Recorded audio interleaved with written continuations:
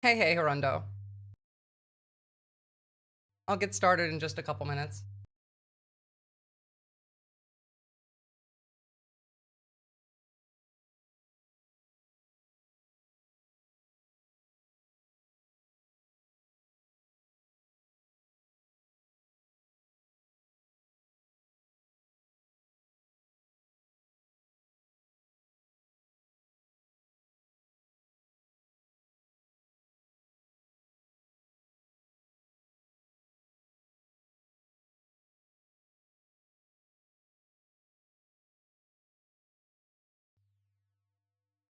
Hello, everybody. Good morning, good evening. How's everyone doing today? What's up, SN?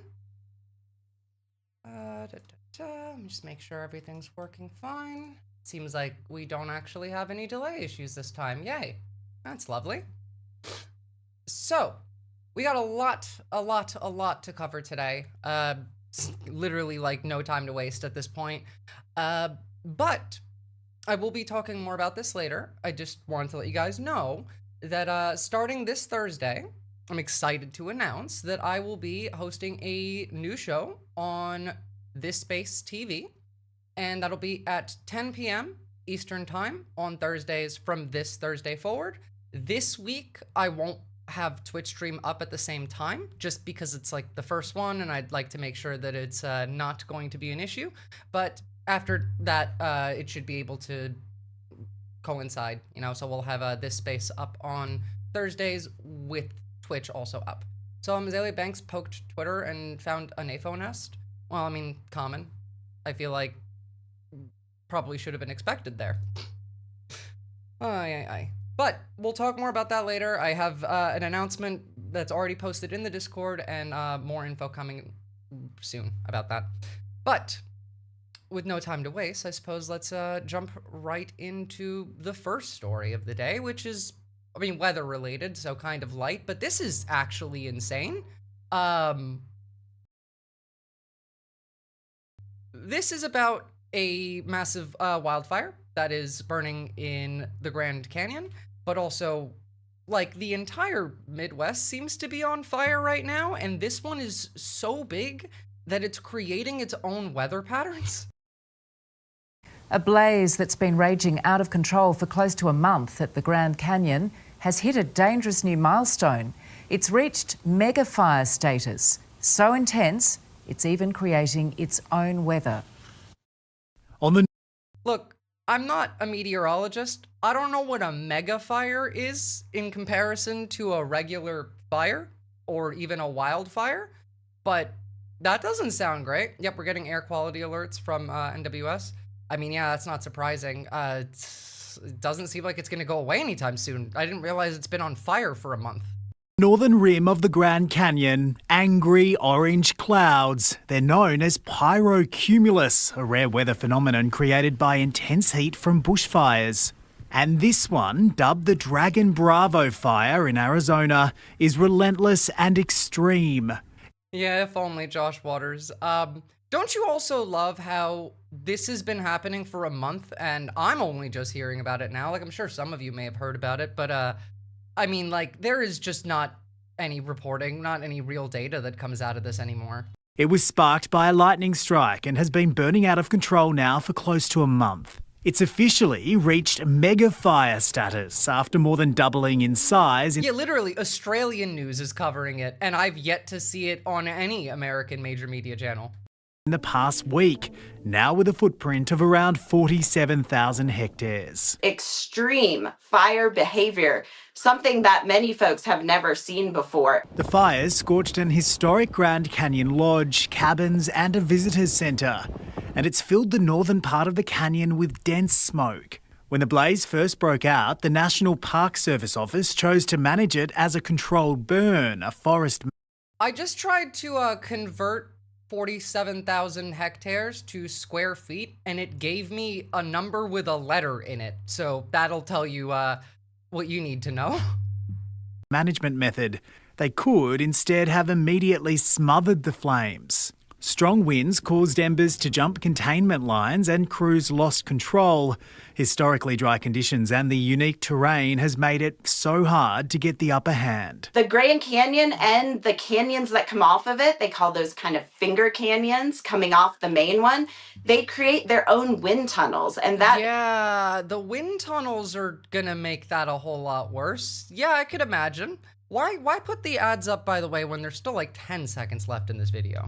Is very hard to fight. An extreme heat warning and gusty winds will continue at the Grand Canyon through until mid next week. This is a fight that's far from over. It's not worth listening to US news. I definitely try and keep up on the news from everywhere else as much as possible. Yeah, at this point, like, I can't remember the last time we sat and watched a video from like CNN or MSNBC or any of them. Usually I just stick to like Europe or Australian media covering like America. And even they don't do enough remotely, but like they're not outright lying most of the time. I'll admit my mind went somewhere else with finger canyons. Of course it did. Yeah, of course they don't report jack shit. Well, actually they do. They just report like lies generally. Alaikum salam, Parsakai. So, good news though, at least for like Australia. Not actually any like news to come out of this, but I am actually quite happy to see this. Over the weekend, we had a massive protest. Actually, massive protests pretty much all around the country, as we do every weekend in Australia for Palestine. And over 100,000 people blocked off the Sydney Harbour Bridge. So, pretty sick. The biggest protest across the Sydney Harbour Bridge in more than 2 decades. It was a very safe demonstration, and that's despite the fact that it was much bigger than any of us anticipated. The Premier says more than 100,000 people marched yesterday, but the organisers claim it was at least triple. Just as some underestimated the amount of people that would turn up on the bridge, I think Australian politics has underestimated how strongly Australians feel about this issue. No, I think Australians do feel strongly about this issue. What's important is that we recognise as well that Australians don't want conflict brought here. Police stopped the march. God, the fucking weak piss lib shit way to put that, but you know, it is what it is. We're still cucked by America.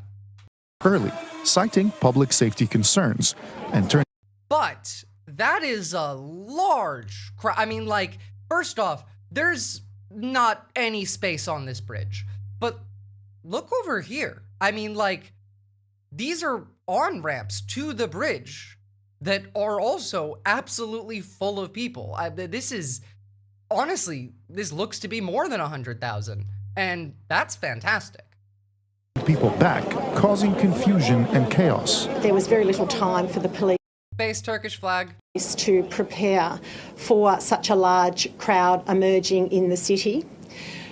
Something of this magnitude would take absolutely months, many months. The Premier, who opposed. Well, Ox, on the traffic thing, I do have something for you, actually. Because at the same time, while the Sydney protest was happening, there was also a protest in Melbourne happening. And in Melbourne, they psyoped the police. The organizers made it known that they had an intention to go and block off a bridge in Melbourne. And it seems the police did their job for them, actually.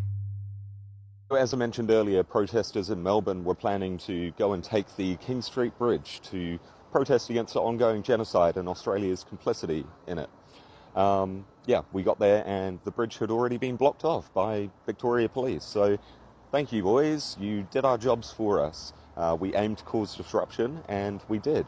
And the fact that you also blocked off a whole bunch of other areas in the city caused further disruption. So amazing job. Well done. None of you got to use your pepper spray, none of you got to use your water cannons or your rubber bullets. We left you blue balls. I hope it feels fucking good. Try not to go home and beat your wives tonight, eh?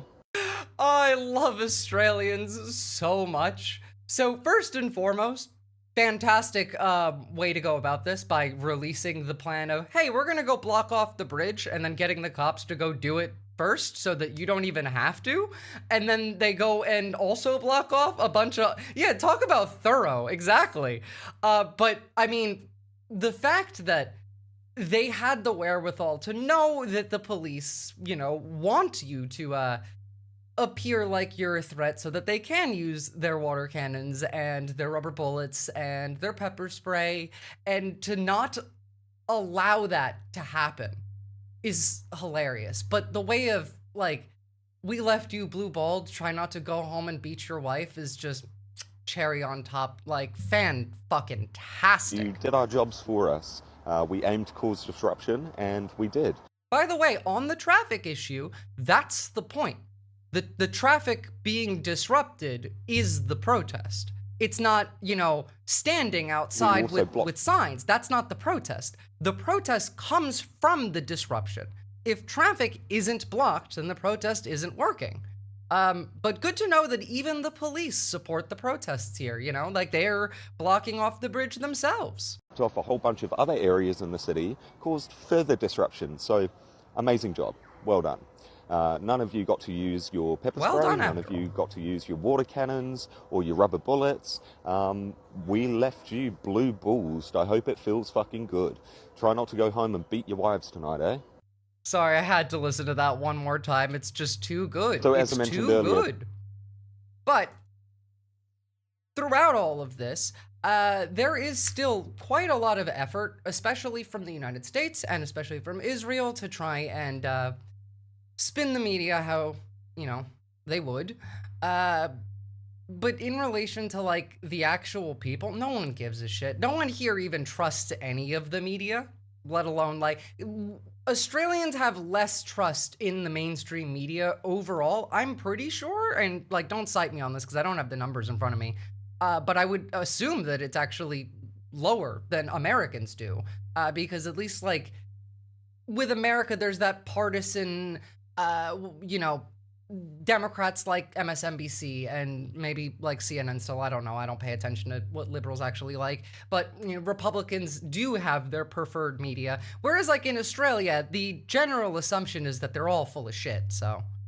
The march warned people shouldn't get used to it. We're not going to have a situation where the anti-vaxxer group has it one Saturday and then the weekend after that, critical mass takes over. The march on the Harbour Bridge garnered attention all over the world, even in Gaza. These 4 siblings in Gaza held signs thanking Australia for the solidarity. Okay, but, like, that alone is genuinely worth it. Just, like, you made those 3 kids have a less shitty day, at the very least, but the fact that, like, this stuff gets there. They see what you do. When you hold a massive protest, people in Gaza see that. While the Israeli foreign minister described the protest as a distorted alliance between the radical left and fundamentalist Islam. Yes, because one person on the bridge held up a photo of the Ayatollah. And so, you know, it's a fundamentalist Islamic protest. This is, by the way, like, so stupid, but acknowledge the fact that there's almost certainly ops in the crowd whose job it is to do this shit, so that this kind of stuff can be said. Now, not to say that this person is an op. I mean, there's plenty of people that, like, would just do that anyway. But don't get distracted by any of this shit. It doesn't matter. And expressed anger over a protester holding an image of Iran's supreme leader. I'm out today on this terrible rainy day to draw worldwide attention to the starvation of children, mothers, and babies. And that's what people actually care, but no one gives a fuck about, like, the Ayatollah in Iran right now. What's the last thing that Iran's done that's, like, harmed Australia? Or even really in America? Like, who gives a shit? For some, it was more personal. My mother is still stuck in Gaza after my father killed as a lack of medicine and food. My brother and his family also under the rebels. The protest organizers are now planning an even bigger national march on August 24th. Nabil Al-Nashar, ABC News, Sydney. So, gotta say sorry, it's gonna be pretty much that as the good news, because the rest of it's not that great for the day. But we do have plenty of funny. So, I suppose, to prepare you for some of the horrors that await ahead, Nancy Mace is running for governor of South Carolina.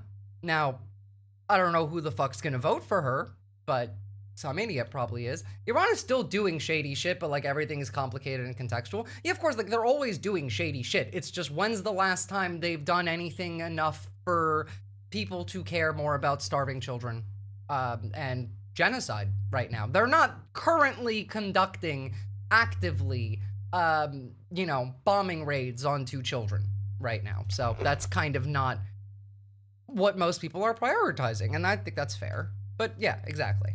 A House Republican has drawn the ire of both Democrats. This is Nancy Mace's ad for her South Carolina governor run. And members of her own party. She has a way of getting under their skin. Representative Nancy Mace. Firebrand Republican Congresswoman Nancy Mace. I have to say, Nancy Mace has more in common with a Wendigo than a human being, just based on like the physical features, but also I don't know, I feel like this woman eats people. Now, I can't prove that in any way, and I'm not saying that. I just look at her and I get the feeling that this woman eats human beings. She's a fighter. I know about that. She's a fighter. She learned resilience early. Wendigos are fighters. Mace became the first woman to graduate from South Carolina's famed military college. Yeah, exactly. Like the supernatural being. People are saying she loves modest proposals. You've taken a lot of abuse for standing up for the rights of women. Not remotely enough. All right, yeah, sorry, we're not going to watch the whole ad. If you live in South Carolina, please make sure that your neighbors and your friends don't vote for this dipshit. It's so wild that Iran doesn't tolerate homosexuality, but if you want to medically transition into the opposite sex, they'll pay for it.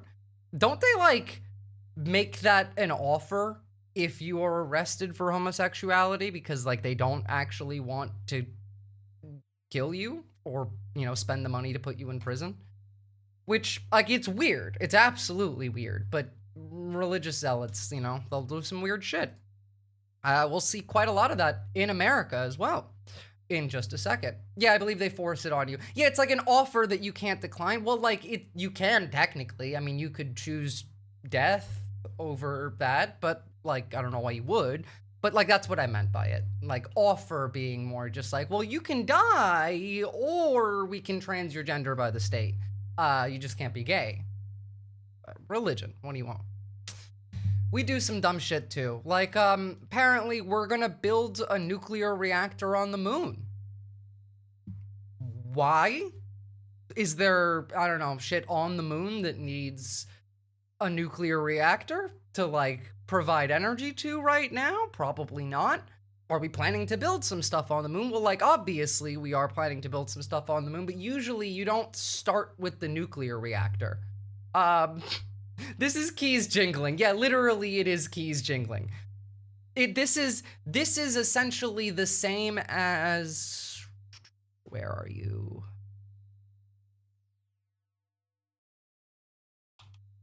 As this. As, J.D. Vance declaring that he's obsessed with UFOs and pledging to lead an investigation into them. Those idiots would vaporize the moon? Yeah, probably. Yeah, Vance said some shit about UFOs the other day. Exactly. It's they will do whatever they can to distract from Epstein. Yeah, the Epstein distraction. Honestly, like, I've been too distracted. I wanted to do, like, coverage on Epstein last week. I still have, like, over an hour and a half of video to watch on here, but we won't have time for it today. Aliens, we really need Mars attacks aliens right now. Apparently someone's out there saying that aliens are coming and planning to attack as well. Like, they are really pulling out all the stops. But of course, we know that it's just, they're the pedophile government. They're not even really trying all that hard to hide it. They're just trying to distract from the conversation. You know, Conservatives are like, we love children, and we're like, but you just got rid of PBS, and they're like, no, we love children, and we're like, but you're trying to get rid of free school lunches, and they're like, no, we love children, and we're like, but what about the gun violence? I mean, the number one killer of children in America is gun violence. And they were like, no, we love children. And then we're like, oh, you mean touching them. Gotcha. Yeah, they did mean it that way. They did indeed. Files must really be that bad, huh? Well, I mean, long like Homo sapien, there's some reporting coming out that apparently Trump's name had to get censored 10,000 times in the documents. Now, like, I haven't seen them, so I don't know if that's true or not. But I mean, we know that he's literally all over them. You watch South Park at all? Episode 1 of season 27 was cooking. I haven't seen it because I don't like have Paramount Plus, but I have seen like clips of it. I did see that they put out an ad for the second episode, which had like a cutaway of Charlie Kirk in it. And then Charlie Kirk, being the idiot that he is, took the image of Cartman with like the hair that's supposed to be him and made that his Twitter profile picture, which then resulted in South Park pushing the episode back a week because like the episode was supposed to be about ice. And this idiot went and did that. And so now he gets an episode straight like for him, just about himself. I don't know how you can be that stupid. Personally, like, I know Trump doesn't know what the Streisand effect is, but like Charlie Kirk should. See why that's why they pushed it back a week? Yeah, it's because now they get to have tweets from Charlie Kirk with like his actual Twitter account with the little White House logo next to it. No, he can indeed be that dumb. He can and is that dumb. Trump thinks the Streisand effect is a good thing. True. It's my favorite thing about the fascists is that they're too dumb to know when to stop, and then it always comes back and it screws them over. And God knows the Epstein episode that they eventually do in this season is gonna be fucking hilarious. I'm sure they're holding that one off until you know, the lid gets blown off it entirely. But I mean, just to continue on with the theme of that, new polling, if Donald Trump was officially implicated in Jeffrey Epstein's sex trafficking activities, would this make you likely to vote for another party, or would it not affect your vote for Donald Trump? 47% of Republicans said this would not affect their vote. Do you think there is an actual Epstein list? Well, I mean, yes, considering they all said that there was like 3 weeks ago. Pam Bondi was talking about it, like they gave out binders to all of the content creators on the right, saying the Epstein documents, and it just was like a re-release of the same pages we had already seen, but it was like part 1. They exist 100%. The only reason that more of it hasn't come out already is, yeah, it's not like an Excel file, but yeah, is because a lot of rich people and a lot of powerful people are on these lists, and it's to protect them. And it's not like just Republicans. I mean, we know that Bill Clinton's on that list. It was a business. There has to be a list of clients in some form. Like 100, we already know that one for a fact. We know what's like his black book. There's the passenger logs. Yeah, exactly. Like there's quite a lot on it. Bill Gates was there too. Well, also you have to remember that it's important to track how many times people visited, because Epstein knew everybody. Like everybody. A lot of people have been to Jeffrey Epstein's island at least once. Now, still sus, but if you're going back 3-4 times, you're far more sus now than someone who's been once. There is, you know, a difference there in just how suspicious it is, but obviously you still need to look into all of that, and you still, we should not be allowing them to keep pretending. Worst Fantasy Island reboot ever. True. True. We'll talk about Epstein at some point. I still have, again, a whole lot of files to show you guys. Well, no. If you literally listen to what I said 10 seconds ago, Raskolnikov, then you would have the answer to that, because I literally just said that. Or rather, the opposite of that. in that Epstein knew literally everybody. And so, like, it's important to look at how many times people visited that island, whether there's other relations like financial transactions, whether there are other, like, people that have intermediary relationships with, like, either one of them or both of them. Like, there is research that needs to be done on here. It's just, we have done this for the files that we know and that have been put out. We just haven't done it for the rest, and there's quite a lot of them. I mean, like, just, I think today or yesterday from the FBI came out. Here we go. According to the FBI's Freedom of Information Act office earlier this year, in preparation for the potential release of the files related to Epstein, they tasked close to 1,000 agents to go over 100,000 documents, files, and transcripts in order to redact names of many high-profile figures and officials, including Trump, which theoretically, like, over 10,000 times is what I've heard. Reviewers at the FBI applied to Freedom of Information Act exemptions to justify their redactions for the president. The first, Exemption 6, protects individuals against a clearly unwarranted invasion of personal privacy. The second, Exemption 7C, protects personal information contained in law enforcement records and disclosure, which could reasonably be expected to constitute an unwarranted invasion of personal privacy. A White House spokesperson would not respond to questions about the redactions of Trump's name, instead referring the questions to the FBI, who then declined to comment. Also, the human trafficking, pimping side is only like half of the business, if even less. Absolutely. There's the blackmail, extortion, insider trading. There's the real estate deals, all of it. Like, it goes deep. No, however, this does hurt MAGA, so why would they ever stop? Why would we ever stop implying? Yeah, like, please do not. In fact, I still think that we should, if January 6th was a movement of love, you know, to make sure that the votes that get certified weren't fake, you know, that the election wasn't rigged in 2020, what's to say that, you know, the left shouldn't do a November 6th and show up and demand the Epstein files? Like, obviously peacefully. I'm not saying break in anywhere, but I'm gonna laugh when the Trump redacted version is exactly the same as the redacted version they previously released. You mean the one that wasn't actually redacted, that Pam Bondi put out that still had Trump's name on it? Must be some powerful people, otherwise Biden would have released it. Biden did release it. Also, like, Epstein got arrested under Trump. So, you know, but we've gotten plenty of files that Biden did release. One just during the trial for Ghislaine Maxwell, where a lot of that stuff came out, and then quite a lot more earlier on the presidency. But you have to remember that it was like the Trump admin that Epstein was arrested under. Kash Patel be like, yo, I need to get this stuff out the door ASAP. Good thing I can basically assign infinite overtime and also access, like, primo speed from the White House. Well, I mean, true, but also, like, remember that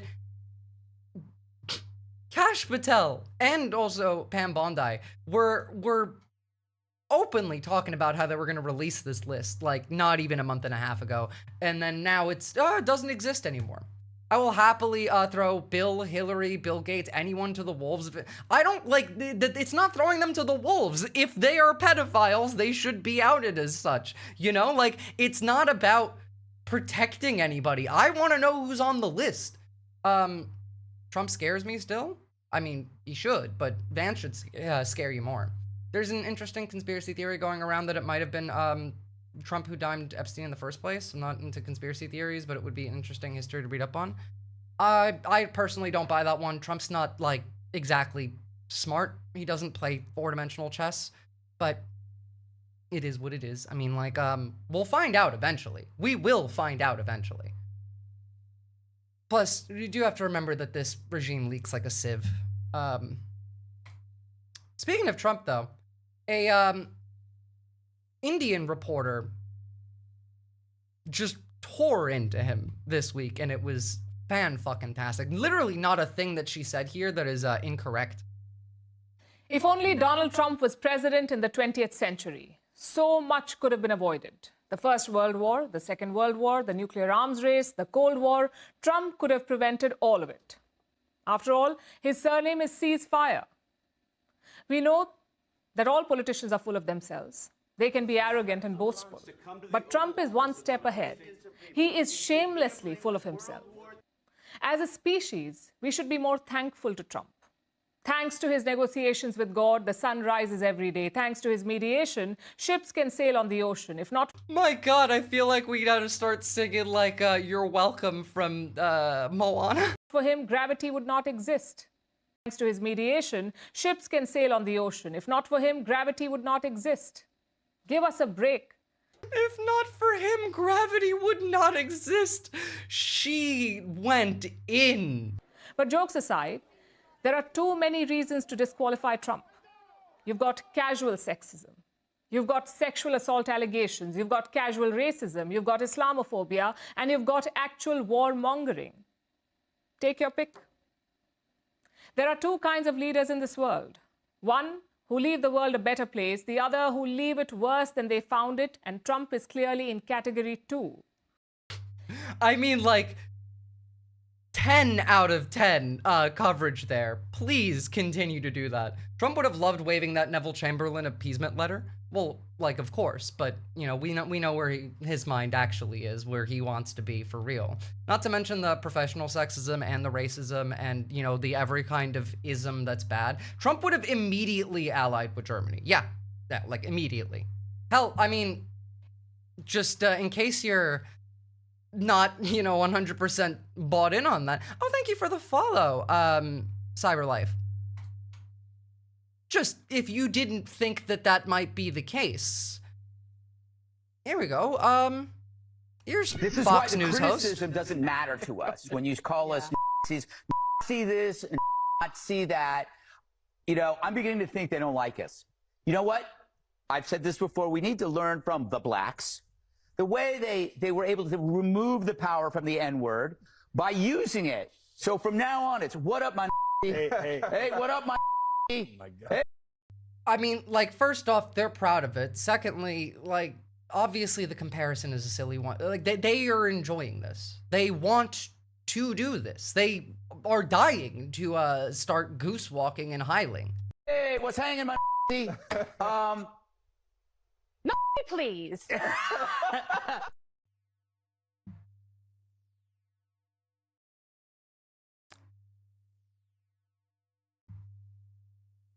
Like, what am I supposed to say? Like, this is what they have done to this country. It's like, you know, everything that we said might have been correct this entire time. That guy is such a fucking idiot. Well, I mean, they all are. They're fascists. By definition, they're pretty fucking stupid. So we gotta start making these people feel afraid, mind you. Like, you out here with your face, you out here with what looks like your, like, actual last name, make consequences happen. Like, get these people fired. It should not be okay to just, put that shit out into the world. Yeah, make Nazis afraid again. The anti-Semite will play with words until confronted about their meaning, at which point he'll announce that the time for words is past. Well, of course. I mean, like, they don't care about how you feel, about words, about their meanings, about like, they don't argue with you to argue with you. They argue with you to distract you. Nazis ruined a lot of cool things. Well, I mean, like, that's kind of their whole thing. I'm pretty sure woman doing the Nazi salute got attacked by a bunch of right-wingers on Twitter for showing too much skin anyway. Yes, actually, she did. This one got comments saying, like, you need to, like, stop looking half naked and doing boys things on the internet. And it was very funny. They were like, yeah, cool salute, but why not kitchen, woman? Like, literally, yeah. It's frustrating because they immediately claim it was a joke while winking and gaslighting you about it. And we let them do that. Stop letting them think, like, wink and gaslight you. Just, okay, you're joking about that. Sure. Whatever the fuck you say. And then continue to go and do it. Like, go and get these people fucking fired. Go call their workplace every day and bother them. saying like, hey, you employ Nazis. Hey, why are you employing Nazis? Why haven't you fired that Nazi yet? Hey, why haven't you fired that Nazi? Get your friends to do it. It is annoying, and it's social pressure, and it works. They ruined African dabbing for a time, and then they completely destroyed the meaning of the Buddha symbol. The rhetoric is also still alive in older generations in Germany. Tis fucking wild. Oh, of course. I mean, we've talked about that one at length. Unfortunately, we did not do denazification anywhere near as hard as we should have. Just like we didn't do Reconstruction in the South in America anywhere near as hard as we should have. But we'll get back to, like, the Nazis in America in just a second. Let's first talk about one of the key foundational pillars of their ideology, and it's hating women. Marjorie Taylor Greene, who, mind you, is one of the stupidest people in the country. Now, she said this, but before I show you, I need you to know, like, I will be the first to tell you to not listen to Republicans when they feign humanity.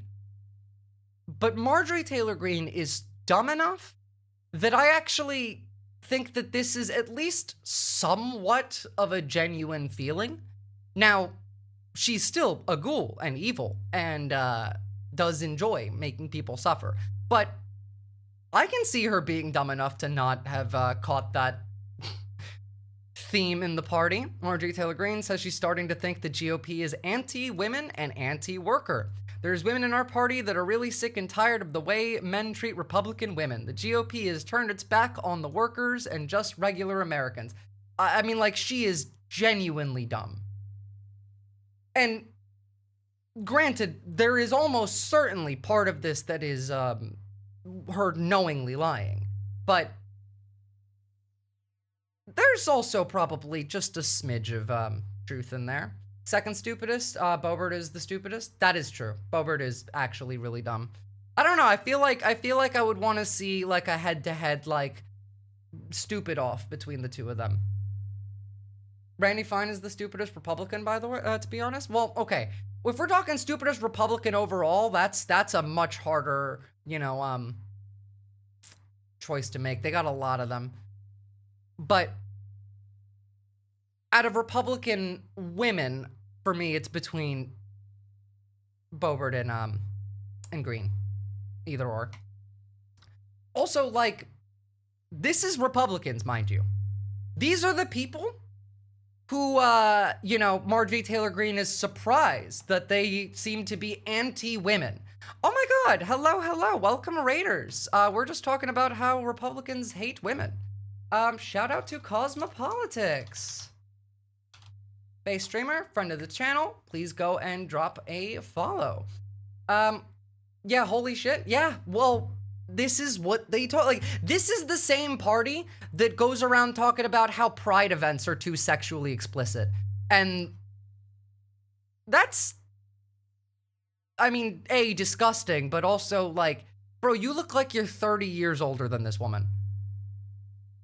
Future This Space host? That is true. I will be hosting a show on this space starting this Thursday. I'll talk more about it at the end, but feel free to join the Discord or go like the YouTube channel, and you can catch up on the notifications there as well. Yeah, no, but like these people, like, are obviously anti-woman.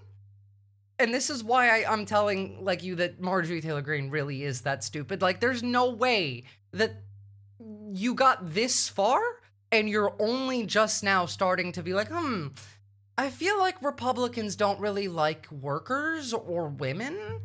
No. Like, even if it is genuine because she really is that stupid, it's only partially so. She knows she's lying. They all know they're lying. They're literally evil. Mind you, right now, they're trying to arrest a bunch of Texas lawmakers. Mostly because, as we covered last week, Texas is trying to do some redistricting because they can't beat the Democrats in elections, so they want to literally cut those seats out. And to counter this, some Texas Democrats went to go work with California and do their own little bit of redistricting. And on board now has come, like, Kathy Hochul, I don't know what other states at the moment are on board here, but it seems like California and New York are willing to fight back against the gerrymandering on the right. But this has resulted in now its own power struggle that's happening, mostly like within Texas. But let's get like a little bit of a rundown on what's happened since first.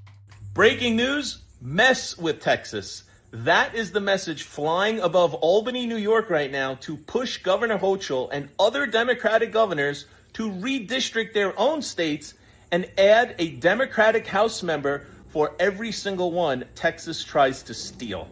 Why one? Add 3 for every one that Texas tries to steal. Hell, add 3 Democrats for every Republican in Texas. Just do it. Who gives a shit? If they don't have to care about the rules, why do we have to care about the rules? Texas Dems left due to quorum. California and New York have harder hurdles to get over to redistrict. Oh, of course, but like, there are now arrest warrants out for those Texas Democrats that left for the quorum. Yeah, we need to go scorched earth, absolutely. And like, those hurdles can absolutely be met. That's fighting fire with fire.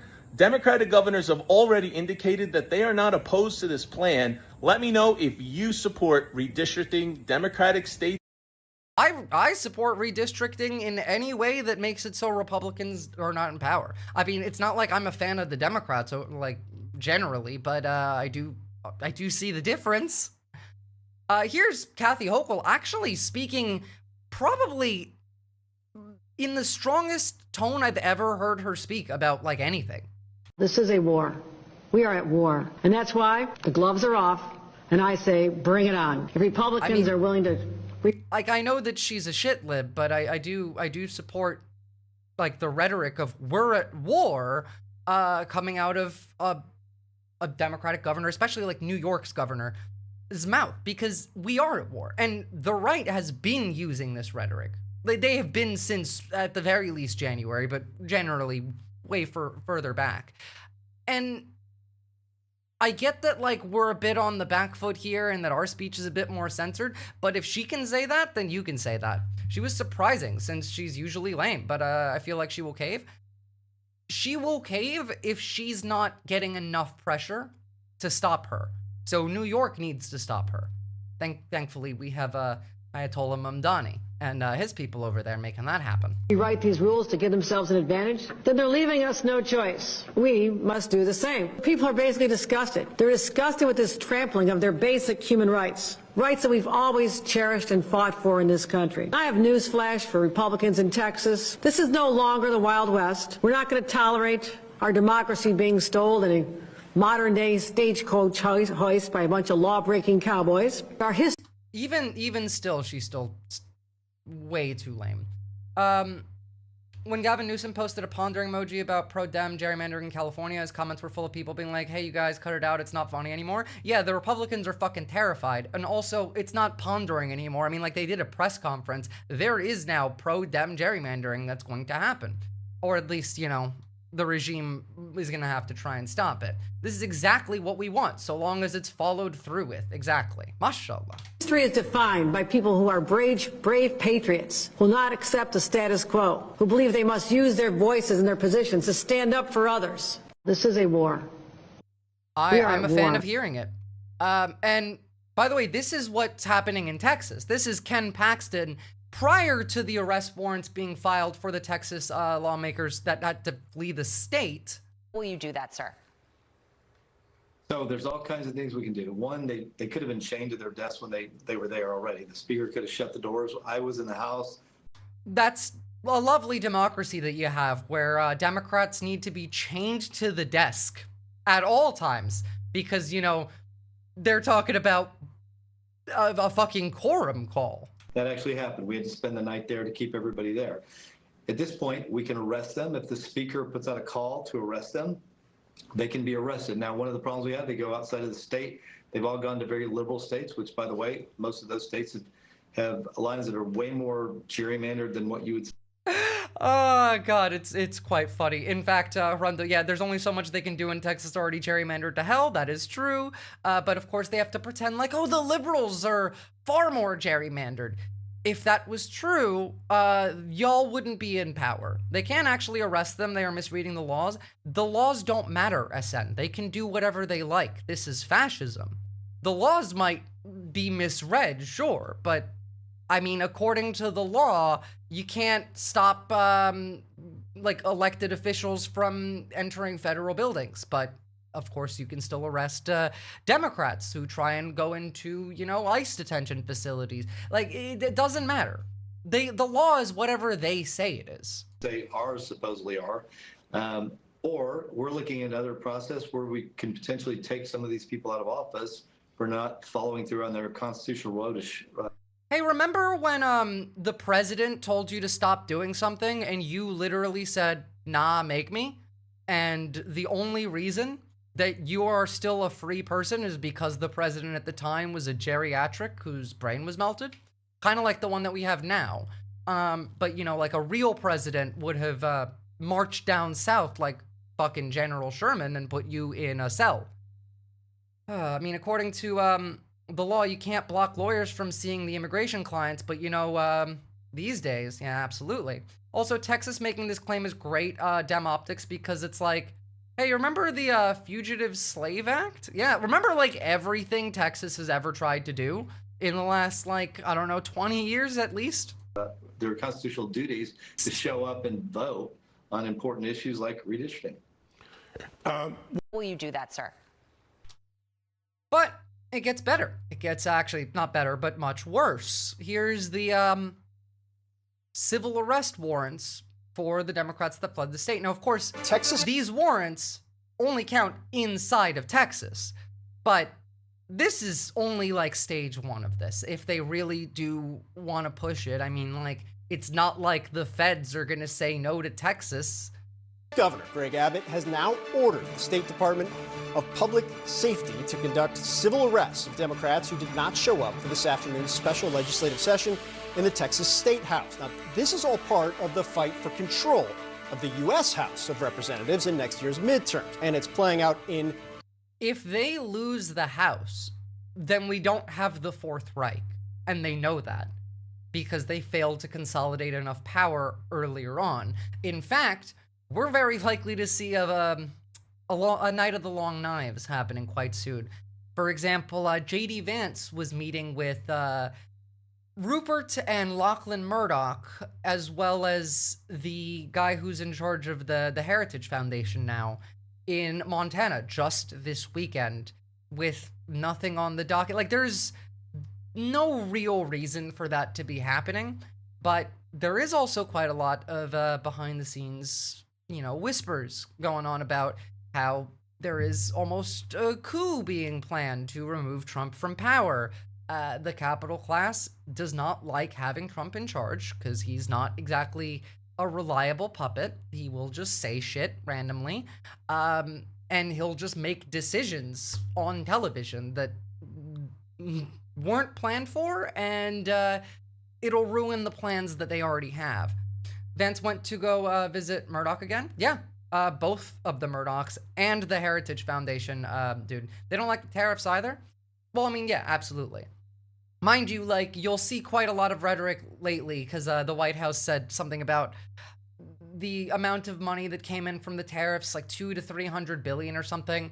And they're like, oh, well, see, look, the tariffs are working. The left was wrong. Except they won't tell you where that money is coming from. It's your money. You know, they lied and said it would be Chinese money, but no, it's your money. So it doesn't actually matter. I missed that second trip. Guess working gets in the way. Yeah, absolutely. Dramatic fashion. Members, a quorum is not present. The roll has been called and a quorum has not been established. Now, dozens of Democratic Texas state representatives skipped that special session that began. It is quite nice to see, I mean, like, these Dems doing something, even something that's endangering themselves. Of course, it's state Democrats and not federal ones. But, you know, the fact that they now have civil arrest warrants out for them is a W. Good job. Well done. In fact, good for them. I would say the Democrats that now have civil arrest warrants out for them because they actually fought back might deserve re-election, depending on who they are. Like, I haven't looked into each and every one of them, but as long as they're not demonic. Yeah, my company has paid $55,000 in tariffs so far, and we have 2 more containers coming. Jesus Christ. Get wrecked, traders. The Texas chairman looks a little frustrated with his hammer here. Well, I mean, of course, it is Texas, and his hammer's a little bit small. The tariffs are totally working. The price of beef per pound is nearing $7. Exactly. And then, as you saw, was quickly adjourned just about an hour ago, actually fleeing the state in an attempt to block a Trump-led partisan redrawing of the state's congressional map. Mind you, this would literally kick people like... Fuck, what's her name? Jasmine Crockett out of the House. Like, that's they're trying to remove Democrats from the House because they can't beat them in elections.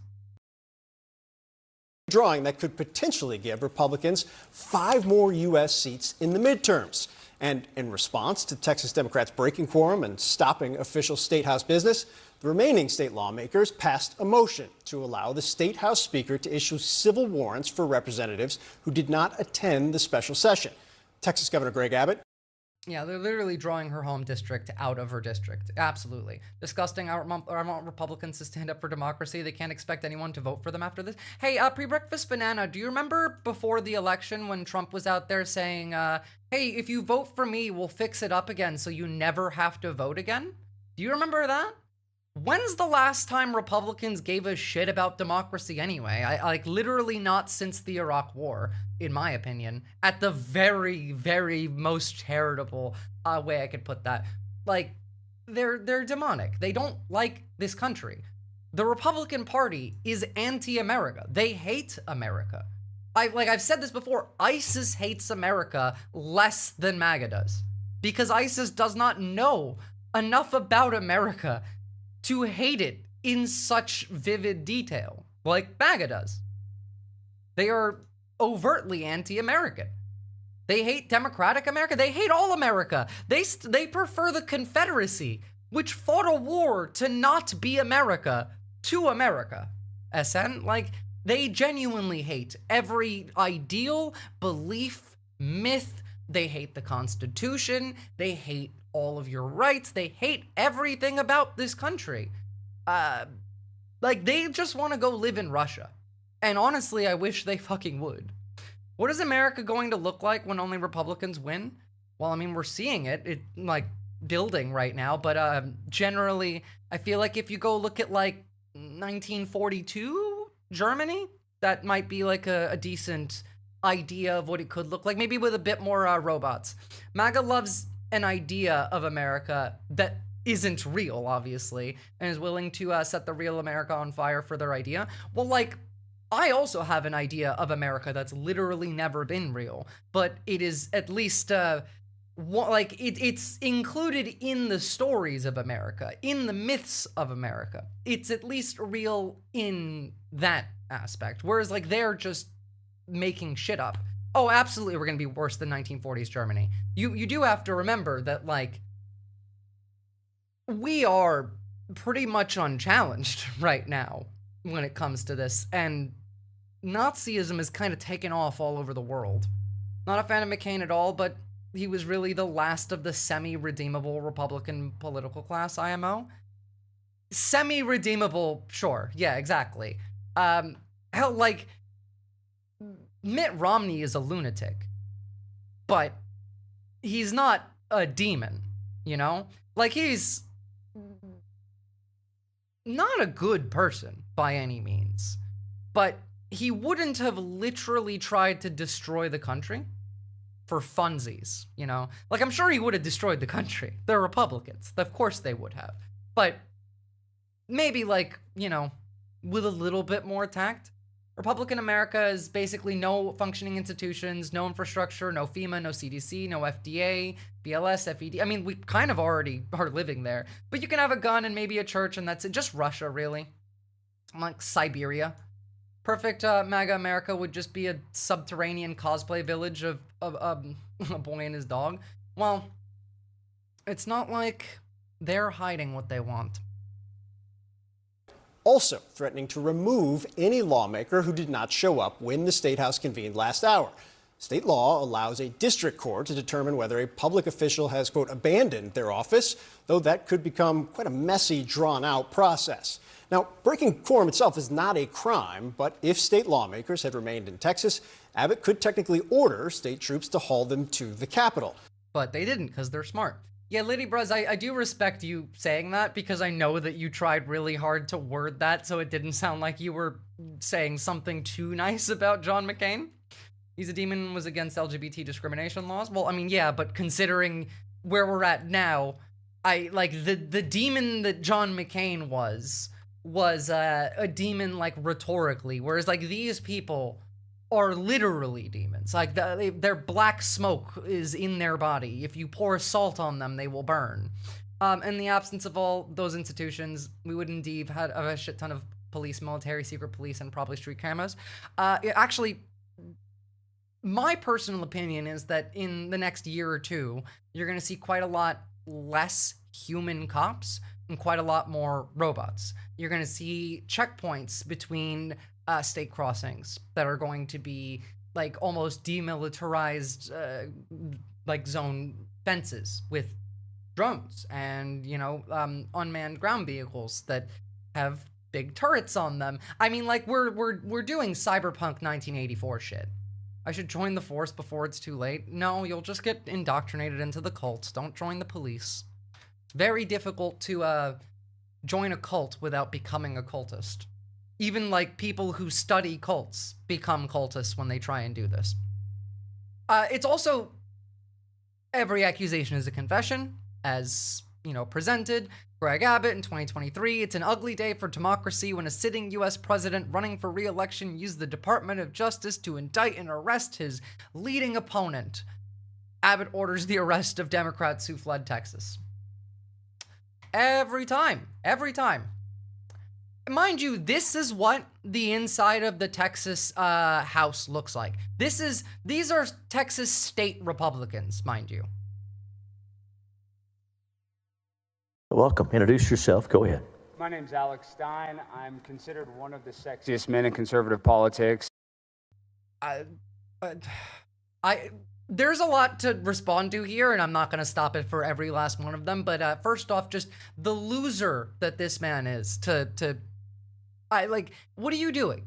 You're in the State House. You are going to make a comment about, like, the military and queer people, and you're starting, like, what do you think that you're doing? Do you think that this is funny? It's honestly, the funniest thing to me is watching these fascists try and be funny, because it just doesn't look human at all. How the fuck did I get here? Fuck do I know? I think I'm lost. His face looks like corruption. That's true. Go ahead. My name's Alex Stein. I'm considered one of the sexiest men in conservative politics. And one thing I want to say, a lot of people are going to hear my testimony and you're going to say you're anti-LGBTQ. I want to say that's impossible because I'm a Dallas Cowboys fan. So obviously I have a lot of gay pride. But, you know, a lot of conservatives like yourself, you want to outlaw transgenders in women's sports. I disagree. I like transgenders in women's sports because you can gamble on them and win money. You know, I won so much money on Leah Thomas's propeller. I gotta say, guys, like, we gotta start, like, calling these people fucking degenerates.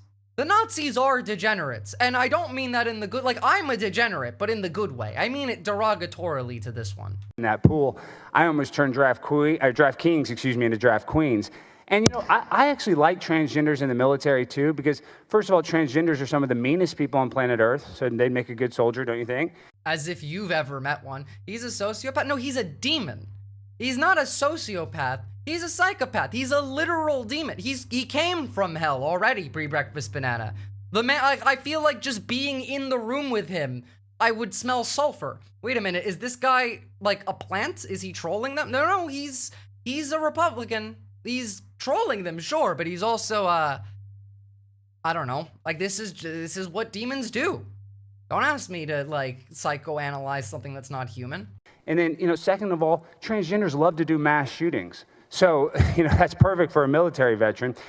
Well, I wonder why they're saying that, considering every mass shooting is generally done by a right-winger or just someone who's insane. And he's trolling them too. He's been doing this for years, some of his older shit. Yeah, like, he's trying to be funny. And I'm sure some of his voting base appreciates it, but I mean, like, people like this are disgusting, demonic. He's so out of touch with reality. Trans people in the military are who you put behind a computer, not a gun. I mean, that too. And then on top of that, the suicide rate is incredibly high among transgender people. So we could just use them like the Taliban has suicide bombers. Maybe you guys can actually, if you commit suicide, actually help us in. Hey guys, remember when I said that the government is run by Al-Qaeda? Now we're talking about, let's do suicide bombings like the Taliban. This is the most ISIS government I have ever fucking seen.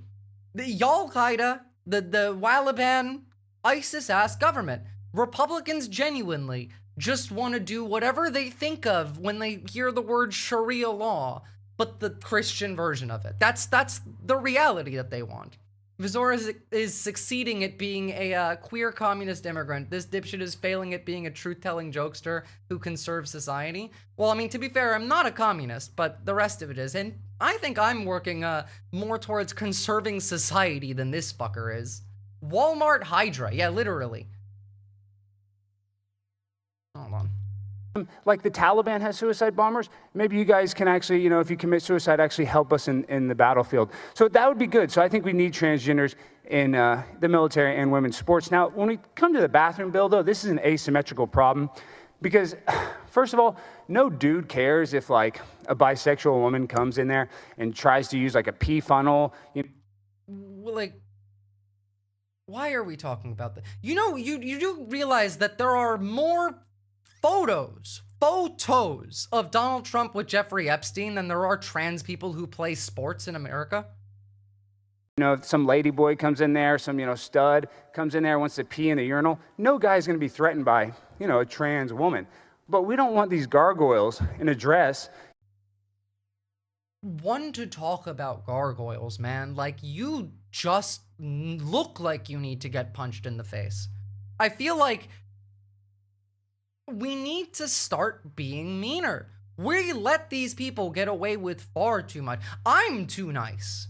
I'm too nice too. So if I'm too nice, imagine how nice you are in comparison. Some chick with a dick coming in there and trying to pee or poop next to my girlfriend because that's disgusting. And, I was going to say something. Listen, I have my First Amendment right. Let me just. Oh, I have my First Amendment right. Like snowflake ass energy. Oh, sorry. Did you want to keep speaking? Oh, we're sorry. Were your rights being trampled on? Wah. Like, stop allowing this shit to keep going. Because you are. Every one of you that's not constantly bullying these people, like to the point of tears, that's not creating bot networks to troll them with, is not doing enough. You don't hate the regime enough. I promise you. So we're sick of these transgenders trying to invade women's personal spaces. These people have autogynephilia. They're sexual perverts. Literally every accusation is a confession, but did you know that most women would be considered to have autogynephilia? Technically, it's not a real thing. I mean, it's a real thing in that most people do think that it's kind of hot to touch yourself. That's kind of where masturbation comes from. Now, does that mean anything? No. But does it sound like it could? Well, it's a word, and most Americans are illiterate. And it's a word that, requires literacy to know. It's a word that's not particularly common, so most people wouldn't know the definition, especially if you're already an illiterate little shit. And so you can just go ahead and say that. Now, just call this, I'm gonna get banned for saying that one, never mind. Just call this person the F slur and move on. You spend too much time thinking about cocks. He's been punched in the face before, too. There's a video of a trans activist punching him. He appears on Sky News Australia to cry about it and spread bigotry. Of course he does. I don't know why he's in Australia for that one, but, based. This is the only venue where if his stand-up fails, he can go, actually, First Amendment, my freedoms, my precious freedoms. Oh, Jesus, he is milking it. Literally, yeah, like, please go do a stand-up bit, like, somewhere else. Wait, what is this literacy thing you speak of? Like 60% of Americans can't read above a 6th grade level, SN, statistically. Like, they can read words, but they don't have the ability to comprehend what they're reading. They don't understand it. Here. Game of Thrones. This book is beyond a 6th grade reading level. The average American, more than half the country, could not open any particular page of this book, read the words here, and then explain to you what that says and what happened. They don't have they can read the word, but they don't have literacy. And that's if they're lucky, they can read the word. Most of them probably can't. How in the world is this hate monger doing this? What's the point? Well, the point is cruelty. That's always been the point. Like, they like this stuff. Texas is going blue. They're not putting up with this. Well, why do you think they're trying so hard to redistrict? Literally trying to arrest Democrats and like drawing the districts to kick Democrats out of the House. They can't win electorally. They know that, but that's what the fascism's for. And they actually get satisfaction from going there and looking under a stall. So these are literally the type of thing you would do. It's because they all lack procedural knowledge. It's all declarative. That's why they can't logically explain their positions. Well, also, it's because their positions are wrong, Captain Buggy. So they don't actually want to go, describe it. They want it to be declarative because they don't actually have an answer. mentally ill people that are on hormones, that are on all kinds of pills. They're impulsive. What pills are you on? What pills are Nancy Mace on? What pills are Marjorie Taylor Greene on? What kind of powder is the president sniffing? How about the president's kid? How about the president's advisors? And they do not belong in a women's restroom. So if some of you lesbians want to come in and pee next to me, you're more than welcome. And of course, it's all about men who want to be like perverts and own women. Like, again, what was I showing you before we got to this? Where was that image again? These are the people talking about protecting women. This guy, like these people, the Republicans, the guys posting this shit. These are the ones who want to protect women. These are also the people who talk about how pride events are sexually explicit. Men will be happy to share a space with a hot lady, but trans people cannot be trusted around my women. Oh, the lady be protesting. Their position, such as that they have them, is, does this trigger the libs? And I find this icky / do not like this, so I will ban it, basically. Like, 1-to-1, Harundo. And when it comes to the redistricting and the gerrymandering, I mean, like, obviously they're gonna lie constantly. Well, hopefully she won't, but odds are that that is what's going to happen once everyone does eventually have to come home, whether that is tomorrow or it's in December, and they can hide out that long. And this isn't about populations coming in and out of blue states. It's about the fact that J.B. Pritzker. Just to drive it home again, Alex Stein literally denied COVID and spread vax information while his mother was dying in the hospital from it. This is what he truly is. Like, he is a demon. He's a monster. But does this surprise you? He's a Texas Republican. He's a Republican. Can afford to do this. And when they went to D.C. a few years ago, they ran out of money. J.B. Pritzker's never running out of money, and he's got a bunch of Hyatt hotels, and they can each have a suite, and they can hang out there for as long as they need to. But the idea that people are watching this happen, or at least people who vote like I do or have similar values, to me, are seeing this just as people running away from their job is ludicrous. What they are seeing is the fact that Donald Trump called up Greg Abbott, and redistricting is supposed to happen once every 10 years. That's when the census happens. He's saying, I want a mid-cycle redistrict because I only have a 3-6.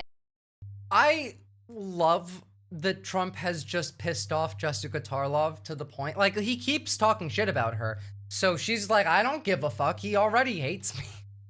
I mean, she's still full of shit. Like, even in this, like, the framing is still pretty bad, but A 3-seat majority, and I need a bigger cushion, so get me 5 more seats. So Greg Abbott calls a special session, not about the flooding, not about what happened in Camp Mystic, but so that he can steal seats from Democrats, so that Jazzy won't be able to have her seat any longer. It's important to remind people that... Again, like, hearing truth coming out of Fox News, generally only ever happens when it's Jessica Tarlov, and I mean partially. 2021, there was a bill, the For the People Act, H.R. 1, and it would have banned all gerrymandering, and every single Democrat voted for it, and every single Republican voted against it. That is 100% true. I didn't expect her to actually point that one out. Yeah, so the fact that, like, Republicans right now are talking about how Democrats are trying to steal their seats and, you know, talking about banning redistricting, like, it's literally just the fact that they only hate this when it's not them doing it. It's good to see pushback from Trump's people. Well, I mean, she's not Trump's people. That's why you're seeing the pushback, because Trump literally keeps calling her out by name and calling her a woke leftist. And so, like, she's mad. Republicans want it this way. They want to use this to their advantage. And of course, there are some states, if you can do it, why wouldn't you get as many seats as possible? But the way in which Abbott is going about this has made people, even like Eric Holder, who runs an organization that is fundamentally against this, change his tune, because the California proposal, and Newsom has been out front on this as well, only has this happen for a few years. So it will go back to normal cadence, and the independent commissions will come back into play. But if you don't fight fire with fire, what are we supposed to do? In a midterm, you're supposed to pick up seats, so we're supposed to just sit there and take it like this? That's... Well, you know, maybe if you don't want to lose the midterm, you know, like in a fair election, you know, sit there and take it kind of stuff, maybe don't do fascism. Maybe don't make the country fucking hate you people. But then again, like, you should not expect a free and fair election in 26. You will have a free election in 26, but it won't be fair. Because we might not have fully transitioned to, you know, like Russia, but we're absolutely Turkey, Hungary, you know, like we're under an authoritarian in which there is still some ability to influence change, especially, you know, like at the voting booth through an election, but it's incredibly difficult. Like Erdogan in Turkey has been in power for 2 fucking decades, and he just wins barely every time. And part of that is because when you're in power and you're in the authoritarian, you know, government, first off, you get control of the media, which they already have. I mean, like, first off, the entirety of televised media is right-wing. There is no left-wing media on television. There is no MSNBC's, like, not even left-wing. It was never really, but, you know, it's not even really liberal anymore. It's more actual centrist. CNN has gone right-wing. Fox News has like become just Nazi news, and then there's the even further Nazi channels that are, I mean, consistently being Nazis.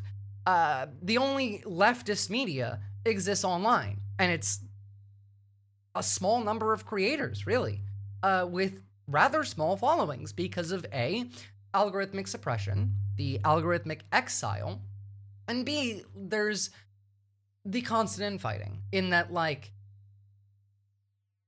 we on the left just will not work together with other people that we don't 100% agree with.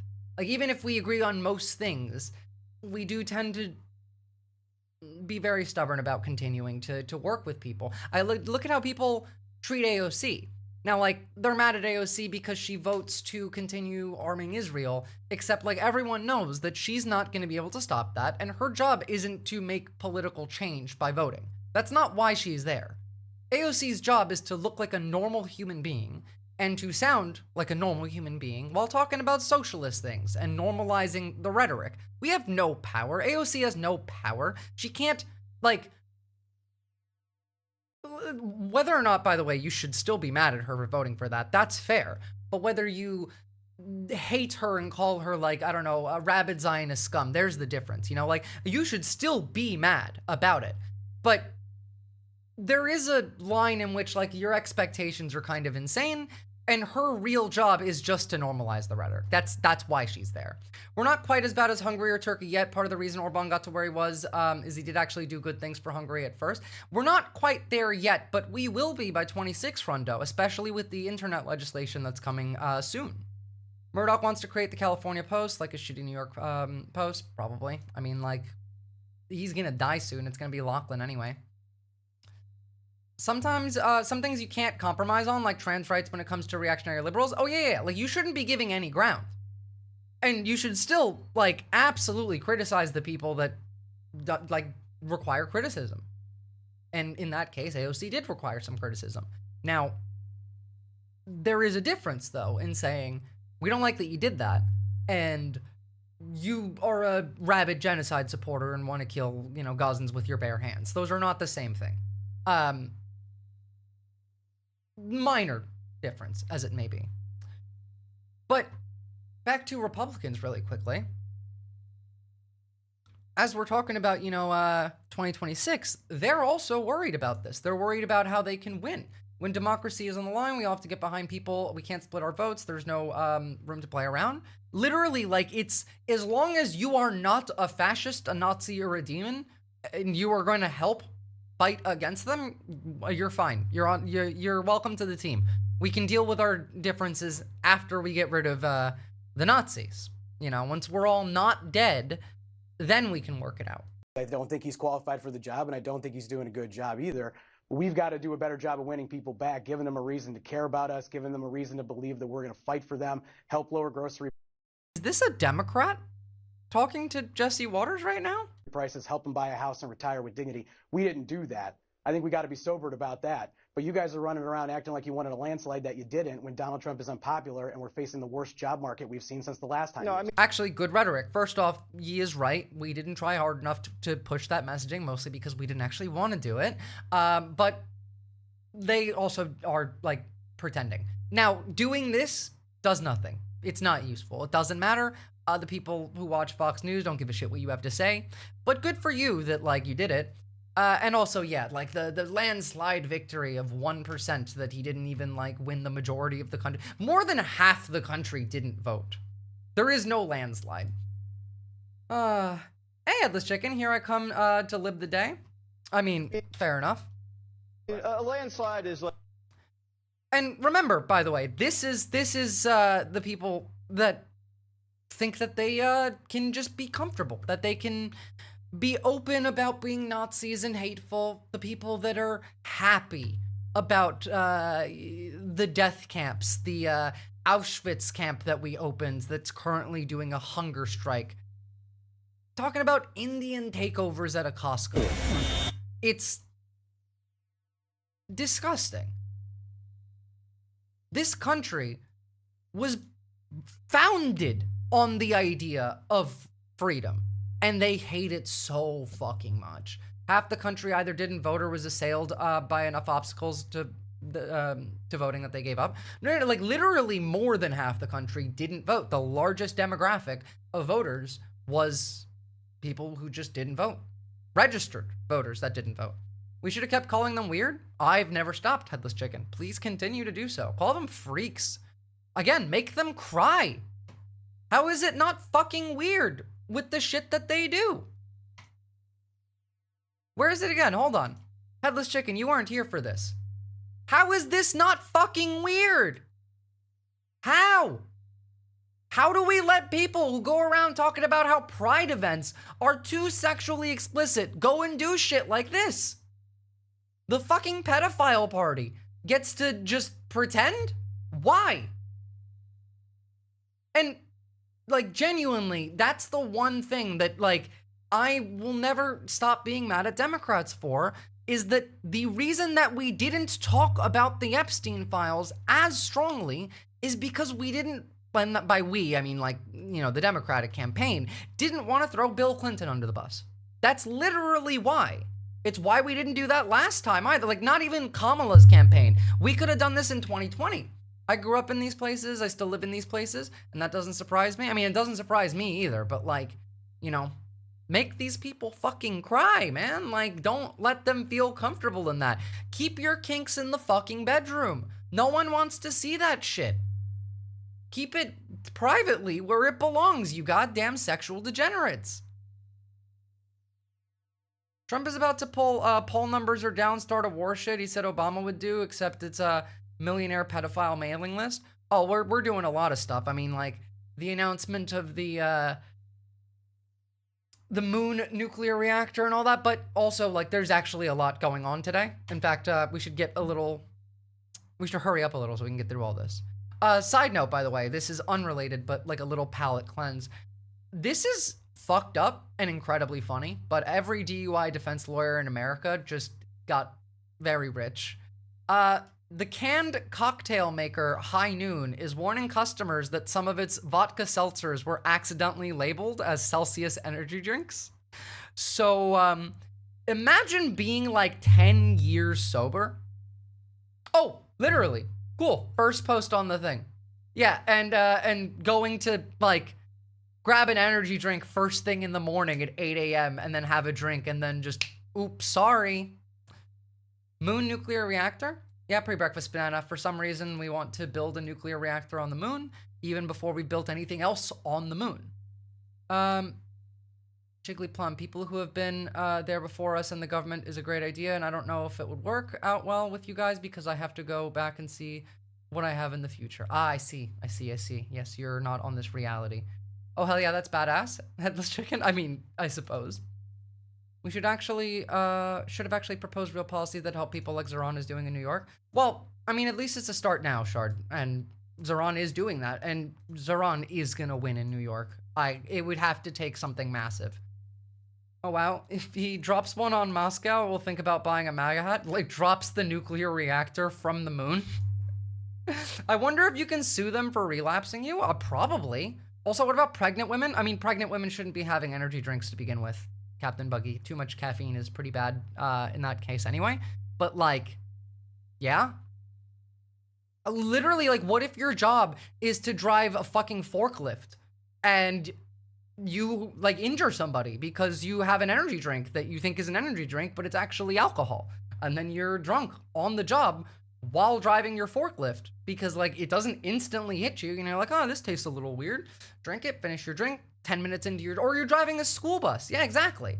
So that's terrifying. But also, like, what did you expect to happen when we started regulating all of the industries? Like, there's no one checking this shit anymore. So of course, like, duh?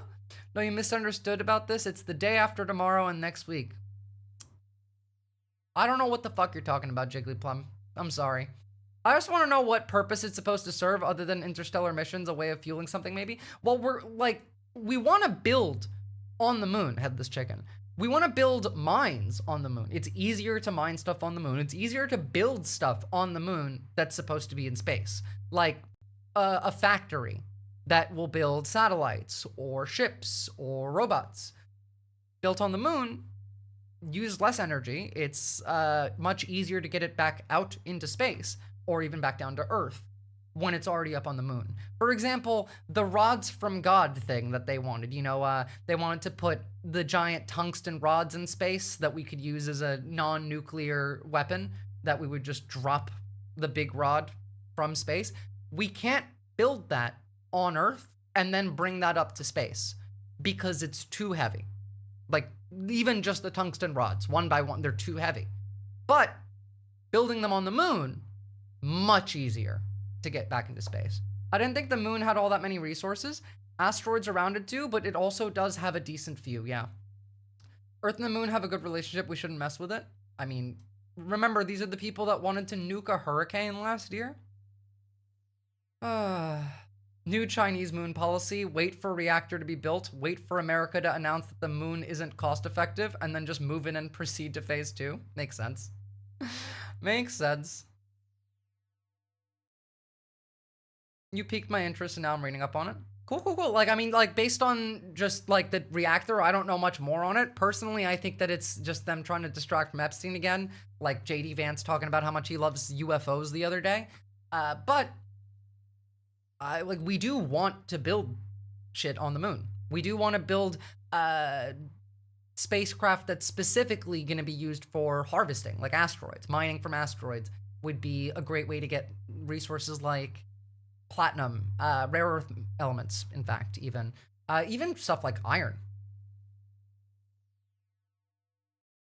No, it's peaked like that, Jigglyplum.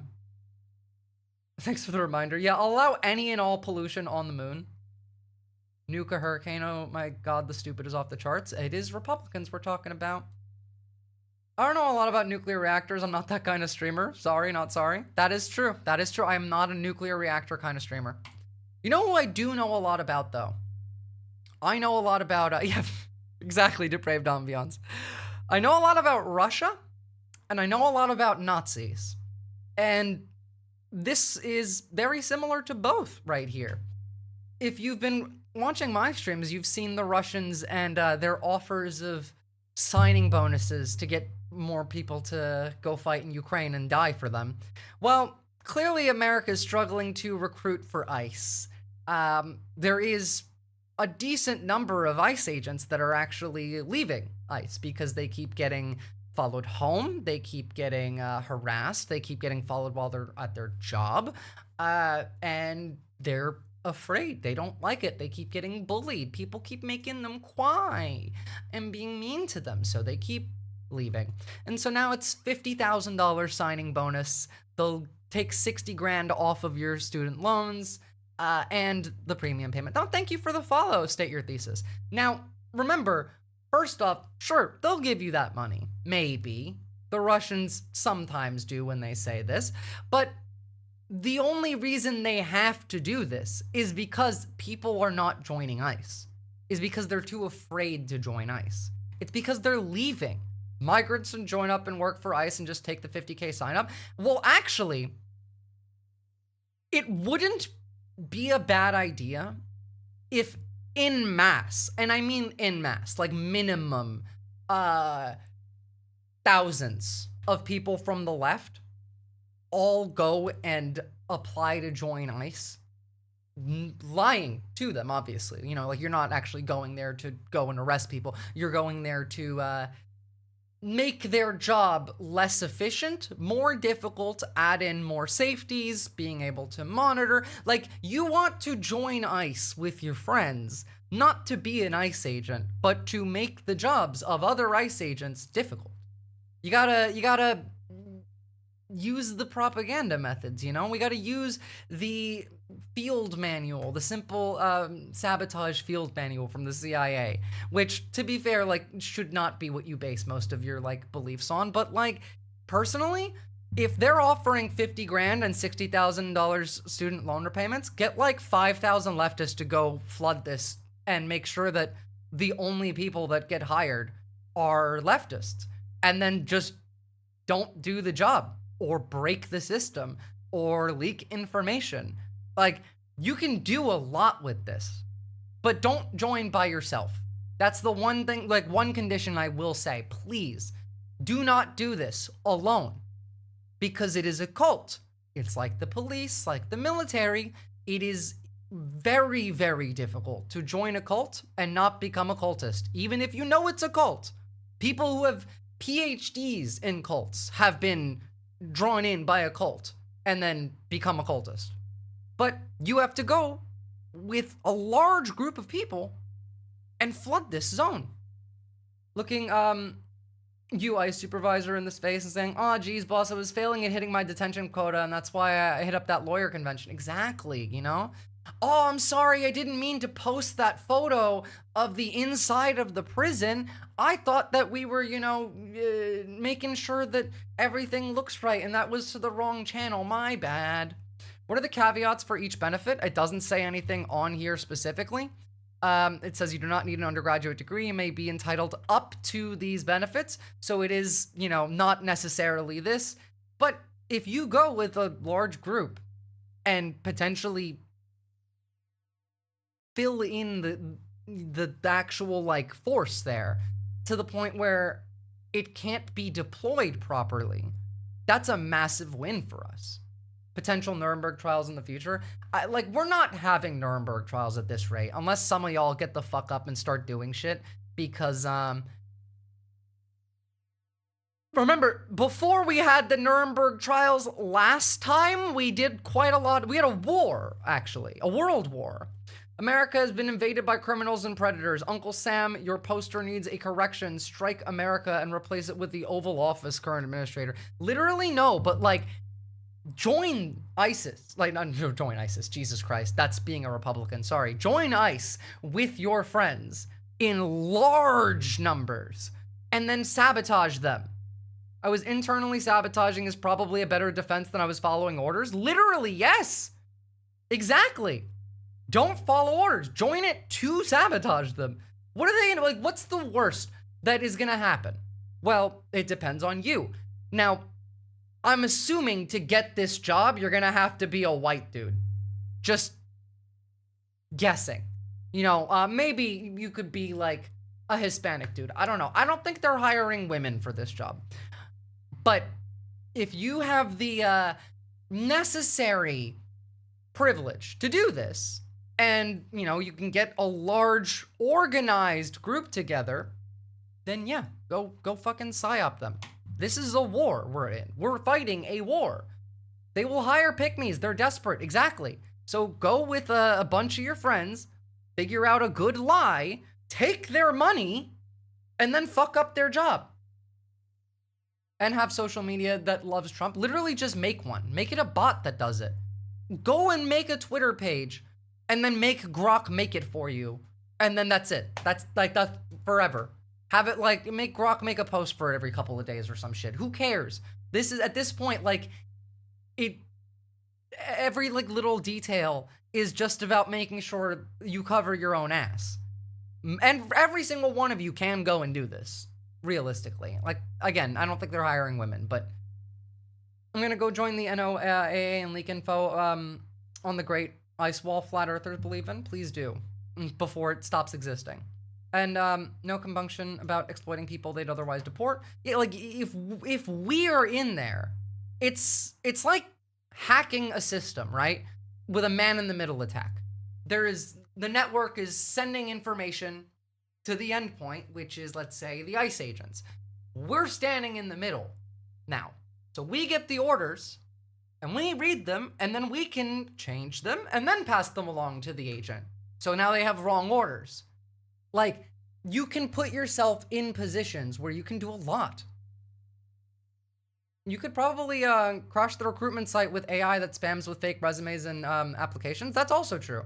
But, like, I actually think that it's a good strategy if you can get like several thousand people on the left to do this in an organized fashion. Again, please do not do this alone. Don't even do this with like 3 friends. You need at minimum like 10 people planning to do this actively and that are on board. Like you are, by doing this, it's like you're shipping off to the front line. All right. Like that's what this is, because this is what ICE is doing, and this is what they'll do to you if they find you. So, like, you have to be okay with that first.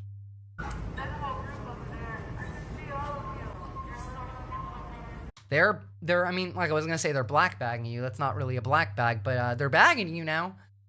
We're one step closer to, they just throw you into the ocean, which they might already be doing. How the fuck would we know?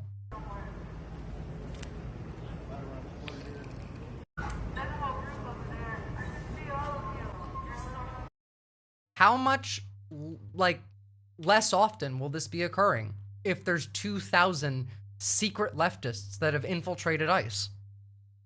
Hell, like, if we fail to do that, like, if you can't get the people to infiltrate it, we might as well just pretend that it is and psyop them. Like, like, they do this shit to us all the fucking time. It does need to be done, and I do think that it's a great idea. I think that it needs to be done sooner rather than later, because we got this recently. A major DHS memo leaked revealing that Trump's team, the actual regime, is plotting to embed U.S. troops in American cities all over the country for immigration enforcement. The military has no business on American soil. At this rate, MAGA is turning us into Pyongyang, which, I mean, they kind of are. They are going to make a forward operating base in Los Angeles. We have breaking news here. This is in MacArthur Park. Scott Reif is in Air 7 HD. And Scott, we have a lot going on. We interrupt our program to bring you this important message. Hi, I'm a member of About Face, and I'm an Army combat veteran, and I want to break down why the joint military and ICE operation in MacArthur Park in LA yesterday was a big deal and not for the reasons you might think. So this actually happened a couple days ago, and this was just like an operation of them securing the park and clearing it, but you'll get an understanding of why it's a big deal now. Yesterday afternoon, more than 100 armed and unidentified Homeland agents, cops, and soldiers patrolled through MacArthur Park in LA, and what many said was a show of force meant to intimidate the local community. Their job was to come and basically do a mock securing of the park, of which then ICE and CBP would clear it. That didn't. Wait, they did another one? Did they do this like a month ago? They did. But the thing is, it's about practice. There's a reason why they're doing this. It's kind of a psyop. I mean, we did this in Iraq and Afghanistan. Like this is army doctrine. End up happening. We called this specific tactic presence patrols. When I was deployed, I do these about 8 to 10 hours a day for most of my week, and this was a part of how we oppress communities abroad. We brought these same strategies right back here to do the same. The desired outcome is a show of strength, but that's at face value. Literally, like this is what we do when we invade a country. The most significant piece is this is a part of a series of tests. Think of a presence patrol as a warm-up. How did the unit operate? How did the other units operate? How did the local population respond? What were the takeaways? A one-time presence patrol is not enough. You need repeat, ongoing patrols to pressure test for when you conduct an actual operation. So your troops can. So does that make more sense now, like why they've done it again and why they keep doing it? Mind you, I've also said we need to start enacting these policies for ourselves. We need to start treating a protest like a battlefield, because it is. In Los Angeles, stop having large gatherings of people. Like you can have them every now and again, sure, but instead of having one big protest blocking off a road, why not split off into 5 to 8 person squads that have like 3 city blocks assigned to you to patrol, with like several other squads doing the same, so that you can cover the entire city. You can call in help and back up if you see ICE agents like trying to fuck with people. You can run much easier because you're a small group and it's much more difficult for you to be, you know, kettled and corralled. And like it's safer for you, scarier for them, and you are much like it's difficult to stop that at that point. How many people were protesting in Los Angeles at the big protest? Hold on. LA protest size 2025, see, about 300,000 people, at least. Final form, Vanilla Ice Engage. Well, I mean, yeah, this is what I mean. If there was 300,000 people in Los Angeles protesting, and they split into 5 to 8 person groups, they could cover the entire city. We could like have a regular presence. Do patrols. It's a well-regulated militia. It's literally the Second Amendment, mind you. Hell, do those patrols with guns. You have the right to do that. I think even California has the right to do that. Obviously, you have to be, like, following whatever fucking law that they're interpreting still. But we need to start treating a protest like a battlefield, not a protest. Don't go to socialize. Don't bring your phone. Go there with a med kit. Have backup, have planning, have maps, have strategy. We know their strategy because it's the military. We know what the military does. They post it like on their site. You can literally download what the policies are and then counter them. Become more familiar with the area and to get a general idea of the people you're interacting with and their responses. So this was a test. They wanted to stress test their own allies to see how they could rapidly conduct a joint operation. It didn't seem to turn out that well, which may be mistaken as a moment to celebrate, but it's just like any other situation of working with multiple groups. Celebrating over a bad warm-up is just that, celebrating over a bad warm-up. California might not have the guns thing, but only because of the laws passed by Ronald Reagan to attack the Black Panthers when they were doing this. Yeah, maybe, but they might have changed that since then, and if they didn't, okay, fine, then don't be armed. There's other things that you can still do. In fact, we're going to hear from a National Guard, former National Guard, telling you exactly some of the things that you could do. I've shown you a video of how to build like a massive fucking shield for cheap that you can bring to a protest. I mean, like, steel mesh over it. Like this guy, it was a TikTok video of a guy who made it. Raise his hand. As a mother, I'll help take care of the kids, so you have no excuses. Based. Yeah, based. Like, there is no excuse for you not to when you're fighting for, like, your life and everyone else's at this point. Like, if we don't stand up now, it's over. You've all heard the question of, like, you know, how did the Nazis not stand up? Well, you're in that moment now. They're about to do Night of the Long Knives. We have literally like 3 civil like warrants out for Democrats' arrests. Do what Eric Clanton did? That's a name I don't know. I probably should. That's a threat level difference between protesting and liberal democratic state and a fascist one. Prepare accordingly. Absolutely. Like I have a video on my YouTube of how to build a med kit specifically for protests. Go check that out. And understand that there are drones watching you, MQ-9s, that there are cameras everywhere. And if you don't protest now, the next time you have the ability to might not be against humans. Right now, they have the military out there. Those are human fucking beings. In a year, those might be drones. Those might be like ground drones and flying drones. They're all over the place in Ukraine. There's robot dogs with guns and flamethrowers killing Palestinians right now. They are 1 year to 2 years away from showing up at home everywhere. So now's all you got. Like, it's now or never, y'all. This is a clear indicator of way more things to come. And the fact that Border Chief Gregory Bovino said in response, and I quote, "Better get used to us now because this is going to be normal very soon. They will learn from this and then move on to the next." Coupled with the actual patrol, there were leaks from the performing unit that Ken Klippenstein published. The most disturbing part of the leak. Also, go support Ken Klippenstein because he's fucking fantastic. Literal American hero. Is not necessarily the operational leaks, which confirms how the Army sees themselves as an occupying force with LA as their area of operations. Like, they're not fucking around. We shouldn't either. We need to have maps like this. The threat analysis, the task organization. We need to have groups. We need to build a system of how to protest in a fascist society.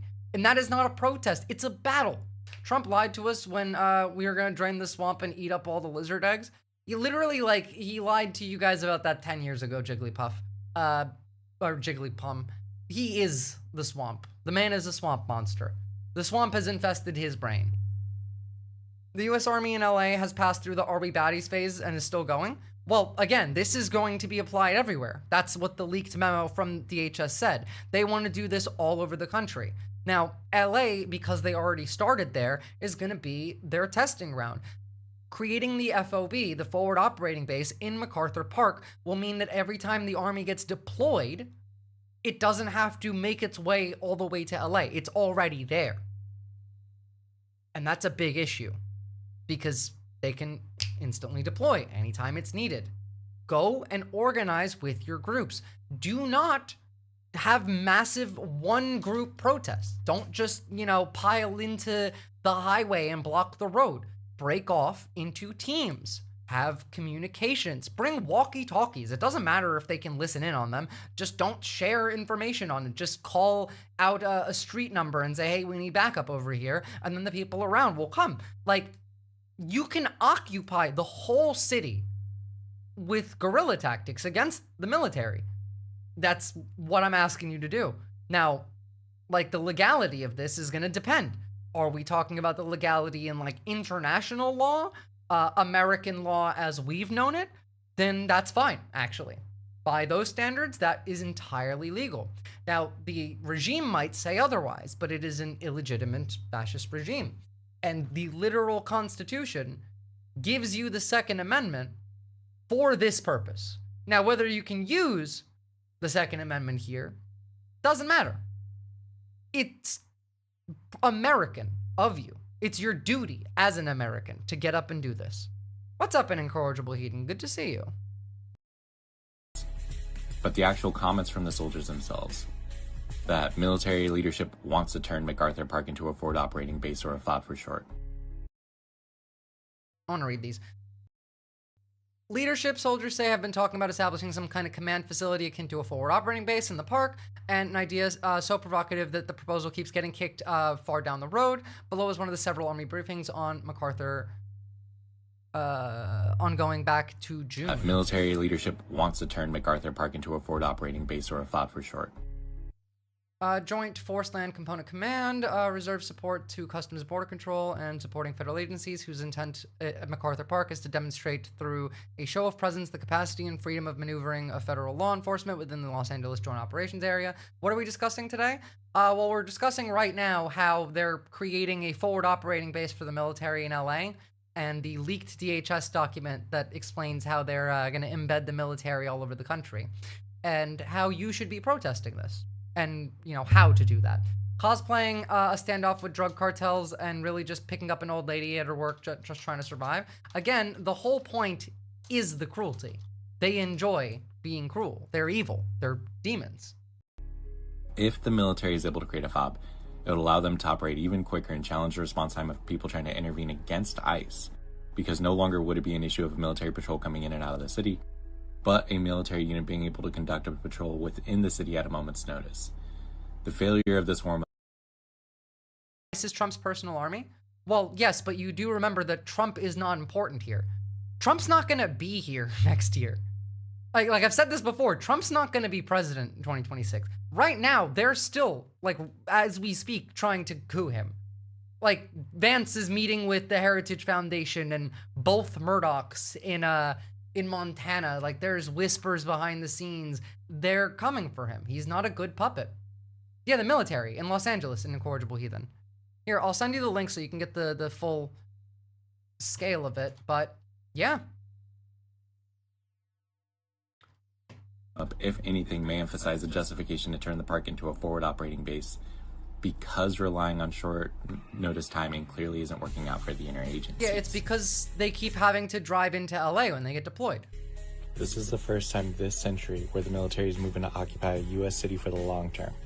By the way, if you have posted some shit about that protest that might be a little Fed posty, you might get a knock on your door.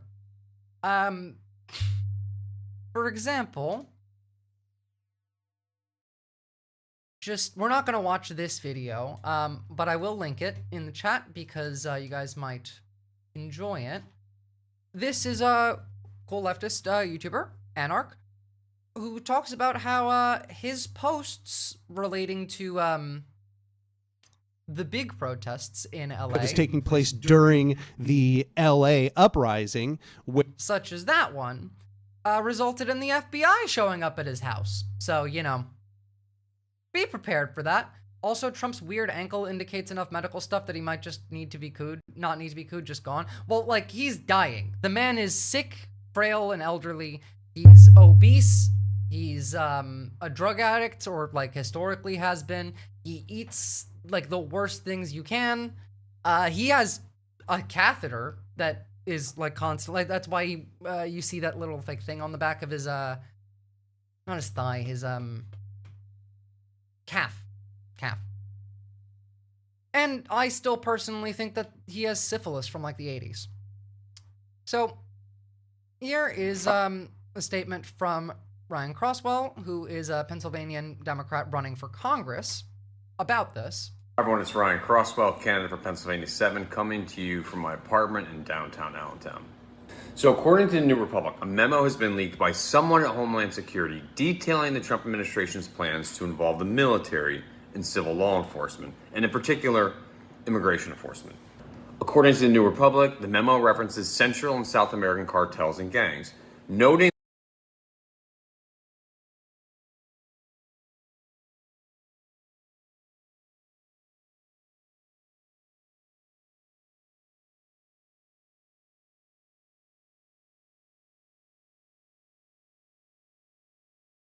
Oh my goodness, thank you. I wasn't looking at OBS at the second. Welcome to the chat, A Kid Not Kin. Everyone go drop a follow and a like. Base streamer, friend of the channel.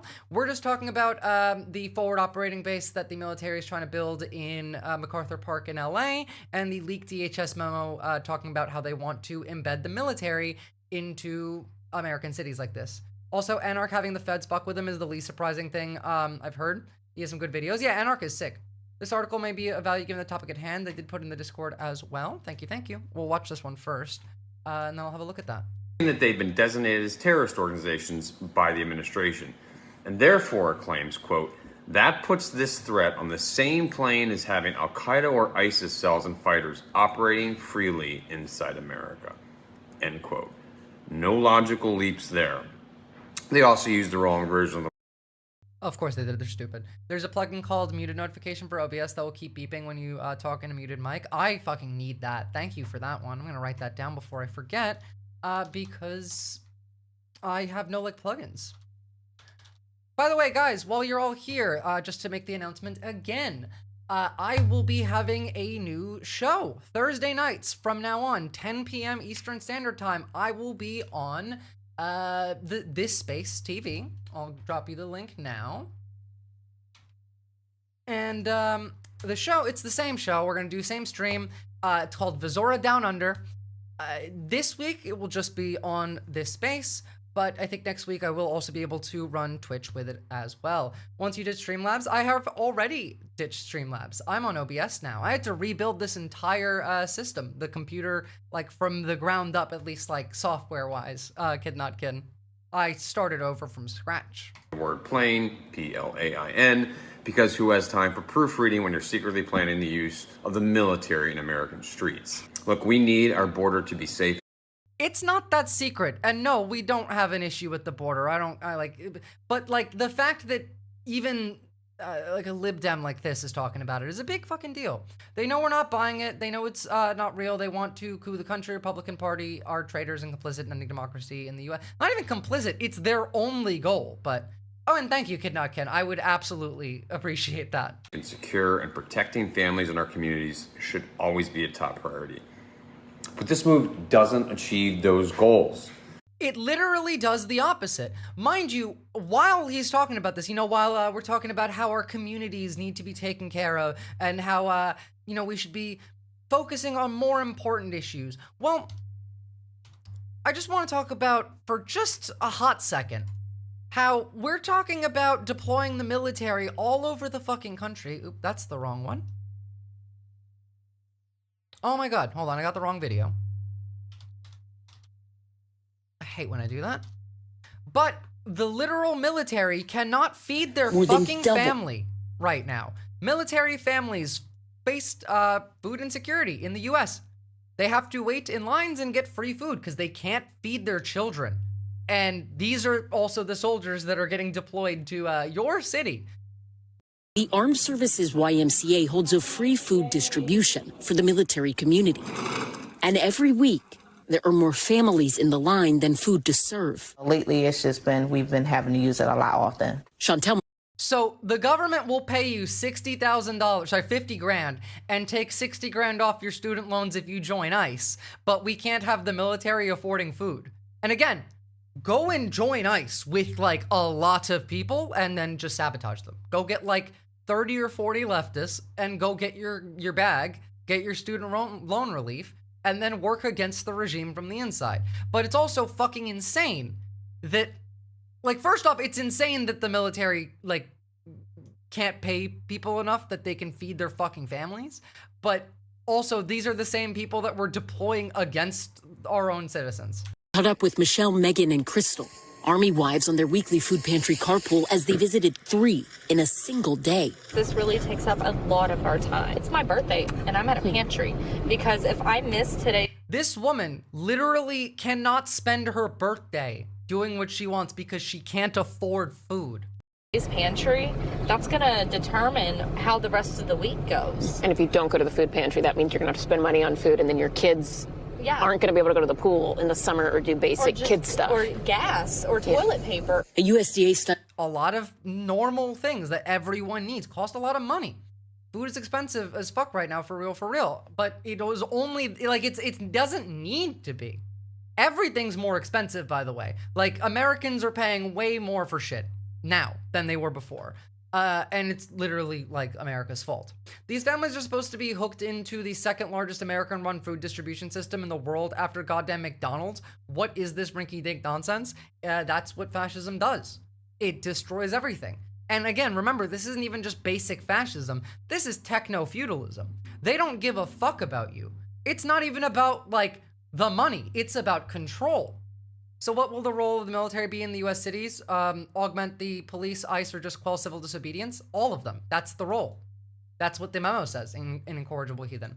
One of my friends is a military wife. She and her husband pay for food for a family at least once a week because they remember being that poor.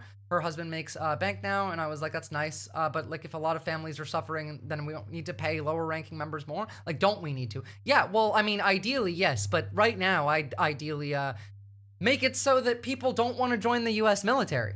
Fuck that. Like, you guys understand what happens later, right? Remember we laid out all of this, like, future plan? Remember they were posting about how they wanted to invade Canada and Mexico and Greenland, and none of that's happened? That's because it's only the first year. That was their, like, year 3, year 4 plan, and things are going exactly as they've planned. Hell, the timeline for when the internet censorship comes out happened to be exactly right from what, like, we guessed on stream. We get 30% of our beef from Brazil, and we are record low cattle production due to disease and environmental issues. Meanwhile, Trump hits them with tariffs on beef. Hell, you guys get a lot of your beef from Australia, and you put tariffs on us while we have a trade surplus with you. And American exports of Australian beef have gone up, not down. You're paying us more money, and it's your money that you're paying extra for. Like the tariffs are stealing from you. So OP got rid of the woke in the military, supplies and logistics, that too. This is what massive tax cuts look like. True. We're repeating Hoover shit. True. We're literally gonna have Trump bills. That's in, like, their plan. Trump made a video about that one. Hold on.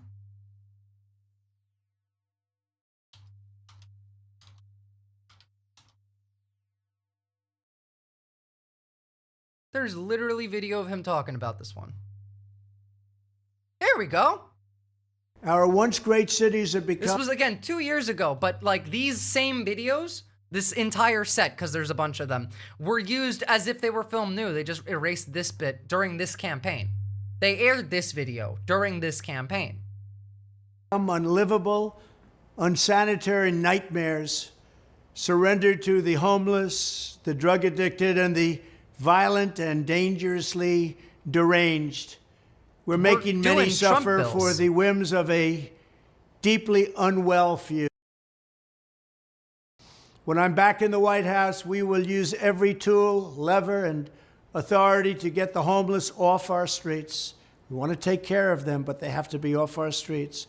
There is nothing compassionate about letting these individuals live in filth and squalor rather than getting them the help that they need. We need professionals to help them. For a small fraction of what we spend upon Ukraine, we could take care of every homeless veteran in America. Our veterans. By the way, they cut all VA funding. We're spending more money on Ukraine now because we're going to get to that. Trump has been personally offended now by the Russians, so it feels like he might actually do something based. Not for any, like, good reason, but, like, for personal, like, vendetta reasons. But, hey, I mean, you know, if it's good in the end, I don't really care. But, you know, urban camping. Crisis in our own country. Under my strategy, working with states, we will ban urban camping wherever possible. Violators of these bans will be arrested, but they will be given the option to accept treatment and services if they're willing to be rehabilitated. Many of Again, like, I'm not going to watch this whole thing, but if you want to see it, he's talking about building, like, homeless encampments that are supposed to have doctors and shit in them, and, that's a Trump bill. That's literally, like, Hoovervilles. I'm very excited for that. He's also banning thinking and book learning, so yep, that is true. Then do a federal jobs program and guarantee housing is all right. Well, obviously, like, they don't want to do that because that would not make them profit. That's not money. You know? And last thing on the U.S. military, here is a former National Guard with some advice on how you can go about your resistance. But I want you to remember, please, the next time there is a big protest, do not have a massive group. Split off into 8, 10, 5-person teams. Have good communication. Do not bring your phones. Have at least every team should have somebody with a med kit, by the way. Like every single team. You need to organize this. This is strategy for a battlefield. We're not in a liberal democracy. They're building a fucking forward operating base for the military. It's gonna get worse. You need to get ready. Authoritarians are so fucking boring. Every problem in the world is throw them in camps. That's all they fucking do. Well, I mean, they can't be creative. It's like definitionally impossible for them, so. Former National Guard member here. Now that the Cheeto-in-Chief is going full-blown fascism, here's some tips, tools, and tricks that you can use to fight back. Tip number 1, get yourself some water balloons, used engine oil, and sand. Fill those and yeet those at the armored personnel carriers. You cannot get that stuff off the windows in a complete... That will be a pain in the ass, actually. So yeah, do that. Completely impacts visibility. Tip number 2, get yourself some tow straps or chains and bind those wheels. What can't move can't escape. And tip number 3, make sure you grab any and all forms of garbage can lids and cones or buckets to put out tear gas canisters. Tear gas canisters react.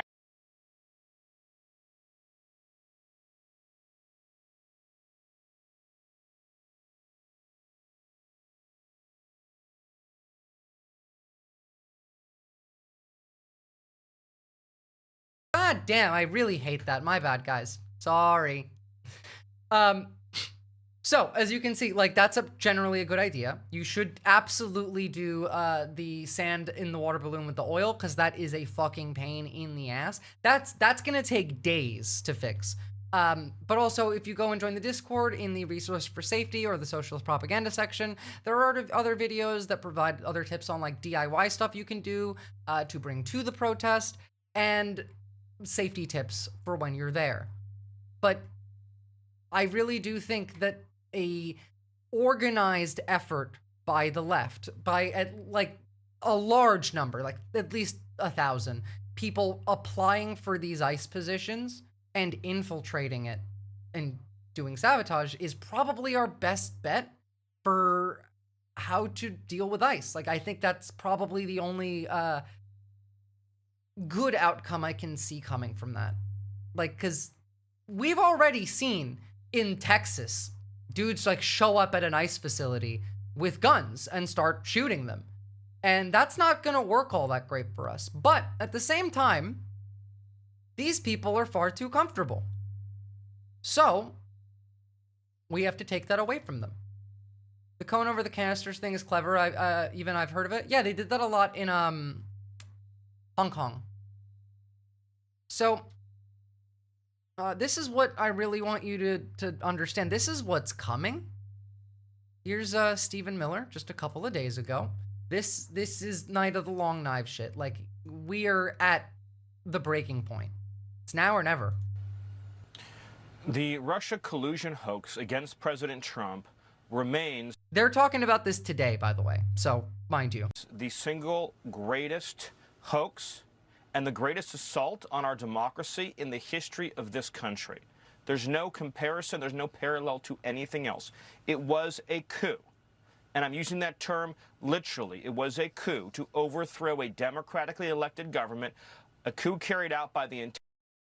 Stephen Miller has the type of face that you just want to, like, slap, like, over and over. Like, just keep slapping. Not even punch him in the face. I just want to slap him until he cries. Is he talking about himself? Well, yes, because every accusation is a confession. Genuinely, I think that if someone creates a system of, like, let's figure out what the Republicans are doing. When's the last time a Republican accused somebody of something? Let's go look at what they're accusing people of, and then equate that to what they're... I feel like you could actually have a decent, like, shot at tracking what they're actually doing by just tracking what they're accusing others of doing. Jesus Christ, can these men let anything go? All they do is collect.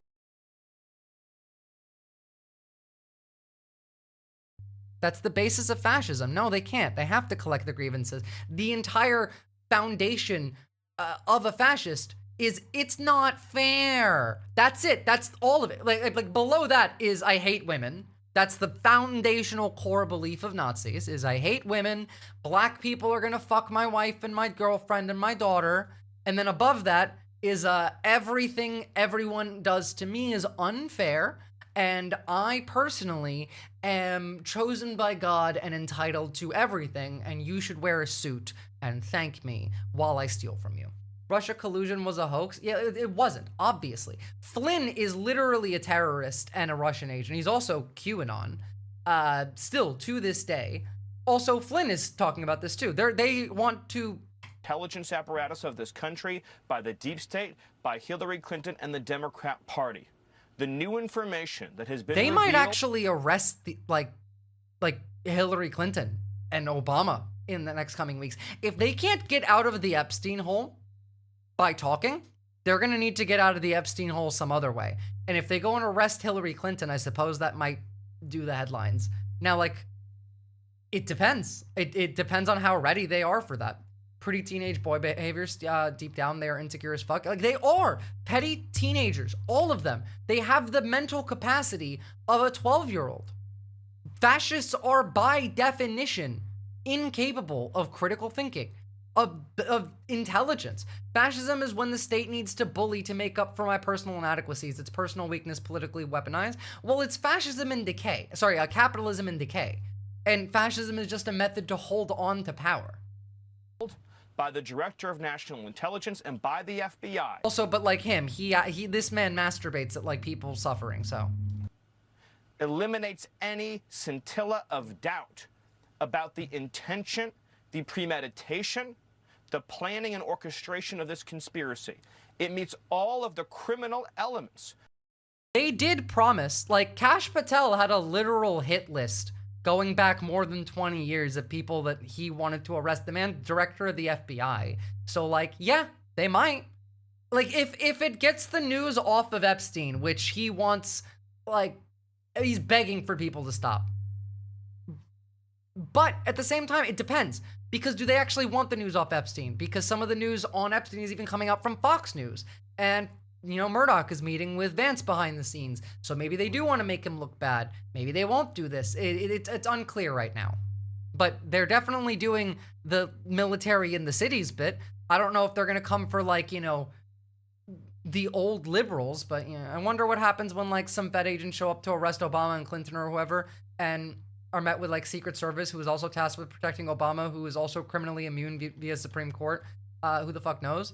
Well, I don't think Obama's immune because I think you're only immune for official actions while you're president. I don't think it counts after you're president. So like, I don't know. Who knows? We'll see. It'll be interesting. I mean, this is what a civil war would look like. So again, I don't think that this is going to be their go-to strategy. I think this is the, in case of emergency, break this glass button, you know? The more likely option here is that they just try and coup Trump and put Vance in charge because he's a better puppet. Obama, yeah, exactly, wet camera ink. This Nazi dude has a penis head. He is a dickhead. That's true. Very true. Imagine Trump is is the one to set the precedent of criminalizing past presidents. I mean, that would be funny. Look, I've said this before, and I'll say it again. Donald Trump personally, though evil and a monster and a fascist, is actually one of the least evil people in the administration. Like, he doesn't personally want to watch other people suffer for his joy. If an ICE agent is torturing somebody in front of Trump, he would leave the room because he would find it disgusting and distasteful. He would be like, ugh, he's a liberal. He's a liberal. Whereas like people like this dude, I mean, they're gonna sit there and watch for hours. Gigi Biden should have done what he needed to do. We literally voted him in for it and he didn't do it. So, we'll see. Of a seditious conspiracy against the United States. It meets the criminal elements of an insurrection. It meets the criminal elements of a conspiracy against the government and the criminal elements of a conspiracy to deprive citizens of their civil rights under color of law. Literally every accusation is a confession. It's actually wild. It's remarkable. By the way, because he mentioned the Russia collusion hoax, and we're gonna move on to war in a second, I did want to show you this because this was incredibly funny. They put out a "Make Automobiles Great Again" poster, but it has a Russian car in it. Trump likes violence. What do you mean? No, he likes violence, but he doesn't like torture. Like, he wouldn't want to watch you torture a migrant. He wants to watch UFC, but people don't want, like, these guys aren't going to UFC to watch the fight. They're going to socialize. The fight doesn't matter. Rich people have started going to hang out to at UFC because it's a socializing thing. He's an opportunistic fascist, exactly. He uses fascism to serve his grievances and get money and power. He's not an ideological fascist like Stephen Miller or Steve Bannon. Exactly, that's the difference. It's actually quite similar to what we've said about, like, Biden in the past, in that, like, Biden is an ideological Zionist, which is why he was so, like, pro-Israel. He's older than Israel, but he was also ideologically pro-labor, which is why his domestic policy was fantastic. The man, like, did great domestically, but shit foreign policy-wise. Why? Because it was his ideological beliefs. Oh, thank you for the follow, Arxeno. And the thing is, most presidents don't, like, most politicians don't act based on their ideology. They act opportunistically. But both Biden and Trump, they prefer to stick to ideological decision-making. I think Biden was just old. I mean, he was just old, but he's only a couple years older than Trump. And honestly, Trump's brain is worse than Biden's. Biden has a lisp that makes, and a speech impediment that makes him sound worse. But, like, I mean, both their brains are soup, either way. But, like, you understand what I mean between the difference of ideological fascism and opportunistic fascism? Is this the Breaking Point's Sagar? No. I mean, Breaking Points is base, but Sagar's not. I mean, Crystal is. Go watch Crystal. I would have a conversation with Crystal. So, again, the funniest thing to me is we're making an ad about making American cars great again and using a fucking Russian car in it. I hear Trump has no moral compass. He doesn't. No. All Trump wants, let you know, is for you to clap for him, people to like him, and for him to have a stat. That's all he wants. Like, the man in his heart just wants to be a famous, like, celebrity. There is a different timeline somewhere where he went to acting classes. This is literally like, what if Hitler could paint? You know what I mean? Is that a Volkswagen Fox? It is a Russian car. I don't know. But, like, the man was a reality TV host. He's a, like, failed, washed up reality TV host. He wants fame. He just wants people to like him. He does not care about anything else. But then you go and look at everyone around him, and they're the ideological fascists that want suffering for suffering's sake. Mind you, like, there's also the death cult to consider, because it's worse than just the fascists. There's the death cult. There's a lot. And you gotta remember a lot of this, they really want the Epstein shit to go away. Fox News, breaking: DOJ launching grand jury investigation into Russiagate conspiracy allegations 5 hours ago. Why? Because Epstein. As I said, there are literally more photos of Trump with Epstein than there are trans people playing sports in America. So, you know. Many lawyers and flavors of fascism, and all of them smell like shit. Layers, not lawyers. But yes, true. Exactly. Oh, mind you, he's also just making up numbers now. In many respects, we're seeing phenomenal numbers in terms of the business we do with other countries and the business we do within our own. Always has, yes, of course. I mean, like, official numbers that they haven't fucked with before. Own country, I mean, really phenomenal numbers. We'll be announcing a new statistician sometime over the next 3 or 4 days. We had no confidence. I mean, the numbers were ridiculous. The job numbers came down really low, And so he said that they were rigged and fake, and so they're hiring someone else to do the math. By statistician, they mean fucking Palantir's new AI bot. Which he announced, but that was just one negative number. All of the numbers seem to be great, and so we'll see how that... Everything's down, you're paying for more, jobs have gone down, job availability's gone down, prices have gone up, Americans are paying significantly more for their goods, and I mean, like, the government's taken in a couple $100 billion in taxes from the tariffs, but that's your money, so, you know. Comes out, and if you remember, just before the election, this woman came out with these phenomenal numbers on Biden's economy. Yeah, because Biden left the best economy you could possibly ask for as an incoming president, where jobs were growing, where wages were also growing, where unemployment was at the perfect amount, inflation was down. The only reason that prices were still high was because of price gouging corporations. And sorry, obviously because your wages hadn't gone up as much. But no, sorry, he came in and he made it like worse than COVID at this point. Biden had a good economy. It's not fair. Biden had one of the best economies in, like, to be completely honest, Biden had the best US economy in my lifetime, barring like pre-2000, because I don't remember, 95 to 2000. The budget was angry, so we fired the accountant and accused her of being a foreign spy. That is what happens when you add $8 trillion in debt. We are going to default from the debt. You guys do realize that, right? We've already been downgraded for our credit rating. We're not paying this off. Part of the goal is to scam you with crypto anyway. It's creating the crypto economy. And I mean, like, they are doing that. The scale of Trump's pay for access scheme outlined by the New York Times, mind-blowing crypto contributions resulting in business deals with Trump family crypto business, oil companies buying influence, later reaping friendly policies, $1 million pardons. The personal and corporate donations were among dozens of 7 to 8 figure contributions to MAGA Inc. from crypto and other interests revealed in a campaign finance filing. At dinner, Mr. Scheimer, who had never given a federal political donation before, presented an idea for a cryptocurrency called the USA token that would be distributed to every citizen according to interviews. He distributed to attendees that set out details of the proposal. He hoped to be supported through a federal contract with this company. They want to create, a new dollar. It's just crypto that has a very limited amount of it, and, you can never get more than them.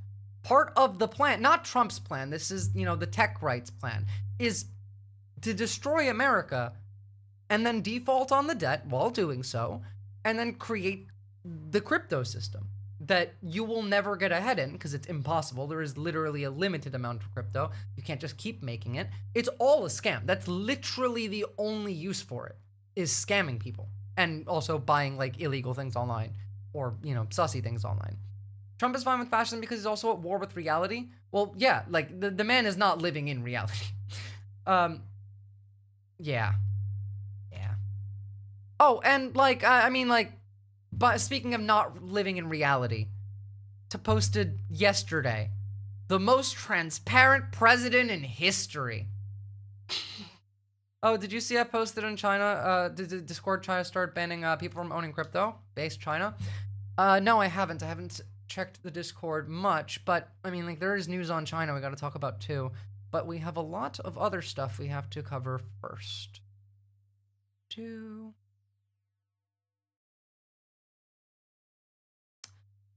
All right, I'm gonna run a poll and you guys can decide because I gotta pee.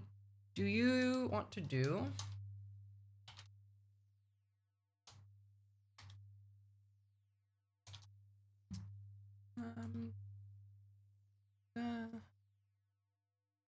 we had 3.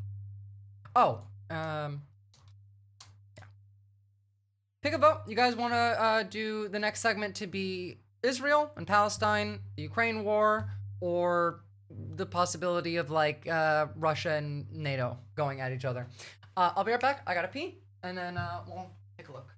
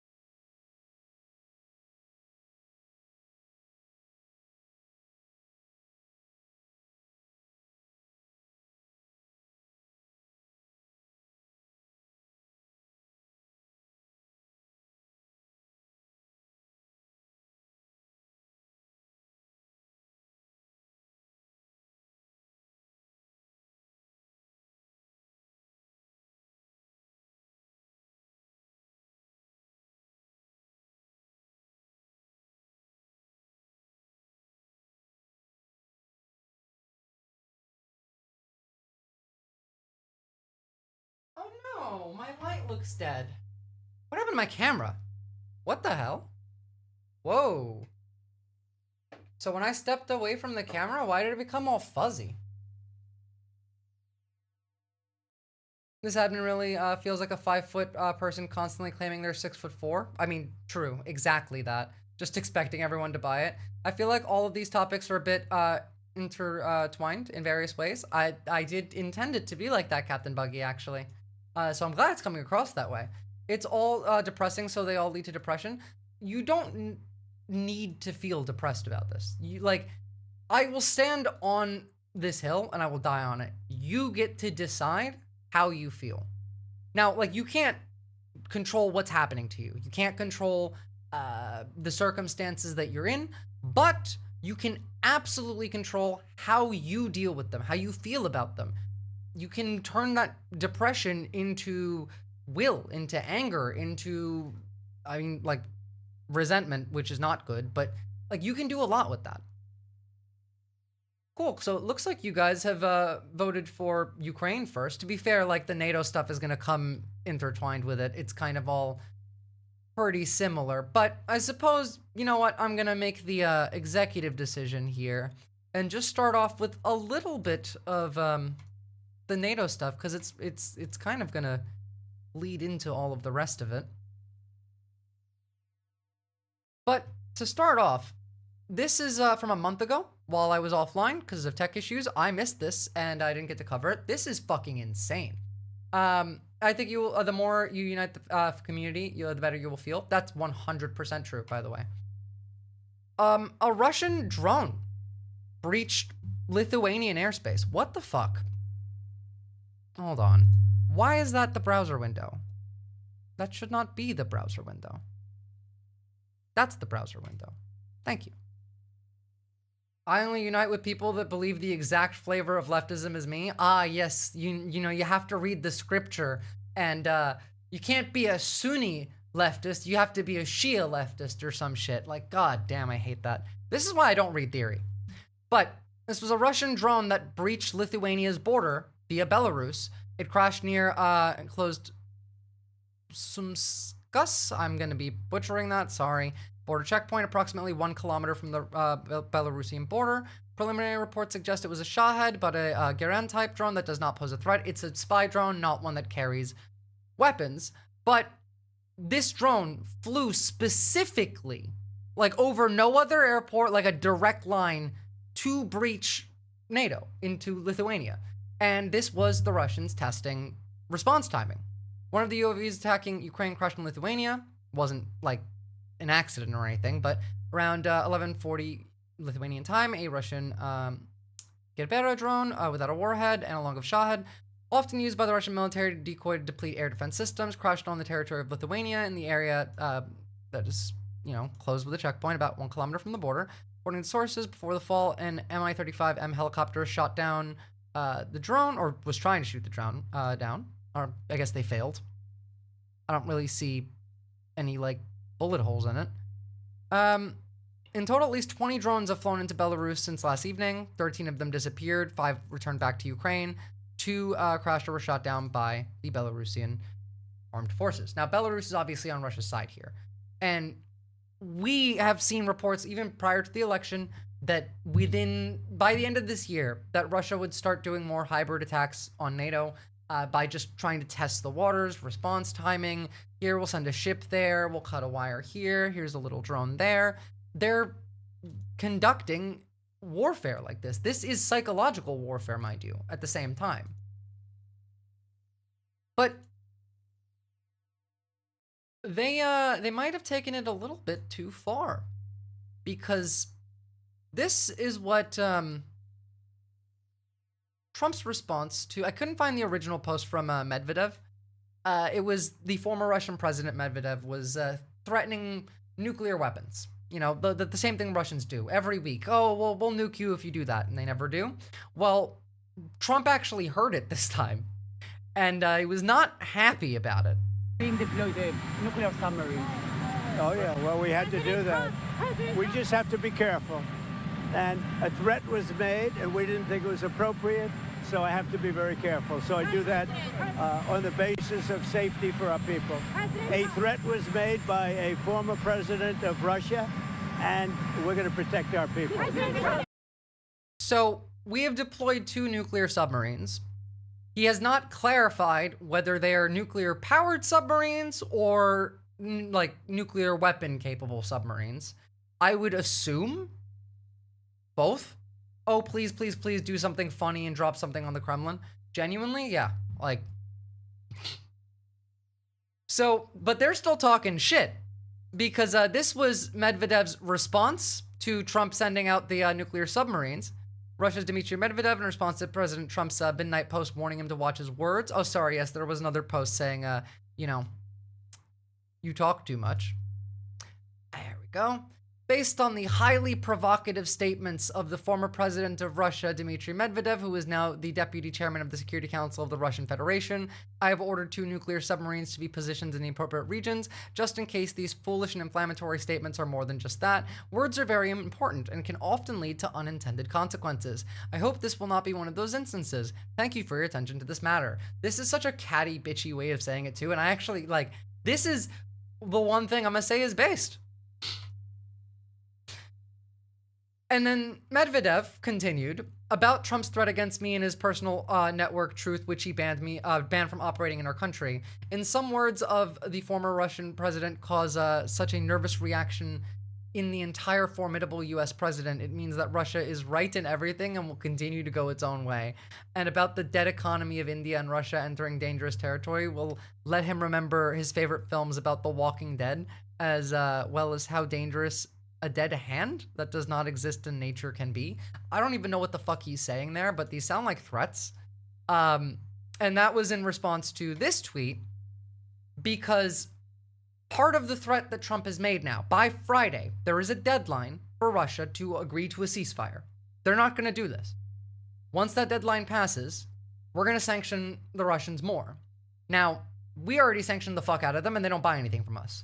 But we're also sanctioning India and China, because India and China buy their oil. In fact, it's working, because India has agreed to buy quite a lot of our oil. Hold on.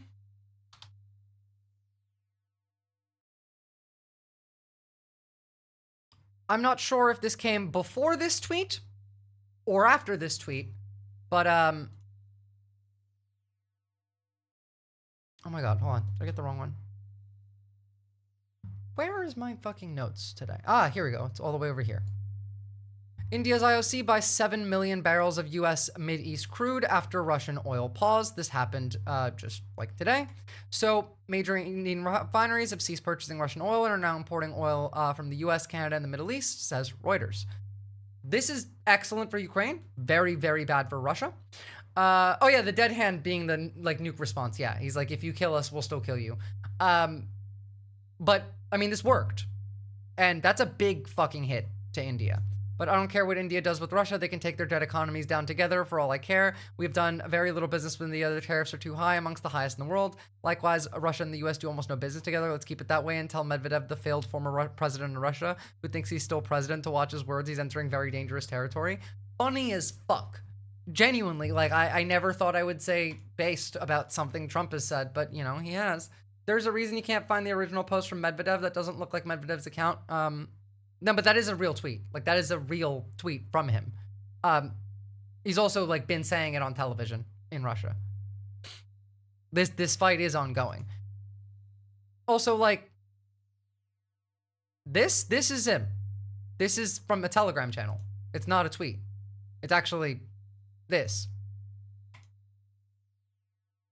And, like, this OSINT channel could be wrong, I suppose, but so far it hasn't led me astray, so, you know, maybe. But we've got India on board. They stopped buying Russian oil. That's a big fucking deal. That's huge for the Russians, who right now have a failing economy to the point where their central bank is saying we might have to default on some of our loans.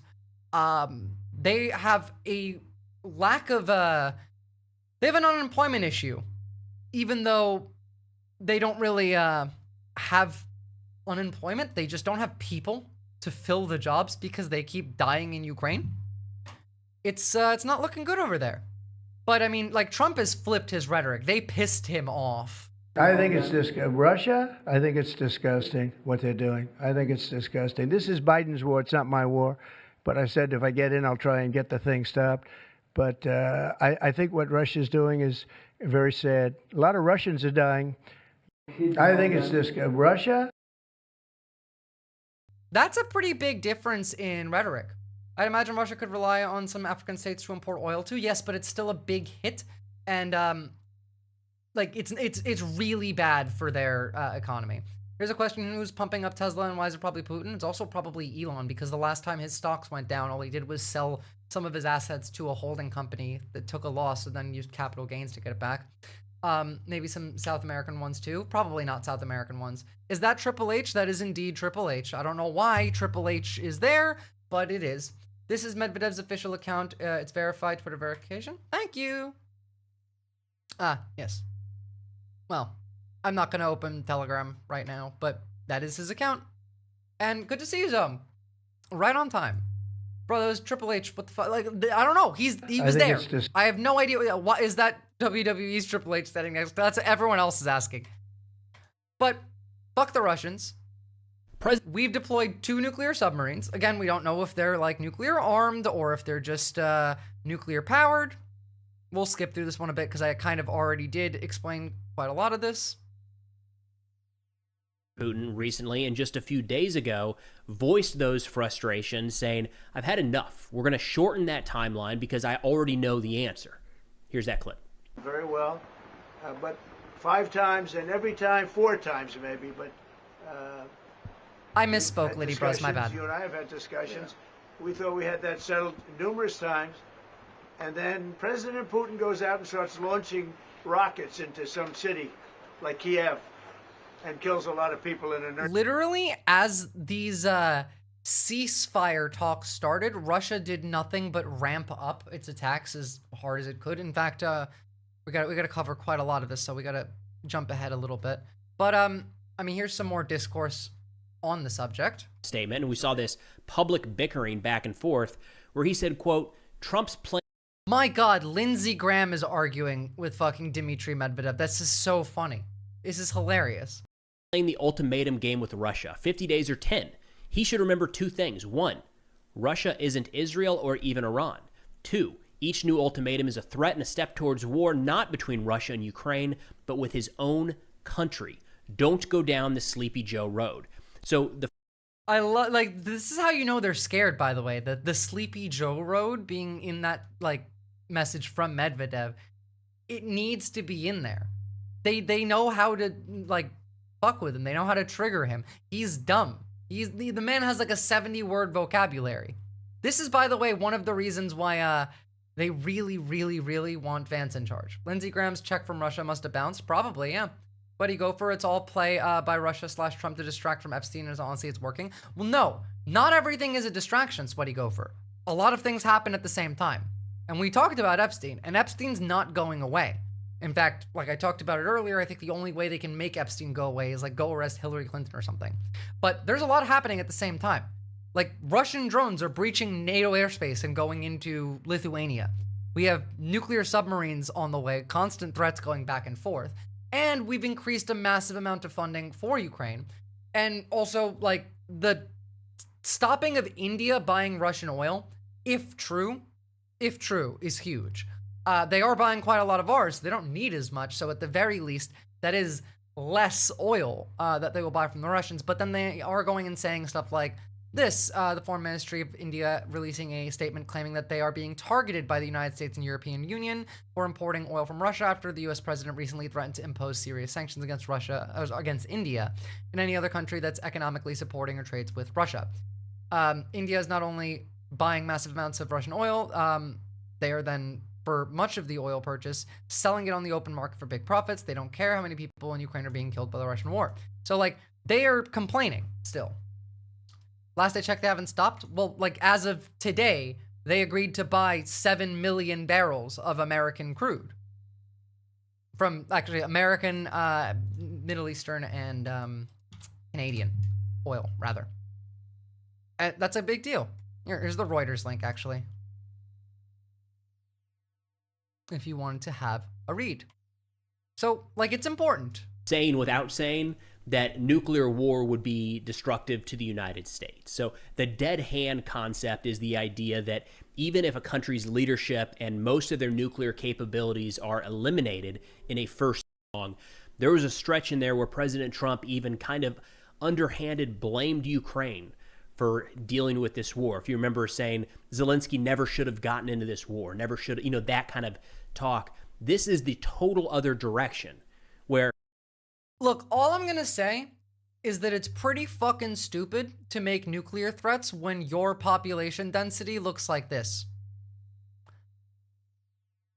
You got 2 cities, mate. This is your population density and you're making nuclear threats? There also claims that Medvedev posted a tweet about Russia having compromat on Trump with regards to Epstein files and P-tape. However, it was verified. No record was found. There absolutely does exist evidence of that. I don't think Trump cares. I don't think it would do anything. What's more important is that the Russians have infiltrated our government. Like Tulsi Gabbard, Russian agent. She's been on Russian state media. Kash Patel, another one, been on Russian state media. What was the CIA director's name? Ratcliffe, also a Russian agent. How dare Ukraine get into this war, checks notes by getting invaded. The Russians are literally complaining about Ukraine invading Kursk, saying you shouldn't have invaded Kursk. 2 cities and a couple of gulags. Literally just drop one right there. Tucker Carlson, probably a Russian. Tucker Carlson is a Russian. Tim Pool, 100%. Benny Johnson, Lauren Southern, Dave Rubin, all part of Tenet Media, all got paid by Russia. Also, Trudeau, when he was Prime Minister of Canada, said that Tucker Carlson and Jordan Peterson are Russian agents. And you know what? I believe that entirely. Because Russia is still, even with us doing what we are, the largest exporter of right-wing, white nationalist propaganda in the world. Numbers out of thin air. One wonders, and he gets into some weird lingo here, but he says, where does the president get these casualty statistics from? Could it be from Bankova, which is like the main capital street in Kyiv? So he's saying like from the Ukrainian government. Look, I'm not going to go into the numbers. I'll tell you what you need to know about the numbers. A lot of people are dying, and the Russians' current strategy is to send waves after wave after wave of just like bodies that will mostly die, but like 2 or 3 will cross through the lines and then wait for like another wave to bring a couple more across the lines. 155 today. Goddamn, on film. So, I mean, like, we're going to look more into the map a bit later, but what's important right now is Kostyantynivka and Pokrovsk are not looking good. It looks like the Russians were kind of pushed back in Sumy. Like, I don't really see them making much more gains over here. But you see these little, like, grooves, these I don't know what you call them, like little U shapes that are in the front. This is the strategy that Russia uses, where they just try and encircle a city, and they make it quite difficult to resupply the soldiers in that city. And then eventually, like, they'll just send wave after wave after wave of people, and then a couple guys will make it in, and they'll plant a flag somewhere. But it's not looking great for these 2 parts of the front, but the Russians are having a shit time. Peterson did go to Russia and get put in a coma to treat his benzo addiction. He did not make his bed. That's true. The Russians are worried Ukraine will launch a new counteroffensive. Many units still MIA after Kursk. Yeah, I don't know about that, because, like, Kursk was bad, wasn't it, Zomi? Like, the Russians did a counterattack. The issue that I'm seeing is that Ukraine's policy seems to be, like, do not give up any land. And I can understand that, but it seems to be causing commanders to have to stay in positions that they know they can't hold for too long, and then it being difficult to exfil them. Like, Pokrovsk is not looking good right now. I feel like Pokrovsk might fall. I don't think, like, it's a big deal. Kostanivka is much more of an issue.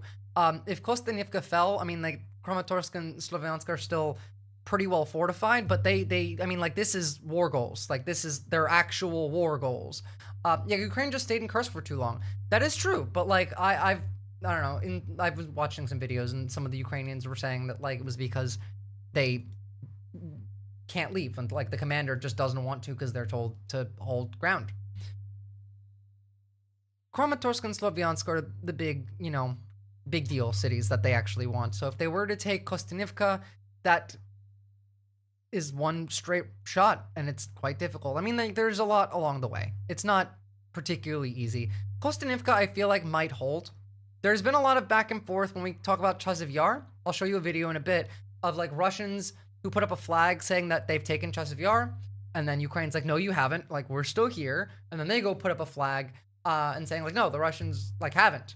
But what's happening is these wave attacks are getting a couple guys through. They go and hide until they're like 5 or 6, and then they're a squad, and then they start working behind the scenes. The motorcycles are doing this, but also just like the on-foot assaults. It's kind of a problem. Don't care about that one. What are the eggy? What's better, eggy weggies or weggy eggies? Eggy weggies. Hellbent narcissist. That's better.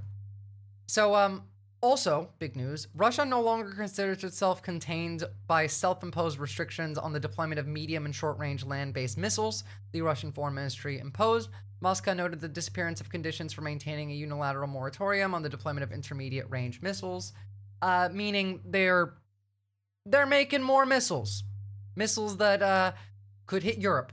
That's kind of the point here. Medium and short-range missiles. I mean, like, the thing is, they're getting their Air Force fucked, and kind of everything else, right? And it's not looking good for them. But basically, they will no longer abide by self-imposed restrictions under the Short-Range Intermediate-Range Nuclear Forces Treaty, which banned the deployment of nuclear and conventional ground-launched ballistic missiles, cruise missiles, and missile launchers with a range of 1,500 kilometers and 500 to 1,000 kilometers. The United States, under President Donald Trump, suspended participation and eventually withdrew from the treaty in August of 2019 due to reporting of non-compliance by Russia. Russia also announced the suspension of the treaty in 2019. Since then, NATO and Russia have both ramped up their development of ground-based missile systems such as the Typhoon strategic mid-range fire system, the Dark Eagle, and the long-range hypersonic missile. They're claiming that they have like a new plane that they can put a hypersonic missile on. We'll see. They're not great. I hope you make them same, very pan, very optimal, very tasty. I haven't eaten eggs in like 10 years.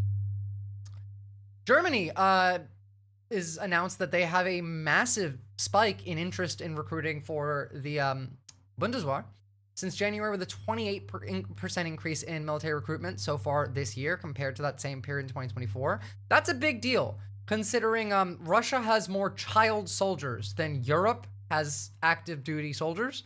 So, you know, Germany getting a 28% increase in people interested in joining the military is a pretty big deal.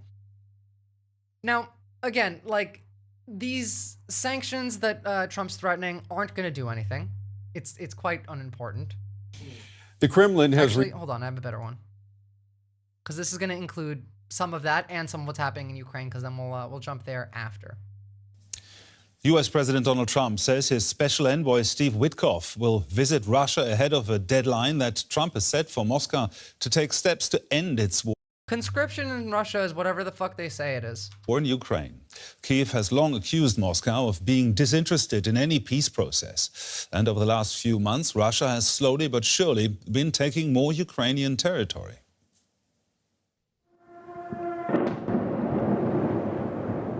Russian rockets and drones rained down on Kyiv. This was just one of a number of attacks on the Ukrainian capital in recent weeks, as Moscow steps up its aerial assaults across the country. Researchers say Russian drone strikes hit an all-time record in July. Ukraine has... Every month that record has gone up. They're sending like 400 to 500 drones at a time now to attack. In fact, we're going to see some of their drone factories. Did you see the new bids from Silicon Valley execs for so-called freedom cities? They literally want to build Night City.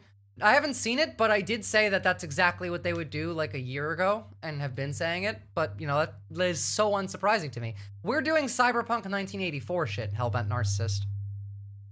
So, yeah, Witkoff is meant to go visit Russia.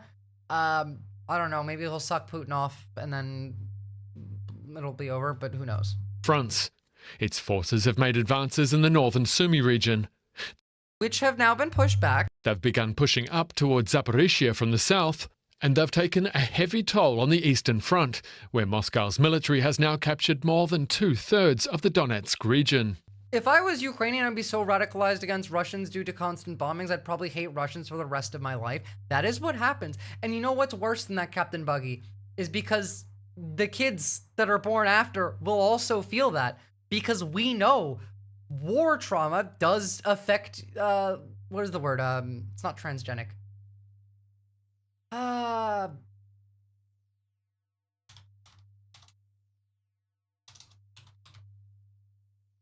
Hold on. I know the word. Epigenetic. Thank you. Yeah, we'll have like 3 or 4 generations of Ukrainians that fucking despise Russians epigenetically. Russia's creating a lot of generational blowback. Well, I mean, like, that's kind of what they've done for like their entire existence as a country. Russia has never had a peaceful civil society. It just never has existed as one. It, like, every time they got close, something happened. Either a revolution, they got invaded, the fucking Mongols burned Moscow down in the winter like a couple 100 years ago. Like, it's a fucked up place.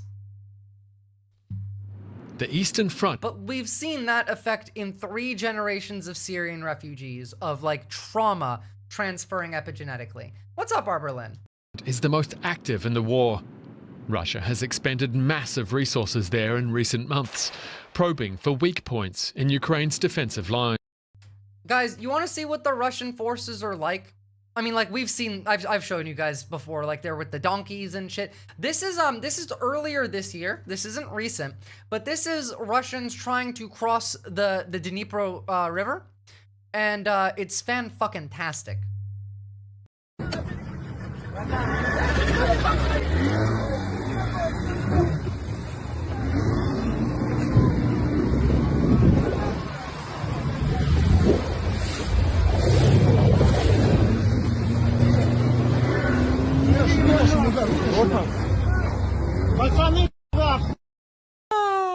Useless fucks. I mean,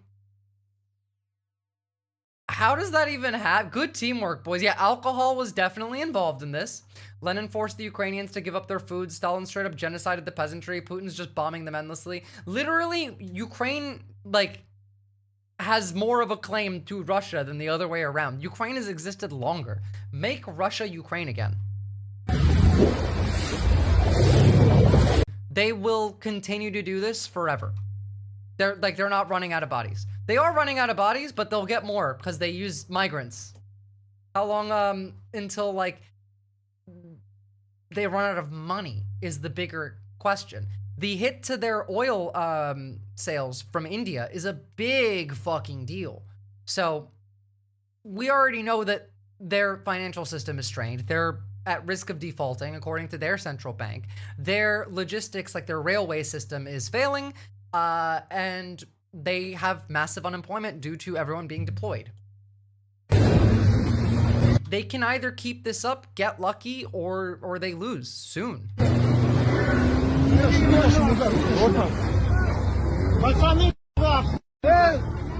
Also, there's a reason we call Ukraine the breadbasket of Europe, Captain Buggy.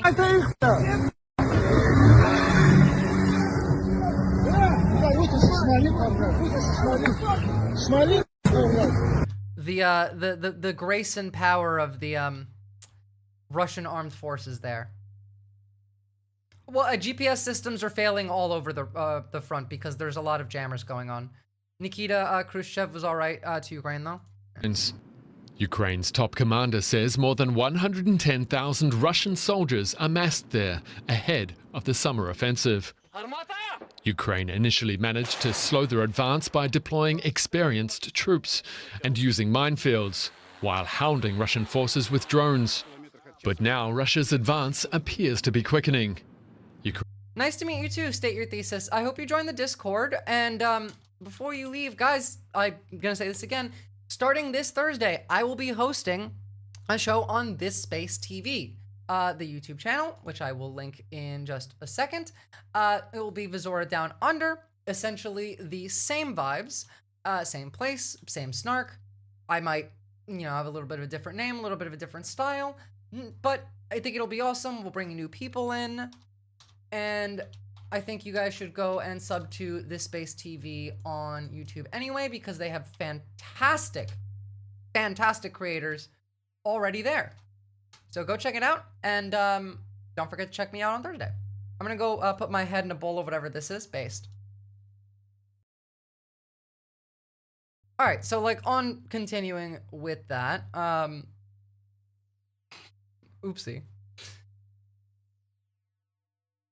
We have also continued just seeing Russia just bombing cities like Kramatorsk, residential buildings. This is doing things behind the scenes. I kind of am, actually. There probably won't be stream tomorrow because I have to go buy another camera today, because if I want to be able to stream there and to Twitch at the same time, I'm going to need 2 cameras. And so I have to figure out how that's going to work and set that up, and got a lot to do. I'm really excited, though. It's going to be quite fun. I think it'll be great. It'll be later than normal stream time, but not that much later, and mostly YouTube audiences, I think. So it'll be a good, mixing of the audiences. I'm excited.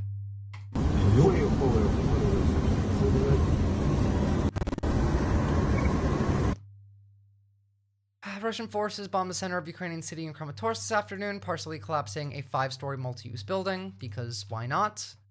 Of course, they have this massive fucking Shahid factory that they are using. So they can just keep manufacturing drones. Russia has revealed the scale of its Shahid production. Entire factory halls in Albuga are dedicated to mass producing Shahid drones and the clones that don't have weapons on them. This comes on the same day that German general warned that Russia aims to launch up to 2,000 drones at Ukraine simultaneously, which is fucking terrifying. 2,000 drones as a swarm is genuinely scary. Damn, stepping shit up. Hope so. That's confusing, but cool news. It's pretty bad here. So, today, someone asked Trump about the nuclear submarines. Prior to boarding Air Force One tonight in New Jersey on his way back to Washington, Trump was asked about last week's announcement regarding deployment of 2 nuclear submarines to the appropriate regions.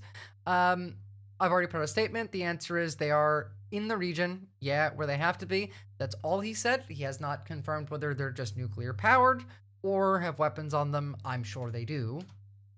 Oopsie. Should have opened another tab before I did that. But it's not over, because Medvedev is still talking shit. The man is still doing it. Oh, God, the fucking browser window again. Come here.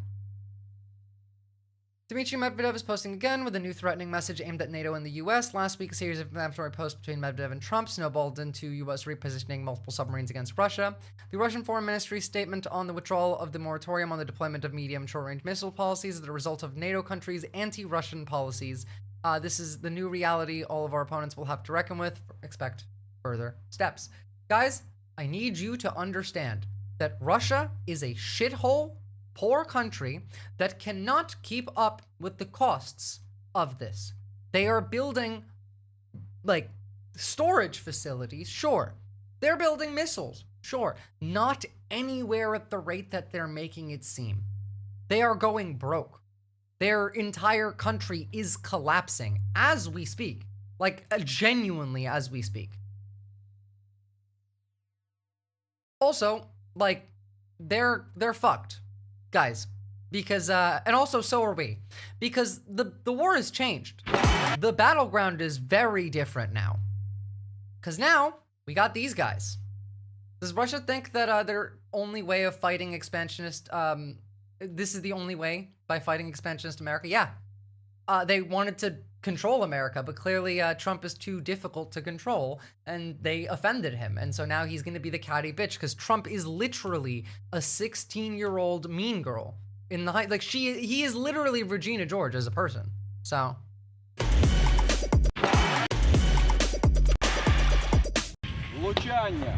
That's how it Sorry, used to there be was shot. music playing. That's how it used to be shot down. This used to be the job of a Ukrainian soldier, laying mines by hand with a constant risk of being killed by the enemy. Now it's done by a Termit unmanned ground vehicle. This ground drone saves lives every day. This control Guess what this is linked to? Starlink. up and down, another one left and right. Okay, so it's quite simple. And that's good because this year the Ukrainian government ordered 2,000 Termit drones and 10,000 ground drones, which means a lot of... By the way, these are good, but like they're scary. Aren't mines a war crime? No, it doesn't matter. And all of the countries pulled out of the landmine treaty. And also, I have a specific bug to pick with that. Making landmines illegal made them more dangerous.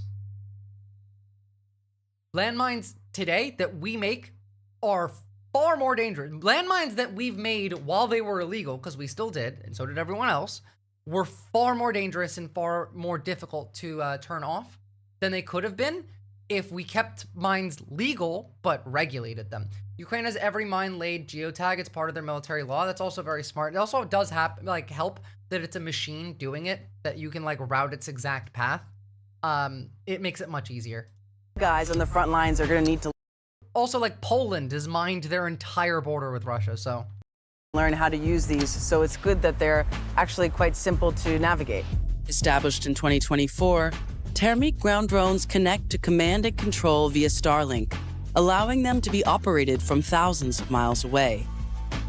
Ooh, sorry, I gotta knock at the door. You keep watching, I'll be back in a sec. But under real battlefield conditions, it's typically controlled from a distance of 20 to 40 kilometers. At the time of this report, 1,000 of these drones are in use on Ukraine's front lines.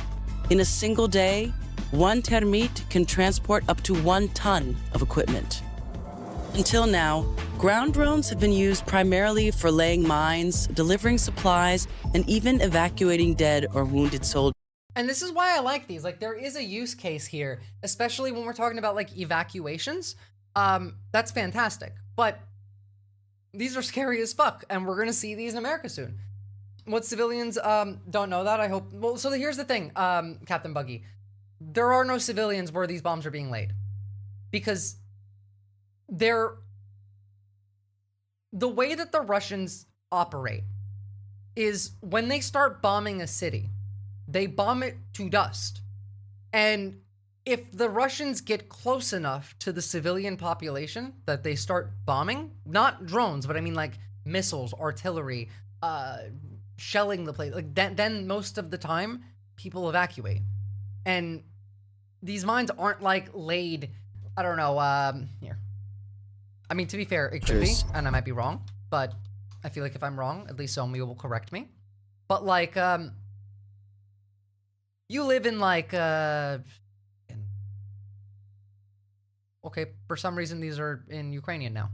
If you live in like Sumy, right? There's no mines here. The mines are here. All this green is already liberated. This gray is the gray zone. This is where the mines are being laid.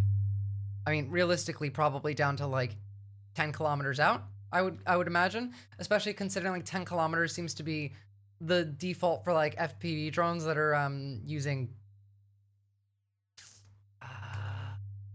you know the word I mean, the fiber optic cables. So it's not as big of a risk to civilians as you might think. But that's beginning to change. They're now being adapted for a new role on the battlefield. And it always comes back to putting weapons on it.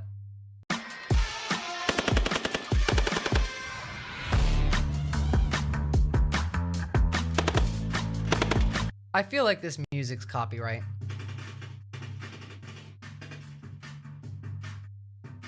That's how it used to be shot down. A man with a gun is who used to shoot down that drone, but now it's done just like as you saw then, with one of these ground drones. Before, the risk would be giving away your position, and now we can see it's all done hands-free. It strikes aerial and ground targets remotely, that is, with Starlinks or some. I've seen huge lists of Russian soldiers killing themselves. They live in hell. I mean, to be fair, I would also kill myself if I was a Russian soldier, but only if I couldn't defect to Ukraine first. Ukraine has many ways to lay mines, including artillery and drones. Yeah. Also, like, there's literally, like, defectors from Russia that are fighting with Ukraine. That, like, to them, the war doesn't end when Ukraine wins. The war ends when they make it back to Moscow and they kill Putin themselves, right? We watched a video on this stream of 4 Russians that were in a tank that had another tank in front of them that had commanders in it that they just blew up, then ditched the tank in a river and then went and defected. Ooh, I want to see that. Form. This Queen Hornet drone laying mines in front of motorcycle assaults. That sounds sick.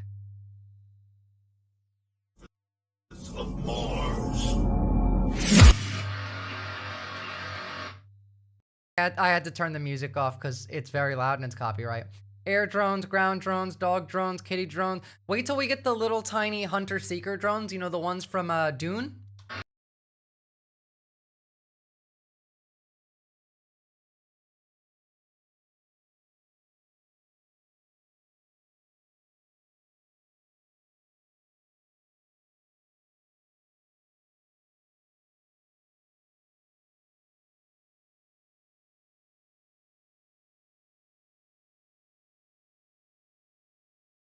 I can't keep going from there because the guys stand up and I know what happens next.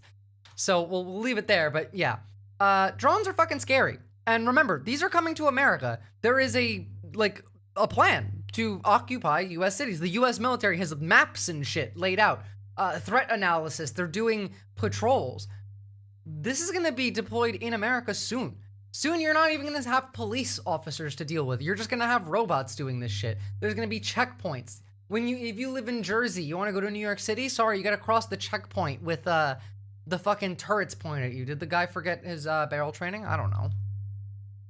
Who knows? Of communication, everything can be done from a protected location, without exposing personnel to danger. The future lies in technology, and from what I see today, all progress is moving toward autonomy. That means, first and foremost, all these unmanned ground. We're already building humanoid-style robots, and they are weaponized. We've been doing that already, though. By the way, the location of that clip was... Oh, whoopsie. Hold on. Was right here. I missed it. It was like here. So, interesting. But, like, yeah, we already have humanoid-style... There's a plan, I think by 2030, that they want to build 2 billion... robots, like 1 billion for consumers and 1 billion for industry. Like that will just take 1 billion workers to take jobs and then 1 billion slaves for you to buy if you have the money. That's the plan. Combat systems will become intelligent, autonomous, capable of making automatic decisions to fire, and so on. In other words, we're so killing ourselves. My first stream on this space on Thursday is going to be in detail. Like, we're going to go further into the oncoming attacks on the internet, the cyber hell that they are creating, the cyberpunk 1984 universe that we are living in. Soon it will be a fight between robots, not human versus human. For young people it will be a bit easier, because today it's very similar to computer games, almost identical. That is, if you give it to someone and they don't know it's a real turret, they might think it's actually some kind of computer game. But incorporating this new technology on the battlefield isn't without its challenges. The average Ukrainian... You say, welcome to our robot overlords. I say, throw these fucking scrap metal, oil for blood metalloids into the sea. Soldier is around 40 years old. And as they say, it's not easy to teach an old dog new tricks. Meanwhile, many of the younger soldiers are still focused on aerial drones. I've tried flying FPV drones a bit. You need to get used to it and have a good controller. When I joined the military, look, I've tried to fly a drone a little bit. It is way harder than it looks. there was no such thing. Not even the word drones or ground drones. None of that. But when the full-scale war began, the technology slowly started to emerge and develop. Drone technology is evolving sometimes faster than manufacturers like Termit can keep up. Ground drones are being put to the test in real time on Ukraine's battlefields. We try to stay in constant contact with the military, receiving continuous feedback from the battlefield, which allows us to respond to certain situations quite quickly and adapt to them just as fast. Shenzhen is basically just Night City, that is true. Whirly whoosh mode. Literally, yeah. But like, I mean, you can do a lot with these drones. Like, for example, here is, just today, in Bryansk Oblast, Ukrainian forces dropping a key Russian bridge over the Tisada River, cutting off Russian forces along a roughly 10-mile stretch of border. Appears that a Ukrainian FPV detonated roughly 30 TM62 anti-tank mines strapped to the bridge supports. That'll do it. That will do it. Bye-bye, bridge. Here's the video. There's no sound, so. By the way, if you can see, it's very difficult because it's like grainy to see. It's these right here. That's cabling. That's fiber optic cables from other drones. These are all over Ukraine. They just kind of sit there and hang off of things.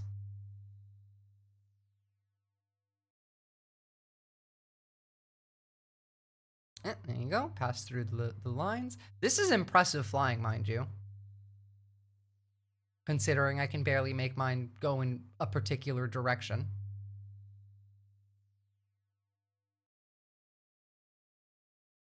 Crossing in. And then right here on this wall, you get the anti-tank mines all strapped to the bridge support. Good job to the people who put that there, and the bridge goes down. Drones changed war, like, entirely. Mind you, like, Ukraine is still getting some armor. Like, this is Ukraine unloading some, like, a brand new APC from the UK, right? З'являється на світ. Ще трішки, тужимося, ще трішки, тужимося. Тужимося ще трошечки. Всі хвилюються.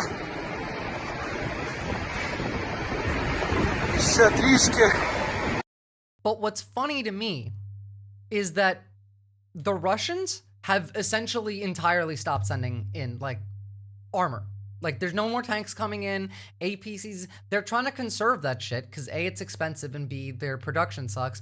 But they just get wrecked, like, easily. Like, if they show up in 3 tanks, those 3 tanks are gone within minutes because they get taken out by drones, like, really fucking easily. And also, we finally allowed Ukraine to do more with its planes. So here, from just today, you can see Ukrainian Air Force Su-25 Frogfoot slicing through the eastern sky on a bombing mission, carrying a pair of French-supplied AASM hammer-guided bombs. This appears to be the first images from the ground of a Ukrainian Frogfoot armed with AASMs. Here is it literally dropping. Whoa. That's music. Shush.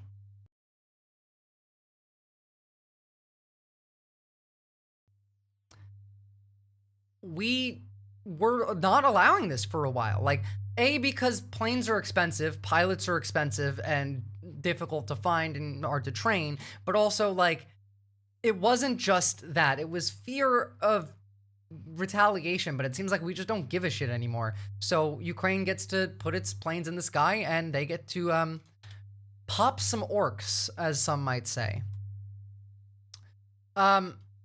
Here is an image of the Sochi International, the Russian fuel depot at Sochi, which got hit. There it is.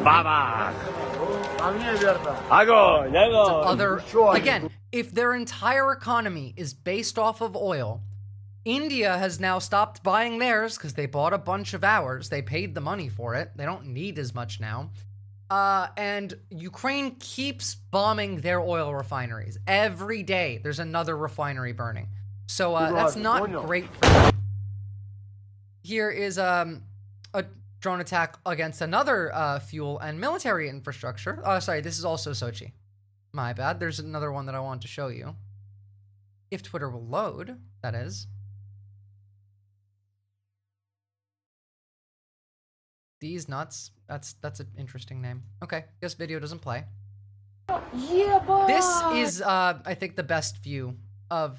Oh, this isn't Sochi. This is the one I will not even try and pronounce. Novokubishevsk refinery. This is a huge oil refinery, one of Russia's biggest. Yeah, it's a big fucking deal. Офигеть! Бля, сейчас взрывная волна дойдет до нас. Ты прикалываешься? Смотри, ебанись. Может, ты Да нормально. It's fantastic because they just keep hitting Russian infrastructure and it's fucking them over bad. I mean, here's ABC News. Kyiv has struck oil facilities deep inside Russia, while the Kremlin has continued to pound positions across Ukraine with drones and missiles. A massive fireball was seen over a complex in the Samara region in southern Russia. Thank you, Zomi. I did have a similar map that I was going to show, but this will be better than what I had for it. Oof. All right, how do I make you go away, mate?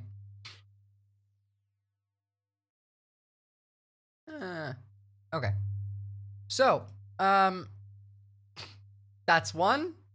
That's another. We got another one over here. I mean, like, these are deep in Russia, mind you. The war is here. And what the fuck is that one? What are y'all striking in Georgia? Oh, that's Sochi. I didn't realize it was all the fuck away over there. Wow. It's not looking good for them. All the green eyeballs, blue drones. Yeah. I was looking for the yellow ones just because, like, that's like a picture of the strike. But, like, all of this is strikes that are being conducted by Ukraine. Bridge destroyed. Bridge destroyed. Bridge destroyed. Bridge destroyed. Bridge destroyed. Bridge destroyed. Like, fantastic work from the Ukrainians. This is how you fight a war like these. You make it difficult. This is why I said earlier, this is exactly the type of strategy. When ICE is saying, hey, we'll give you $50,000 if you join ICE, go get like 100 leftists, get your bag, and then sabotage them from the inside. Do it. Hit them where it hurts. Hit them inside the lines. They want to fight here. You fight them here. Make it hurt. Make them feel at home. By the way, like, these girls posted this video of the Sochi strike of the oil refinery, right? And they posted this on social media. And they got arrested because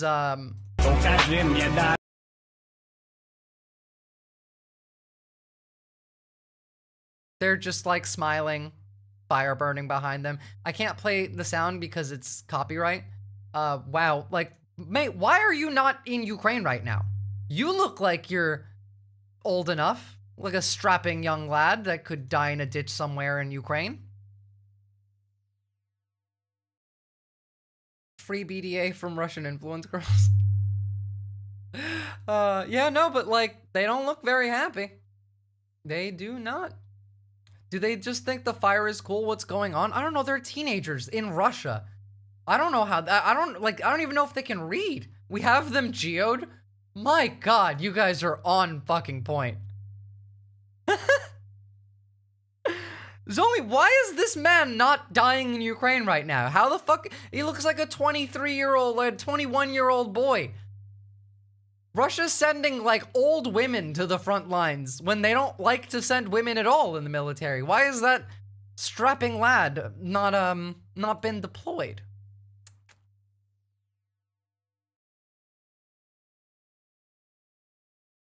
big, plume of smoke. That one's Sochi again.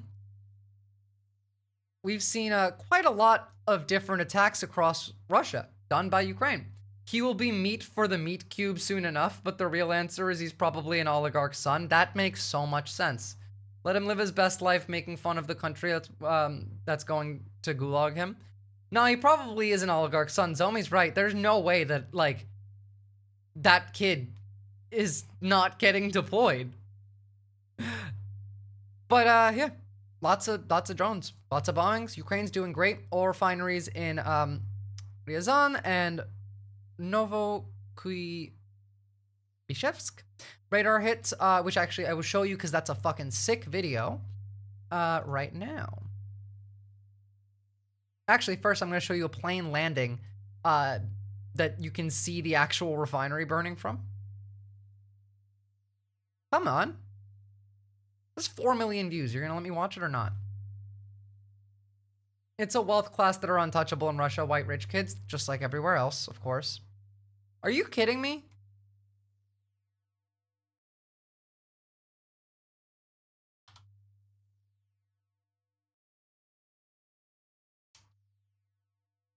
How are you? Will you load the video? No. Of course not. Whatever. Fine. Better video. Whoa. Music. Music. Music. Chill. Chill out with the music. So here is a Ukrainian Air Force MiG-29 Fulcrum launching a missile at Russian radar systems. It was on the map that we saw earlier. And I'm so glad we're letting Ukraine use their planes now.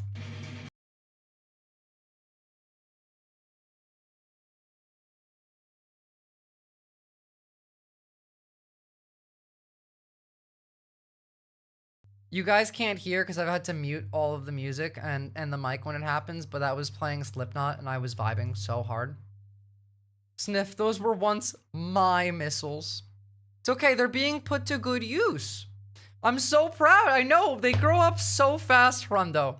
This is footage from Ukrainian Air Force fighter dropping a full load of GBU-39 SDB glide bombs. Aren't the GBUs like the same? Yeah, that's like the bunker busters we used in Iran, but smaller.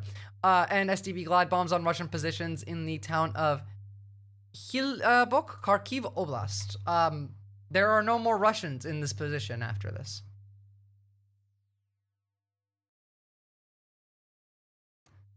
Now, Russia does this every day to Ukraine. And thank fuck that they're allowed to actually hit back now. Here's the aftermath. It stands for General Purpose Bomb. Oh, okay, cool. I thought it was like something to do with the company that made it. I know it's a glide bomb. I know what it looks like, but, you know, that's all I really need to know.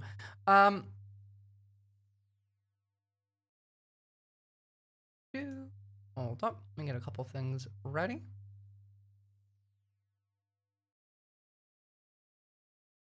Oh, yeah, I forgot. There's been a lot going on. I probably missed some stuff that's happened since this morning. So, we also got this. We have Ukrainian helicopters and Ukrainian jets. Like they're striking. Like we have let them go. We have released the hounds, so to say. Все, що відбувається на полі бою, все ми бачимо.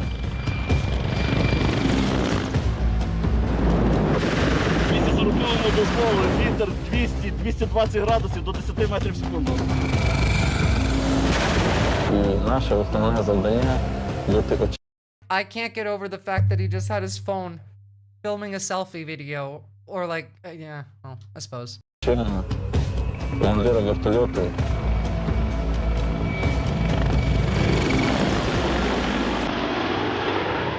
Групі 240-му зв'язок по завданню. Дякуємо за роботу. Today we would like to tell you about a very niche and secret units as a part of the Ukrainian army. Their main task is to connect ground forces with the aviation. In our case, it is going to be army aviation, meaning helicopters. These are the forward air control units. Back during World War I, units used couriers and carrier pigeons to relay information to aviation units. But even then, there was a need for precise coordination. The profession of forward air controller was created to meet this need effectively. In Ukraine, no close air support mission happens without their involvement. You gotta be like these guys are good.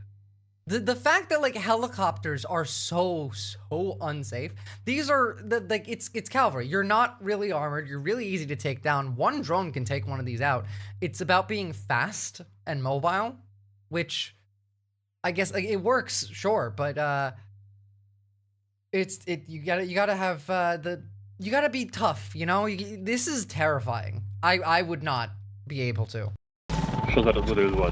At the moment, a practical training session is underway for the Combat Control Group of Army Aviation and FACs. They are working on targeting enemy ground forces that were previously identified by our reconnaissance in a specific area.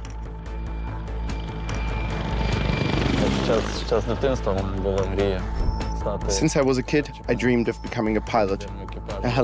So like, we'll leave that there for a second because I forgot I have a bunch of other stuff I wanted to show you, because all this stuff happened while I was away. So we see, you know, Ukraine's doing great with their Air Force.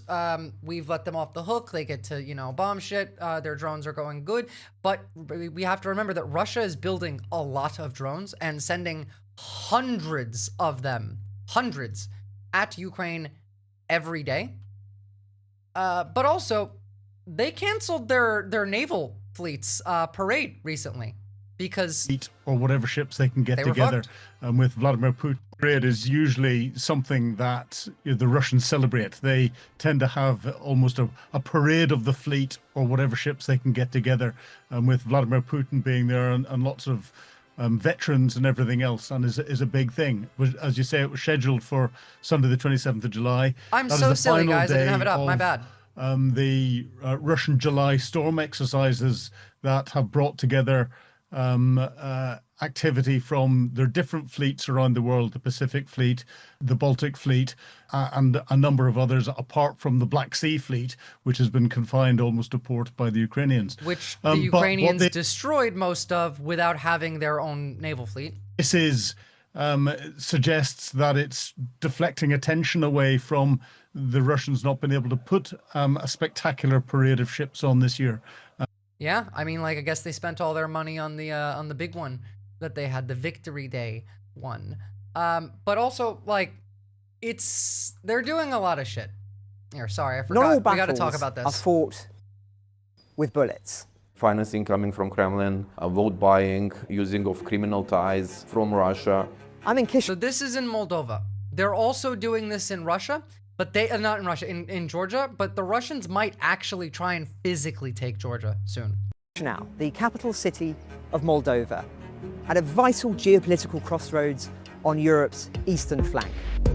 To its east... We're talking about hybrid warfare here, remember. Like, that's why they'll send little drones that cross into Lithuanian airspace and crash like a mile away. Like, everything is a test. Is Ukraine, a country fighting for its very survival. Everybody realizes that we are next. To its west, Romania, a member of NATO and of the European Union. We want to be in the circle of European Union, of peace. Moldova is a member of neither. And for many, that puts it in Putin's sights. We know where you live, we're gonna burn your house. Mafia. These mafia. I mean, like, they are, like, just a mafia government. They're mobbed up. So is our government. Their ships are undermanned and under-equipped and almost need major overhauls. Yeah, like that's the point here, is that the Russians are in shit shape, and yet they're this much of a danger because of their words. You guys, like, understand, right, that everything the Russians say is nonsense. Everything. Like, you don't have to worry about their threats as long as you are willing to fight them. I don't know. By the way, this is why the Russians don't send in much armor. This is a grad.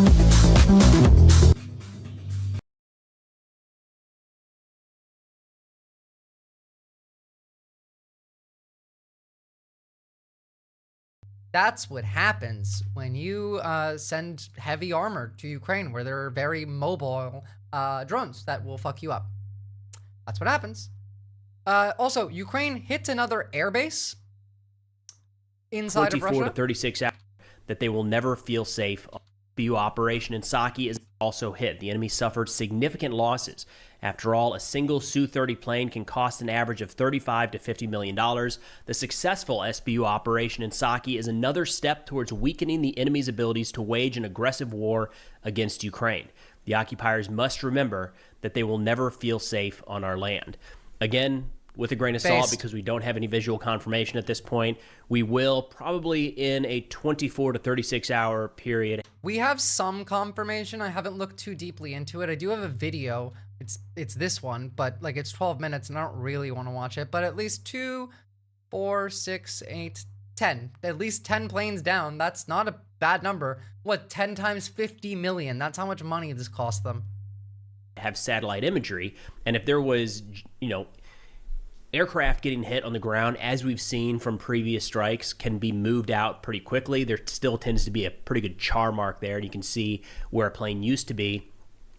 But if a weapons depot is hit, that's going to be pretty clearly visible on satellite imagery in the next day or two. So we'll see. I mean, we can check in with this update just for like a little. We'll jump in. Circled incoming, I will tell you. But since that time, the war has been modified into something long-lasting, which brings lots of the casualties. And guys, since we started from the map, I want to tell you about the front line. Oh yeah, the Ukraine hit Crimea today. And updates. And let's go straight away to Pokrovsk, the town which is under the big threat of being at least partially encircled in coming months.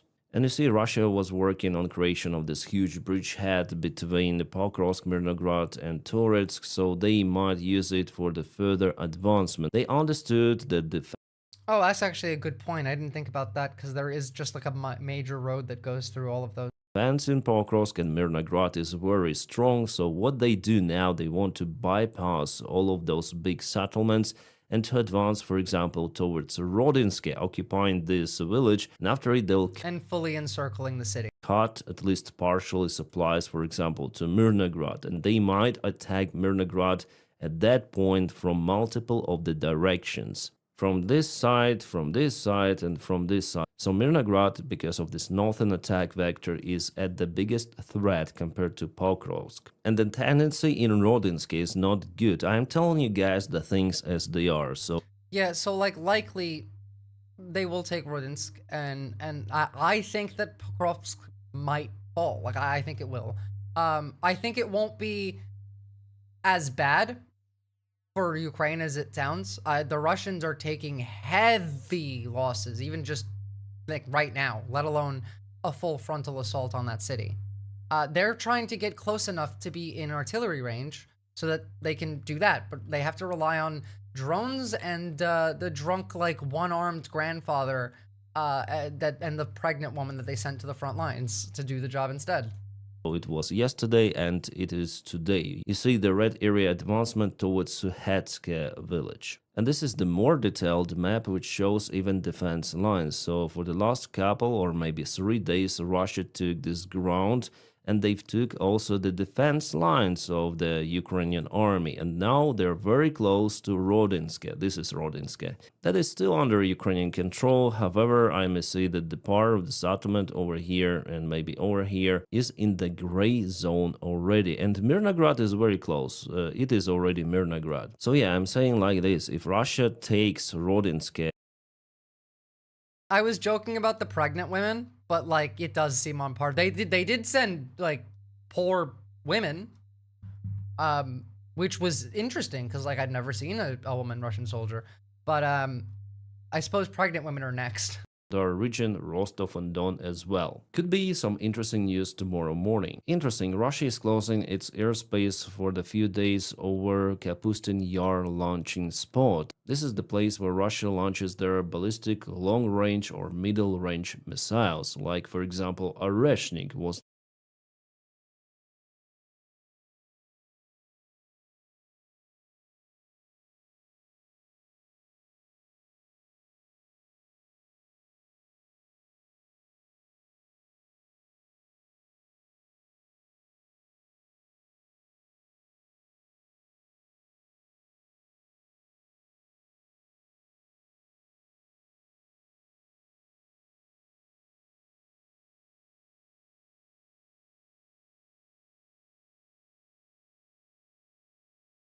Okay, I pressed the button that time. It was the Stream Deck. I fixed it. Sorry. The fact that they closed this airspace does not mean much, because the last time they tried to launch something like an Orshnik or whatever, it was a psyop. They are a useless missile unless they're equipped with nuclear warheads. They are inaccurate. They, like, don't do much damage at all because they're meant to be supplied with nuclear warheads. If they want to, I don't know, launch another one to scare Americans because of the argument between Trump and Medvedev, maybe, but it's not gonna do anything.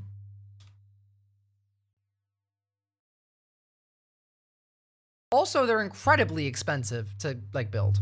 Launch from this spot. Russia sometimes also experiments with their Yars missiles, which kaboom right at the launching ground. The closure of the airspace doesn't necessarily mean that Russia would fire on Ukraine 100% with a Reshnik or something else. Yeah, who knows? I thought there was going to be more of an update on this with, like, where the airfield was, but, you know, there's a lot in here and I'm not going to find it, so it's fine. This, though, is interesting. Today there is important news. Railways are critical for Russia. Like, almost everything has to go by railway.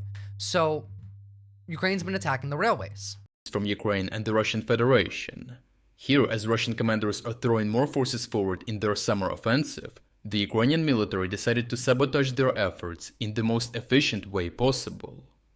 Targeting Russian railway assets in the territories under Russian control and deep in Russia itself with precise drone strikes, the Ukrainians aim to disrupt Russian logistics and cripple their assault at the most vulnerable point. Ukrainian forces started a massive coordinated attack targeting critical railway infrastructure in Russian-controlled Donetsk Oblast. Ukrainian drone strikes. That was the one that we saw, and, like, again, like, this is huge because what happens when there's no bridges? Well, it means, A, you can't bring, like, vehicles across, and that means people gotta walk. They gotta walk around. Now there's, like, water they have to cross. Like, it makes it difficult. And also, like, if we're talking about, like, here, not over here, that makes them a target. Two crucial electricity substations in Makiivka. They're doing great. Like, I'm thinking the fact that there will, like, the railways cut off all ability to carry food, medicine, people back and forth, soldiers back from, like, the front, or soldiers to the front. Those all have to come through railways. I mean, like, they can use roadways, sure, but Russia's infrastructure was built to rely on it. War has a lot to do with positioning and stuff. Literally, yes, this is exactly why I was saying the next time there's a big protest in the United States, stop grouping up in one massive protest. Split off into 5, 8, 10-person squads. Go, like, have these blocks that you patrol, and then have them go patrol other blocks. You can hold more ground. You can have comms. You can call for backup. Do it. You're in a, you know, battlefield. And that's exactly what's happening here, is what are the other side using to their benefit, and how can I use it against them? They like when you're all together, because then they, you know, kill you. So split off. The substation he's talking about? Thank you.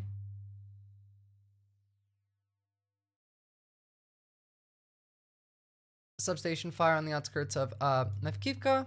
Cool. Happened, oh, cool, at the end of last month. And that's power. Like, the thing is, everyone relies on electricity. You take out electricity, that's a big deal. It pisses off the Russians, and it gets them pissed at their government. Because, like, obviously they're mad at Ukraine for blowing up their shit, but they're mad at their government because that's the reason that that's happening. People are getting more angry with Putin, which is great. This was the whole point, is bring the war home, make them feel the war, and then they won't want to as much. But also you have to remember that, like, if you're bombing these people's, like, oil refineries and substation, like, it is destroying that country. Energy infrastructure is critical. Hell, the United States right now is working hella hard because our electricity is incredibly easy to hack and just destroy. Like, someone with moderate skills and malicious intent could make half of America not have power for over a month. Easily. And that's fucking terrifying. Responsible for powering electric trains. Explosions set the facilities ablaze, triggering widespread blackouts and severely disrupting regional rail transport. Notably, the railroads in I wasn't muted again, was I? Ukraine's heavily industrialized Donbas region, with Donetsk at its center, operate almost exclusively on electric-powered locomotives. NASA's firm satellite imagery confirmed 3 significant fires along industrial rail lines near Donetsk, highlighting the precision and effectiveness of the strikes that have paralyzed the city, which serves as the main military base for the Russian summer offensive in the region. Secondly, Ukraine targeted railway infrastructure deep within Russia's Rostov region. Now remember that like, Rostov is where like Prigozhin went and was like, I'm gonna march on Russia. Like, it is a key position there. All of the military buildup in the south and like the east, it happens there.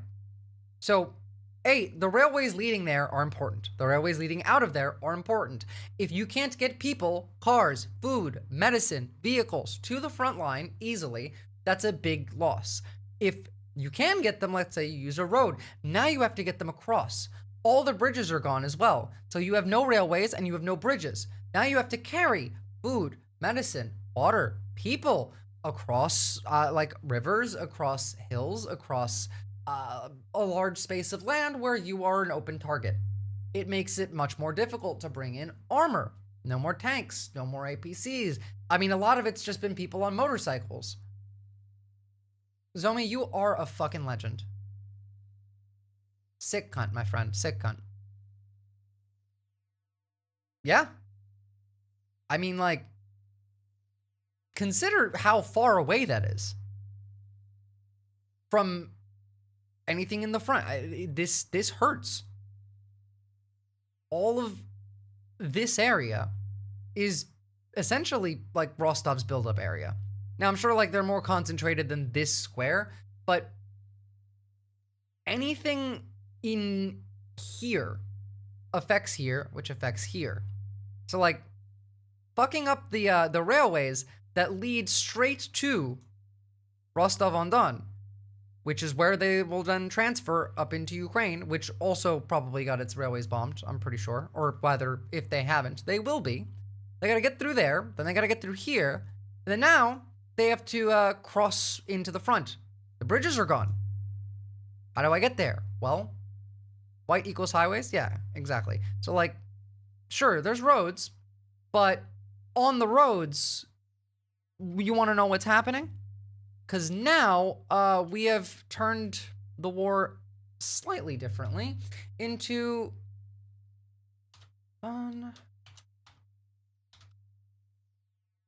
people just camp their fucking drone on the road. Today we're taking a look at the and then wait for an enemy to come by. New tactics coming out of the war in Ukraine, from how Ukraine is conducting their defense, how Russia is carrying out their attacks, and how the two sides are essentially playing a game of drone innovation cat and mouse. Also, some pretty wild details in the history of the Ukrainian drone boat program, or USV, that just were made public a couple days ago. Now, today's assessment is largely going to be taken from Michael Kaufman, a senior fellow at the Carnegie Endowment. Incredible resource, very, very smart individual. He runs the Russian Contingency podcast on War on the Rocks. I'll link everything I can in the description below to his work. Worth following wherever you can find him. But I do want to be clear, this is an assessment by Michael Kaufman that I'll be reading through and then adding context as we go. Mr. Kaufman says, quote, "An update on the war following a recent trip. As Russian offensive pressure mounts, the front is not at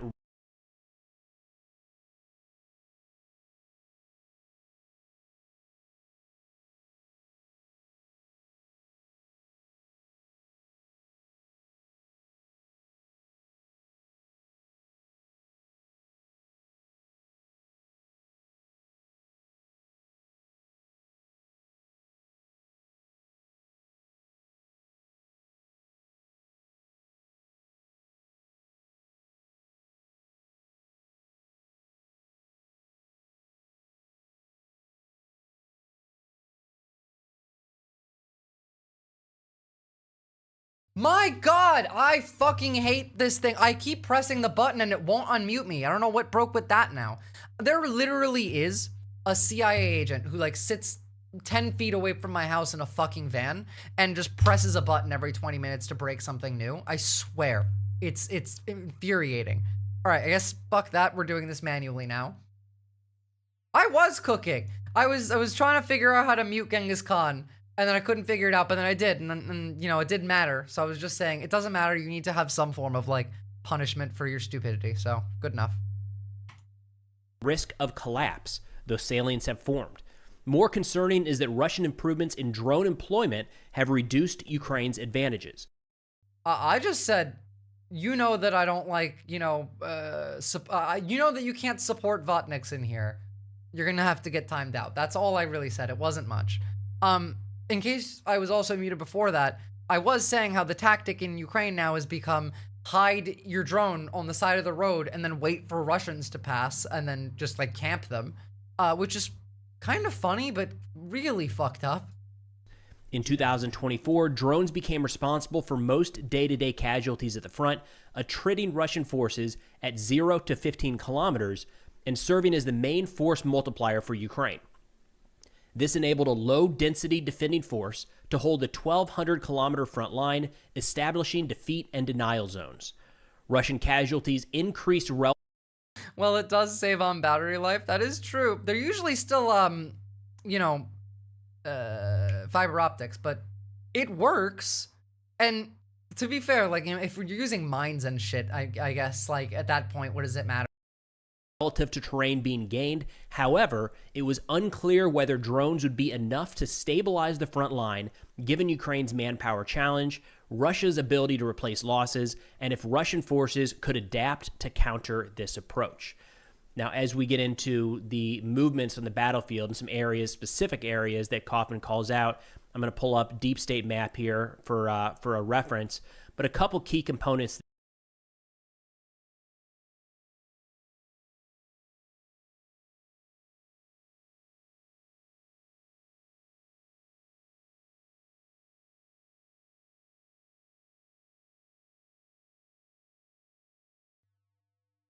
I'm just gonna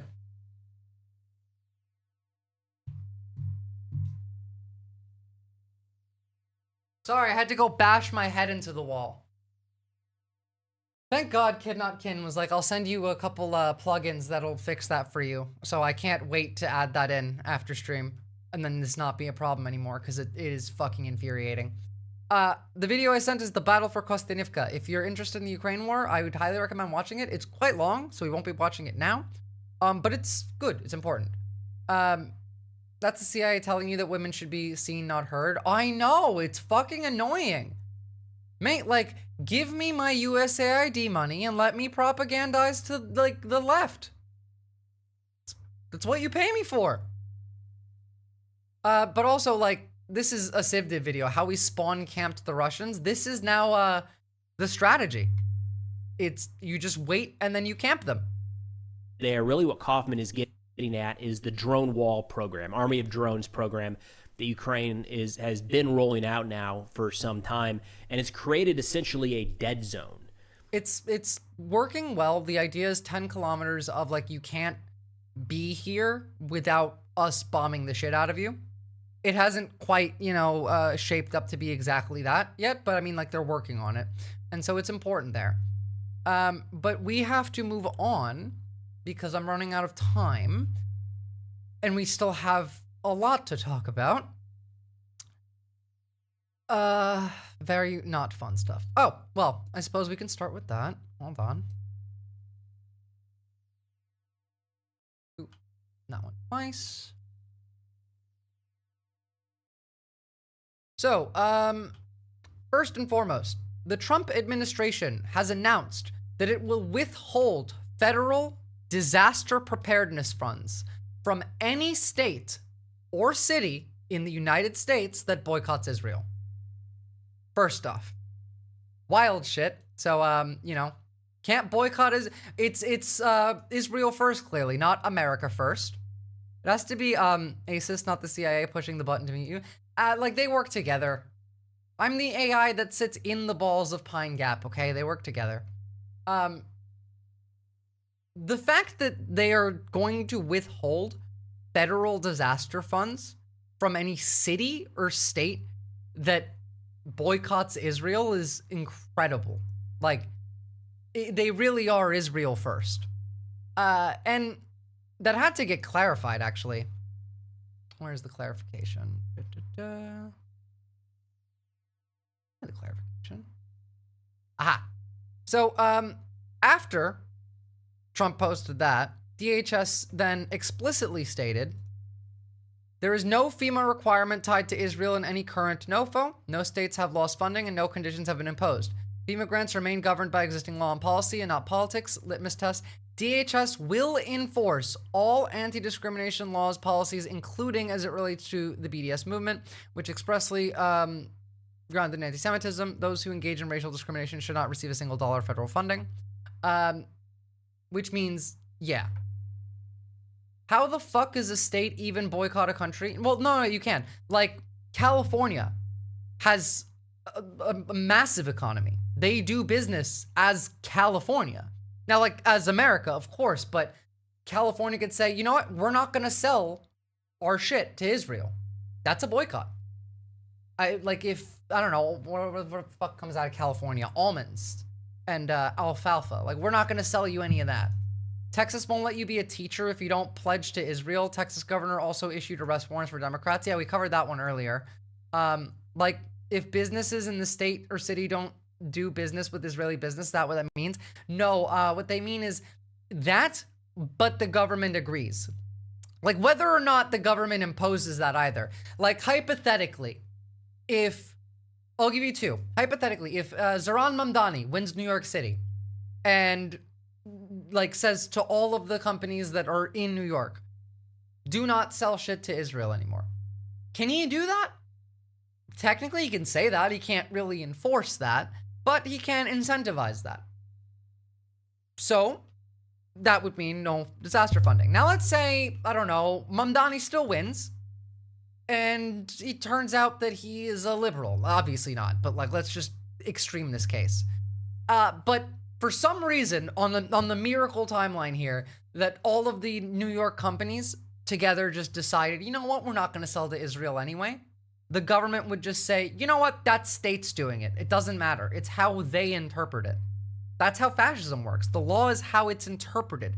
I said this at the very beginning when Trump had his inauguration and they put out that document and it said that the law is based off of what the Attorney General and the President of the United States interpret the law to be. That's how they're going about it.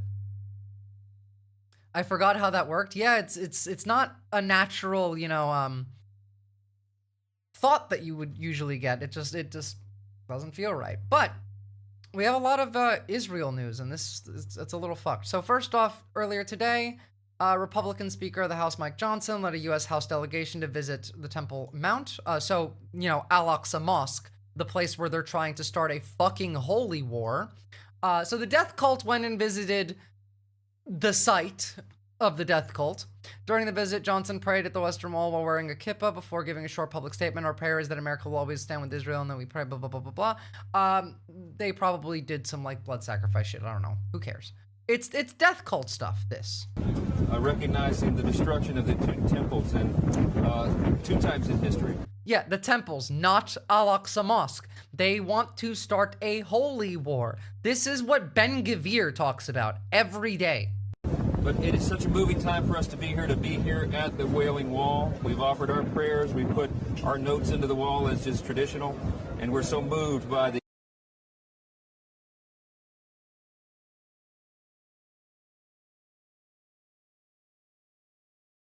Well, to continue. Ah, fuck me. I've shown you much, much, much worse than this, but this is death cult shit. Death cult. Mike Johnson is not there to, like, I don't know, pledge loyalty to Israel. It's the death cult. They're doing, like, conversations about how to go about the end of the world and how to start the battle for God and bring Jesus back and let's sacrifice the red cow. They're talking about the Temple Mount, not Al-Aqsa Mosque, which is still there. They want to start a holy war. This is literally what Ben Gavir talks about all the time. I've shown you like a much, much more explicit version of what they're about to talk about here, but this is death cult shit, end of the world shit. He is an extremist, but he is mainstream because unfortunately his extremism has become entirely mainstream. He's in the cabinet, of course. I can't think of a single Israeli food, Genghis Khan. I'm sorry, I really can't. Middle Eastern food is fantastic, though. I mean, not that Israelis are Middle Eastern, but, you know. He's not the only one that harbors these sorts of sentiments, and he's not really pulled up on it by the rest of the cabinet, and of course not the prime minister per se. Also, while he was there, he went and decided to call for the full occupation of Gaza. That Sabara hummus is the only thing I could think of, Captain Buggy, and like hummus isn't like Israeli, like regular hummus was not Israeli. I don't actually know where that one comes from. I think it may be Lebanon, but like, yeah, most of their food is stolen from Palestine, Syria, Lebanon, and like then made worse because it's then Americanized because Israel is just like 3 American defense contractors in a trench coat. Matzah soup? I don't know what that is. I know what the crackers are. Of course, Israel occupies Gaza already and has done since 1967. But what he meant was for the IDF to take full control on the ground, to annex it. Yes, we're going to get to that. Today, Netanyahu just were like, okay, we're going to conquer all of Gaza today. But actually, some of the IDF were like, no, we're not going to do that. There's a lot of drama. We'll get to it. But we have to understand what the death cult is up to first. Immigration, and I put this in like quotation marks because there's no such thing as emigration of Palestinians out of the Gaza. Okay, sorry, I need to get past the liberal speak. Well, almost 23 these are people protesting months of and inflicting an it's incredible in Israel. war. Like Israel has protests like this. The Israeli people want the like genocide to end. Mexican food is heavily inspired from Arab culture. That would explain why like Mexican food is my second favorite food in the world. But so we've seen a lot of shit happen. Today I showed you the massive march in Australia on the Sydney Harbour Bridge that 100,000 or over 100,000 people showed up to. We also talked about how Melbourne shut itself down. That was actually incredibly funny. In fact, for those that weren't here, I might actually have to play that one again. Mentioned earlier, protesters in Melbourne were planning to go and take the King Street Bridge to protest against the ongoing genocide and Australia's complicity in it. Yeah, we got there and the bridge had already been blocked off by Victoria Police. So thank you, boys. You did our jobs for us. We aimed to cause disruption, and we did. And the fact that you also blocked off a whole bunch of other areas in the city caused further disruption. So, amazing job. Well done. None of you got to use your pepper spray. None of you got to use your water cannons or your rubber bullets. We left you blue bullsed. I hope it feels fucking good. Try not to go home and beat your wives tonight, eh? Based as fuck. Way to go, Victoria. Hell yeah.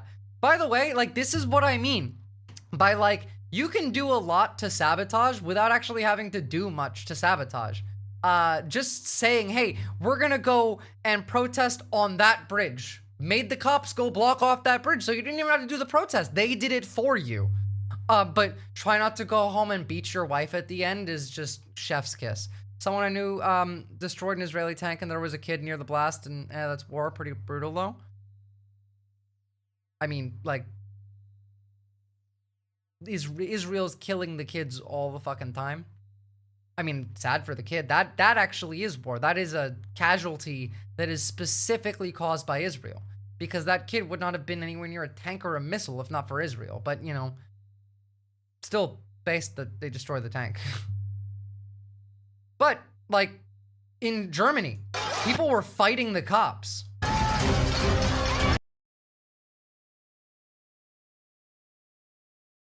I know, but like, still, why is there like weird music on this?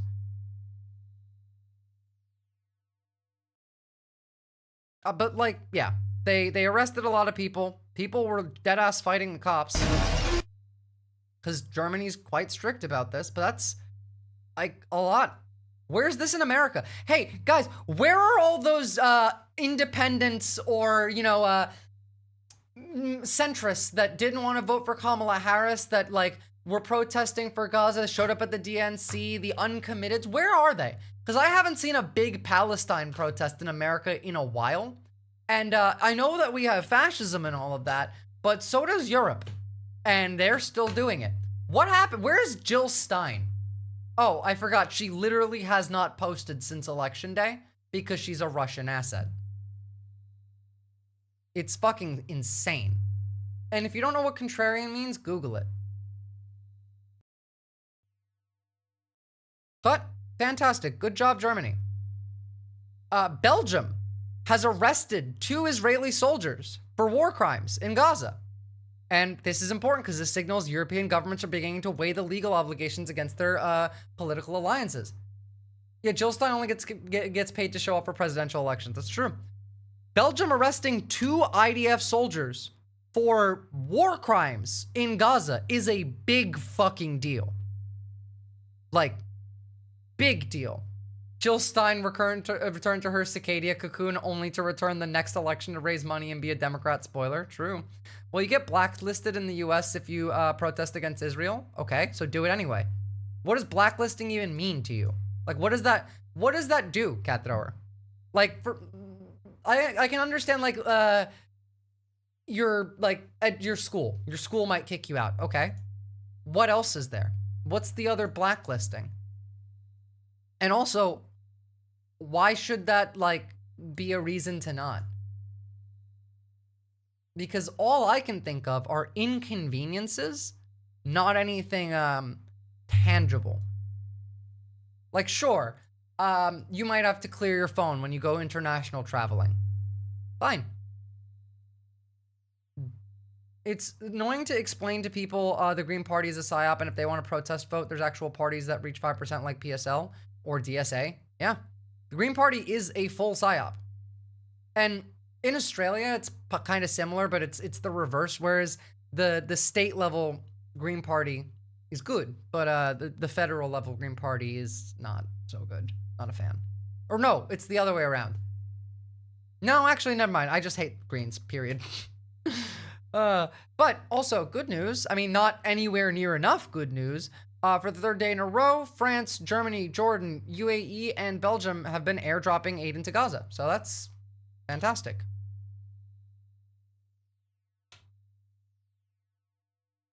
Again, Gaza needs technically 500-600 trucks per day. So like, this is not enough, but it's not like nothing. Now the issue being that when these drop and then people go and try and pick them up, the Israelis keep fucking shooting at them. So that seems to be the biggest problem here. And like, you can understand what, listen to this person speak. I've shown a different clip of this exact content creator way back on the channel. So this is Israel's largest English-speaking content creator. Doing it to appease the... It's because we're looking for international legitimacy. No one actually gives a shit. 0 people in Israel, if you go up to them and you're like, do you care if this baby in Gaza gets polio? They'll be like, I don't fucking just... Yeah, if Oppenheimer would care. Yeah, okay, there'll be like 20 people who care, and they're all wearing Meretz shirts. Like, fuck them. But seriously, nobody would give a shit. I will ban you if you say something stupid. Be very careful with your next words. They'd be like, leave me alone, man. I'm trying to like buy Eat shit ice cream for Shabbat. Like, Yeah. fuck off. I don't care about this. This is a soulless ghoul. Like, genuinely. This person is a demon. Like, this is not somebody that should be listened to. This should be somebody that's banished from the land, like expelled from existence. You can go sit in that corner forever, away from humanity. This is a danger to himself and others type person. Gauzing Yeah. polio. Also, as long as they're in their Nakba state in their tents, you know, and we're living still, like, you know, if you put aside the news, day to day is okay. Yesterday we went to a concert. Both of them. This one is the full, like, demon, but I mean, like, he's not good either. Yeah. In Elkon Park, we had lots of fun. Me and my girlfriend, Shalom Chanoch. We danced, and it was amazing. And you can't help but think, like, it's nice to know that you're dancing in a concert while hundreds of thousands of Gazans are, you know, home. He's saying this in a way that, like, you know, he feels empathy. Now watch what happens.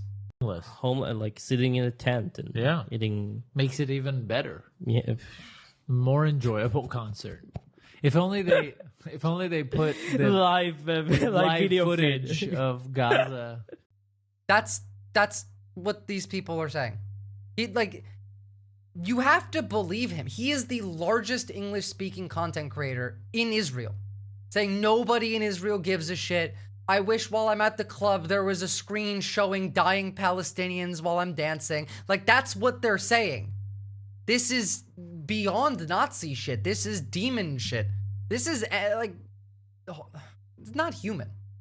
Like, but seriously, you guys, like, that's what people don't understand. Look, like, I know that you guys might be appalled by this, some of the listeners, but seriously, this is how Israelis feel. And you might think that Eitan Weinstein and Naor, who, like, refuses to kind of back me. When the evil people tell you who they are, you should believe them. The last poll that I've seen, and to be fair, it might not have been the most recent poll. I don't generally look into this because, I mean, I kind of already know the answer, but more than half of Israelis poll in favor of killing every single Gazan.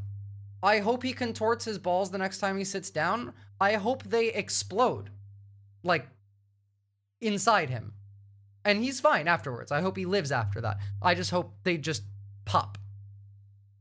Me up on it publicly. I'm from the UN. Yeah, and what he's saying here is we do this because we want international attention. He said it at the very beginning.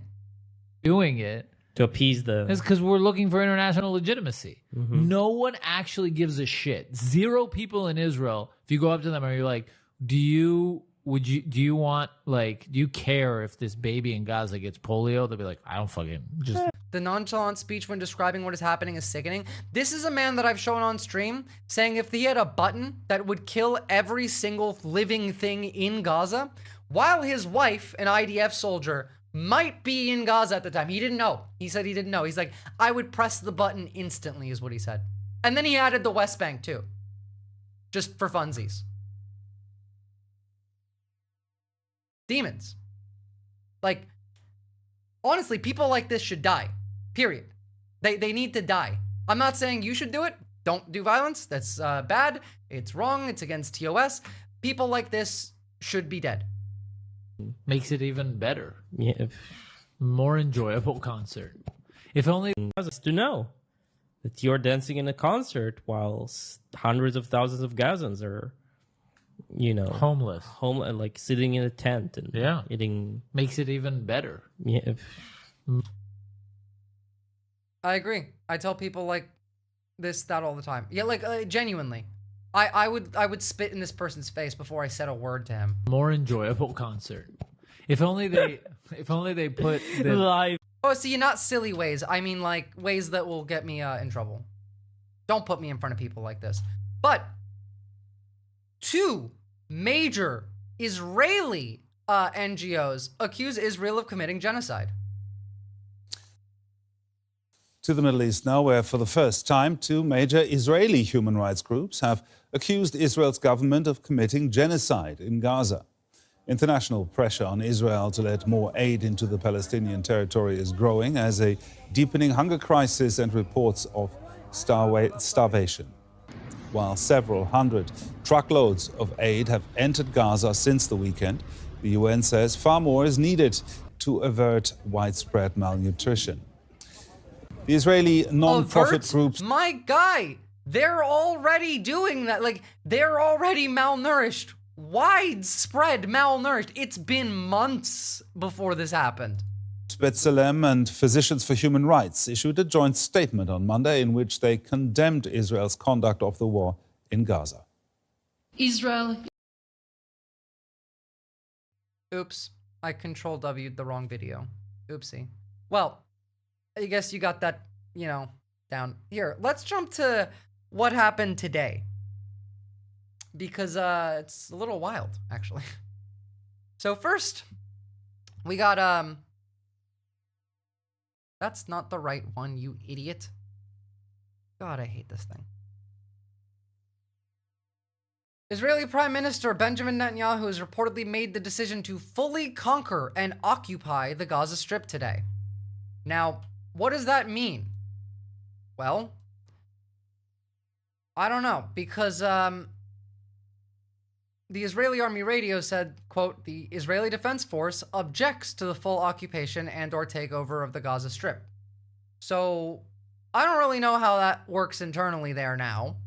But soft coup, Turkey style, in Israel, perhaps. That would be pretty cool. Here is an IDF general threatening to resign. Israeli Chief of Staff General Lieutenant General Eyal Zamir has canceled his overnight trip to the U.S., where he was scheduled to attend several meetings with officials at the Pentagon, as well as the change of command ceremony for the commander of the U.S. Central Command, General Michael E. Kurilla. Additionally, reported threatening to resign if Prime Minister Netanyahu moves forward with his decision to fully occupy Gaza. Better late than never, I guess. Like, you don't get forgiveness for this, but I suppose you might still have a soul. Then, we also have Netanyahu firing the prosecutor, the attorney who was prosecuting him, actually. Cabinet of Israeli Prime Minister Benjamin Netanyahu unanimously voted on Monday to fire Attorney General Meir, who is currently prosecuting him for corruption, as well as several of his advisors and close associates for their connections to Qatar. The Israeli Supreme Court has called the firing inappropriate and filed an injunction to prevent it, blah, blah, blah. Are the wheels falling off the Israeli government? It looks like they might be loose. It depends on how their Supreme Court shit goes, but yeah, it's not looking exactly stable. But of course, it is a death cult. We have a former Israeli prime minister along with calling for an end to the war. He won't call it a genocide, but hold on. What's his real name? So this is Ehud Barak, a former Israeli prime minister. His real last name is Ehud Brog, because he is fucking, what is he, Polish? Hold on.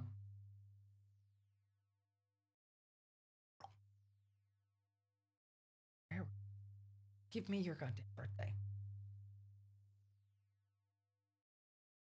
They won't even say it. They won't even say it. Wow, pussies. Fucking Wikipedia. Or I just can't read, but still. With many people from His name is different because every Israeli prime minister has to change their name to be more Jewish because they're all fucking, I don't know, Polish, Serbian, Romanian, Hungarian. Israeli security establishments. What is the solution that you're now proposing? Put an end immediately to the war. This is a war of deception. It has nothing to do with the security of Israel or its interests. It's about keeping alive the coalition and Netanyahu, because the day the war is over is day of reckoning. It's immediate acceleration.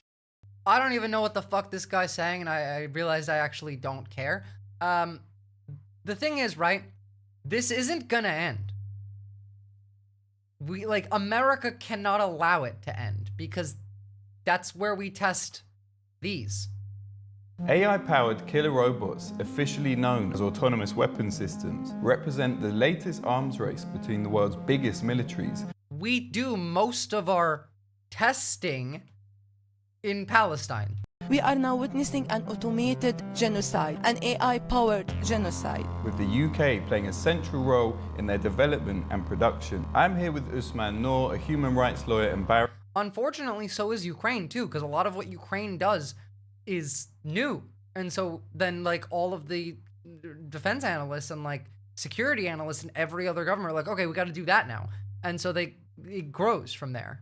See, like weapon manufacturing in a war situation, like when there's war happening, development and research goes off the charts. Like we develop new weapons incredibly fast. Who has been at the forefront of the movement to regulate these weapons. And today, we're going to be looking at some of these killer robots. Regulate these weapons? What the fuck do you mean regulate these weapons? What are you gonna regulate? I can build this at home. Is that when and test these weapons and actually kill people en masse? Probably the best known use of an AI weapon system or targeting system has been used in Gaza by Israel. There's a few different I've actually laid this out several times. One's called Lavender, one's called the Gospel. We've got some interesting graphics here that kind of show us how these weapon systems work. So, you got Lavender. You could imagine something like even take this and apply it to yourself. Lavender could just be ChatGPT or Grok or whatnot. Generates targets based on information it knows about you. Oopsie. I hit side button on my mouse, god damn it. Went too far. How these weapon systems. Then it finds your house, it links where you live, which is what they did to the Palestinians, 39,000 of them. Work. In the first 2 For every weeks. junior Hamas operative that Lavender marked, it was permissible to kill up to 15 or 20 civilians. So 15 or 20 civilians per marked kill, whereas Lavender had a 10% error rating and was also set not to be looking for specifically like Hamas members, but anyone who has ever been in contact with anyone who has ever been in contact with a Hamas member. But also that for some targets, the number of permissible civilian casualties was as high as 300. Clearly, you've been working on killer robots for some years. How did you kind of interpret It's actually disgusting. This use of the technology? For ages, Israel has been the number one researcher, investor, developer, user. Security cameras, the ones with the turrets and without, most of those get tested in Israel. There's a reason why the United States ICE has its own fucking field office in Tel Aviv. The New York Police Department has a field office in Tel Aviv. Why do you think so? Because Israel is just American defense contractors in a trench coat with some Jewish supremacy on top. That's it. It's not a real country. Of artificial intelligence in warfare. It's like half an American state. We've known that in civil society for a long time. Unfortunately, due to the impunity that Israel has on the international stage, it wasn't really getting the right type of attention that it ought to have had. So when the Gaza genocide began, we know that Israel was using these automated targeting systems which harvest data from people all across Gaza, including their bio data, their face shape, their height, color of their eyes. And we have given all of this to AI for free, by the way. Most of us. What relationships they have. All of that had been under surveillance for a very long time. That data was then processed and judgments were made through artificial intelligence as to whether or not someone may be likely to be part of Hamas or PIJ. And that data was... So, again, remember, there is an error rating of 10%, but also the standard, like the what qualifies you as a Hamas agent target is much lower of a standard than it should be. And it doesn't matter because that's the point, of course. But when you think about this, right, and you think about how it could be applied a second time, a third time, it gets fucking terrifying really quickly. Processed through the Lavender system. Israel is so good at espionage, I wonder if they're actually controlling Hamas. Well, Sweaty Gopher, I've shown clips of Israel's like defense minister saying that that Hamas exists because of them. We know for a fact that Israel funded Hamas because they wanted to split the Palestinian leadership. They didn't want the West Bank and Gaza to be run by the PLO. And so they created Hamas as like their boogeyman to fight. Israel funds ISIS, Sweaty Gopher. I mean, so does Turkey at some point, and so did Russia at some point, and so did America at some point. Currently, it seems to be mostly Israelis that are funding ISIS because ISIS is fucking with like Iran right now. They're good at espionage because Israel's like Mossad, the CIA, the SBU, MI5, like they all work together. They all know everything. There is no like, Israel knows this, but America doesn't. Whenever that happens, we're pretending. We know everything. They're a state, system would then essentially. make kill recommendations to someone sitting far removed. Well, Captain Buggy, at least we started funding the religious extremists at home first. America first. We gotta fund our religious death cult zealots, not theirs. From where the actual force was going to be deployed. These people were getting recommendations from the Lavender system, and they had 20 seconds to decide whether or not to execute force. And they were entirely relying on the recommendation made by the Lavender system. I think the only verification that they had to make was to check whether or not the person was a man. So that was whether the the name that was spat out corresponded with it being a man or a woman. Whether it was a man or a woman, and therefore if it was a man, it was all guns ablaze. Yeah. And the actual force that was used was sufficient to detonate an entire home. And in fact, They often actually purposefully took out the entire house because it was easier to confirm the kill. the force was being used at nighttime often to... They would wait until everyone got home and then went to sleep. We've watched this from a different perspective before, in that they wait until the targets get home and go to sleep because it's easier than tracking their movements all day. They know where everyone is. The main issue being, okay, but you're going to kill this person's family too. And then the answer to that being, yeah, but if I don't kill their family, then I've just created more extremists. So I have to kill him and his family. As if that doesn't already create more extremists, but you know. To make sure that the entire family was killed. When we have a situation where an individual is far removed from the consequences of the attack and is being told by a machine which they are told by their senior officers to trust. Literally, the IDF was commanded to listen to Lavender as if it was a superior commanding officer. That was the orders they were given. Whatever the AI says happens. They are the superior commanding officer.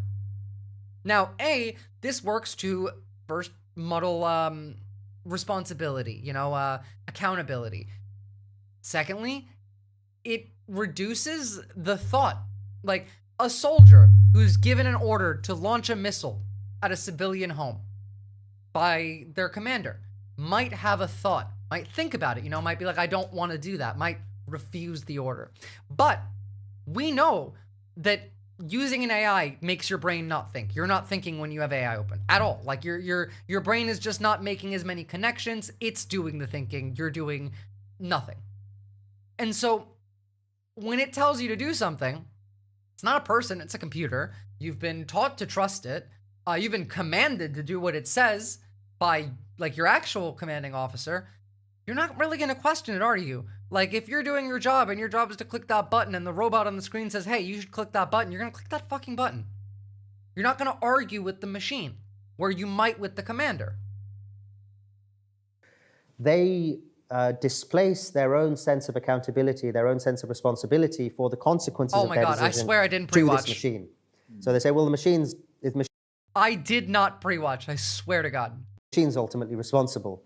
And they forego whatever accountability they may otherwise have had. I think if an individual was face-to-face with a family and had to make a decision to kill everyone based on an inkling, they would think, well, there's a child here, there's a mother here, I'm not... Like, not even face-to-face. On a computer screen, still, having that conversation with a human is different. Like, Private, I need you to bomb that house. Like, you are now sitting, you're like, okay, well, what am I bombing? What's in there?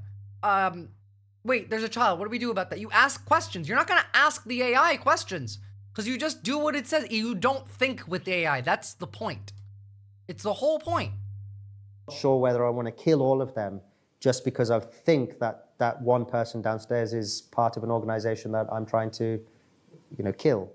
That is the most insidious part of artificial intelligence, is this delegation of responsibility, abdication of responsibility, really, to machines to take human life.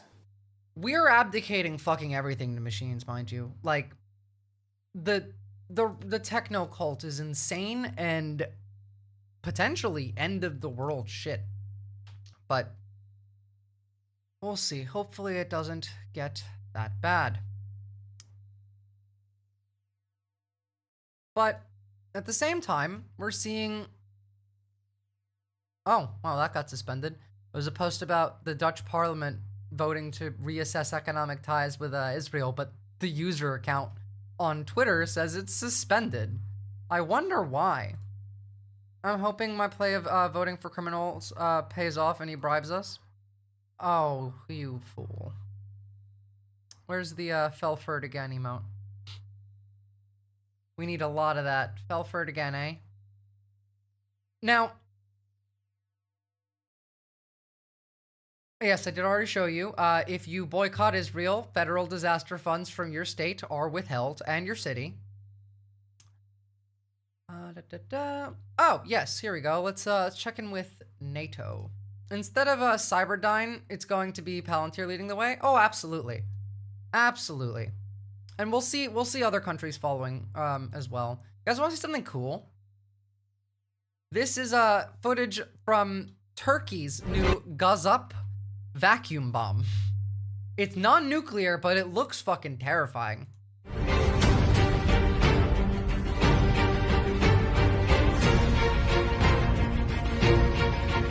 A leaked video has emerged showing the terrifying power of a new one-ton vacuum bomb developed by Turkey. Touted as one of the world's most destructive non-nuclear explosives, the Gazap can cause utter devastation when dropped on enemy targets. That's fucking insane for a non-nuclear weapon. Oh my god. A glimpse of that carnage was caught in a short clip which showed the mighty bomb's This is like a Marvel movie shit. True strength. The footage shows the Gazap being dropped on the ground from a bomber during a military test. The bomb is said to be one of the most powerful conventional weapons, just one step below nukes. The Gazap, which means wrath in Turkish, was unveiled at the International Defence Industry Fair in Istanbul. It is a 2,000-pound Mk-84 aircraft bomb which can also be dropped from fighter jets including F-4s and F-16s and developed further to be deployed from drones. Gotta say, feel like one of those on the Kremlin might do the job. They're rather, like, big for one, you know? Turkey's defense industry is fucking taking off. Weighing at more than 7 tons, this is Turkey's first hypersonic and long-range ballistic missile. The Typhoon Block 4 can strike targets more than 1,000 kilometers away and is set to become the most formidable deterrent in the Turkish military's arsenal. Yeah, I can see that. Turkey got hypersonics now? I mean, I gotta see, like, proof that it's actually hypersonic, but, you know. In modern warfare, recent events have underscored the strategic importance of hypersonic ballistic missiles. Our Typhoon Block 4 hypersonic missile will significantly enhance the capabilities of our land forces. Now achieving more than 80% of domestic production, the Turkish defense industry is unveiling cutting-edge systems at International Defense Fair in Turkey. Could you imagine how, like, good for the country this would be if the defense industry that's taking off right now was owned by the state, not like a private company? Oh. Istanbul. This shift has been driven by past Western arms embargoes, especially after the 1974 Cyprus operation. We are in a period of rising asymmetric threats. Something to be proud of, Turkey. Well done. They can now do more damage. Well, the thing is, there are 3 places Turkey is likely to do damage. well, I say likely. There's one place where Turkey's likely to do damage, but they won't need that. And that's Syria. The other two are Russia and Israel, and that kind of depends on provocation. Turkey's probably going to stay on the NATO end here. They're still going to try and play the middle because it's Erdogan, but that's a good weapon for Europe to have. Non-state armed groups, terrorist organizations, and state-sponsored. Also, just to be clear, Europe is also fascist. Right now. They're just neo-lib fascists. And America is like techno-Nazi fascists. But they're both fascistic. Like, if we're being really honest, even before Trump, we were living in very close to fascism. Like, really close. So, like, the type of fascism and the severity has changed. And we don't acknowledge that very often. And that's fine. Because, you know, like, there is a difference between we're making death camps to feed people to alligators and, you know, we're watching everything you do and you're not allowed to say that. Now, like, we're doing that as well, obviously. But you can't forget that Europe isn't exactly, you know, it's not a utopia. It's still shit over there. It's just not the same kind of shit. Terrorist organizations as proxies. So in order to address such threats, surveillance, reconnaissance, and intelligence systems, electronic warfare systems, unmanned and autonomous systems are very essential platforms and capabilities. Turkey made a plane that just looks like a mini B-2 bomber, but it's a drone and it's fucking sick. In July, Ankara pledged to expand its missile stockpiles to what it called a deterrent level, citing regional instability as Israel launched strikes on both Iran and Syria. Soon after, Turkey activated its domestically built Steel Dome, a multi-layered air defense system modeled after Israel's Iron Dome. For Ankara, every missile launcher and defense product on display here is more than hardware. It is a symbol of sovereignty, defiance of embargoes, and proof of Turkey's growing footprint in global defense.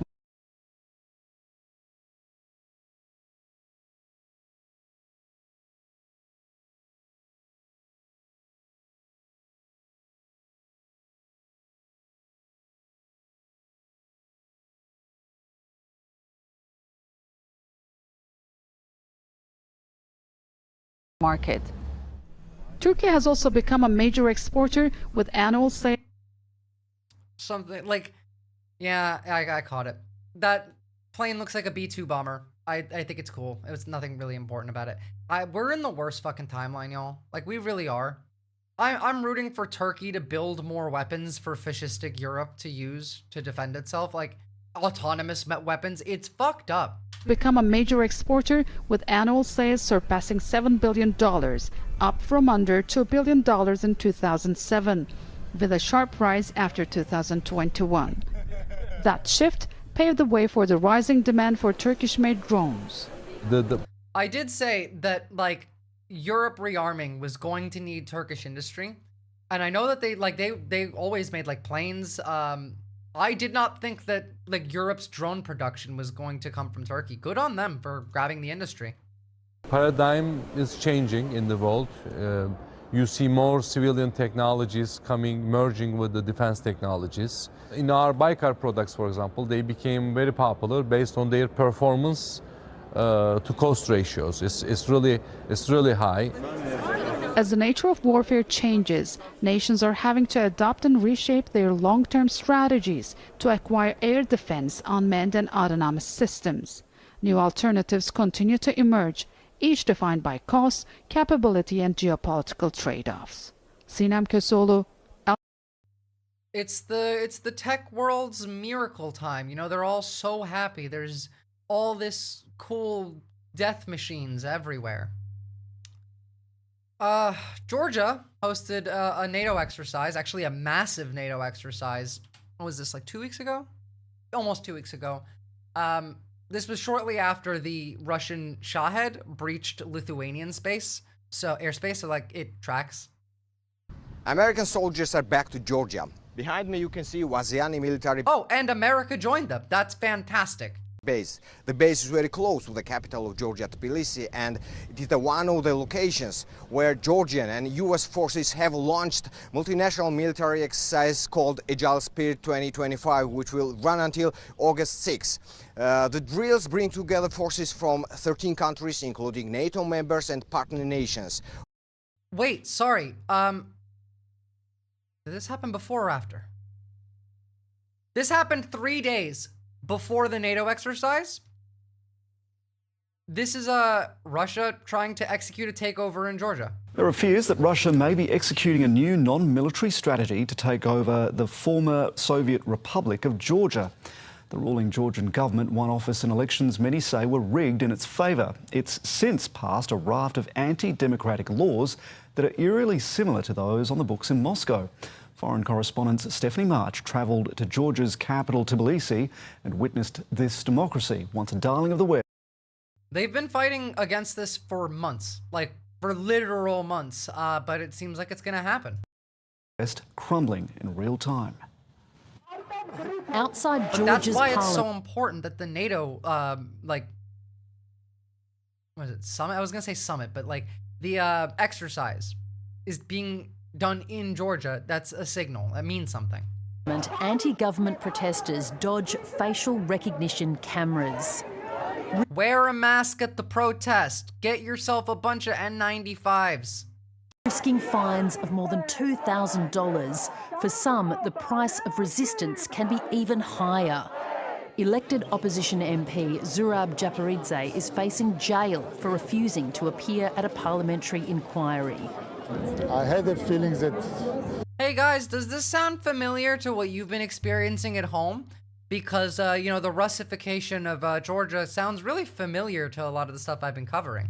Sooner or later, we will get there when they will start arresting politicians. He's in no doubt where the blame lies for Georgia's anti-democratic tilt. It's Russia, definitely. It's Russia's playbook. The ruling Georgian Dream Party was founded on a pro-EU platform by a billionaire oligarch who made his money in Russia. When Russia invaded Ukraine in 2022, Georgian Dream took an extraordinary about-face, refusing to sanction Moscow, passing anti-democratic laws and blowing up efforts towards EU membership.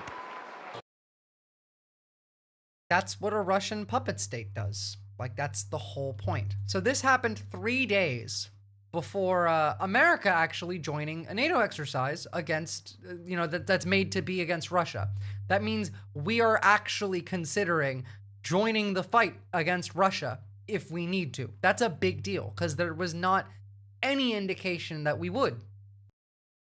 With the United States, I guess you just gotta piss off Trump personally. Germany, Italy, and Ukraine among the key partners. As it was announced by the Ministry of Defense of Georgia, Agile Spirit is designed to strengthen regional security, to enhance interoperability among allied forces, and to prepare for modern hybrid threats. The training will include live-fire exercises and special operations taking place across the military bases in Georgia and in Turkey. Last year, the State Department of the United States of America indefinitely postponed one of the military maneuvers called Noble Partner due to the diplomatic tensions between these countries. And now we see that American military forces are back to training with Georgian soldiers. I think that's fantastic. All right, I got one more thing to show you. You guys want to know what the real difference is between the left, the right, in America, anywhere else? Because it's very, very, very simple. I promise you. That's it. I think billionaires shouldn't exist. I think healthcare should be free. I think we should have a universal basic income. I don't think there should be anybody homeless. I think blacks, no gays, no Jews, no Muslims, no immigrants, no women who speak. That is the right. That's the entire premise of Republicans. I think healthcare should be free. I think we should have a universal basic income. I don't think there should be anybody homeless. I think blacks, no gays, no Jews, no Muslims, no immigrants, no women who speak. They're evil. Demonic, evil, horrible people. And you gotta expect that, you know? Well done, sir. Women who speak, oh god, the horror. I know, right? It's like, I couldn't handle listening to a woman speak personally. I just couldn't do it. Alright, guys. So, Thursday, I will be streaming at This Space TV. Go drop a follow. It has fantastic creators on it. It's a collective. It's a new way to do streaming. Honestly, like, if people like this and hop on board enough, this could become like a collective, a streamer-owned Twitch environment. Like, you can make variants of this as well. Like, it's a cool system. I like it a lot. I'm really excited. We're gonna have my new show. It's gonna be called Visora Down Under. That'll be starting at 10 p.m. Eastern Time on Thursdays. This week, I will only be doing that there. Next week, I will be on Twitch as well at the same time. There will be no stream tomorrow because I have to prep for that and, like, figure out how to get a second camera working. But I will be back. Actually, wait, hold on. What day of the week is it? That matters. That does matter. There might be stream tomorrow. If not, if not tomorrow, there will be stream on Thursday. So there will be one stream before that one. Because Thursday for me is different. What time in Oz time? That's a good fucking question. Hold on. Are you West Coast, Middle, or East Coast? Because it is 11:30 in the morning, Australian Central Time. On Friday. An Incorrigible Heathen. Okay. So. Then you'll be noon, right? Half an hour? Is it half an hour for New Zealand? Yeah. It'll be noon for you. So, cool. I'm really excited, guys. Like, this is gonna be awesome. I'm gonna get to have a whole new bunch of people to talk to because YouTube does not show tags that they don't like. So a new environment with new people means new ideas, which means new discussions, which means a larger growing community, which means more collective against our enemies, who is the ruling class. Like, it's always been up versus down and not left versus right. And I thank you guys for remembering that. I mean, it's kind of hard to forget, considering they really fucking hate us. Yeah, okay.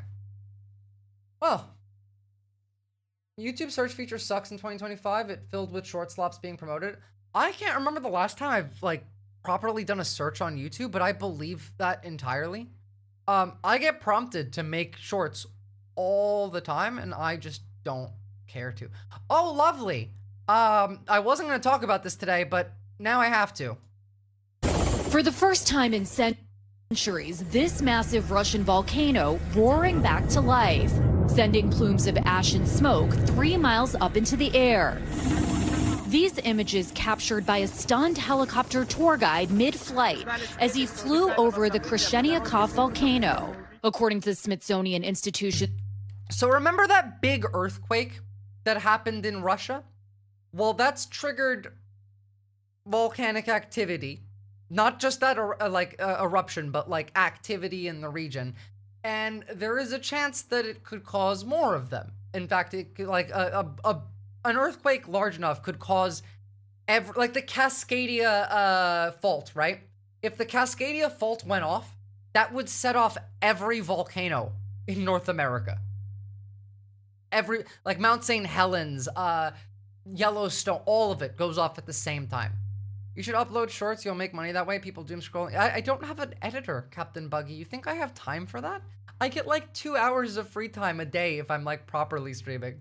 Oh, hey, Shuva Poofer, you're coming in late. I'm actually just about done.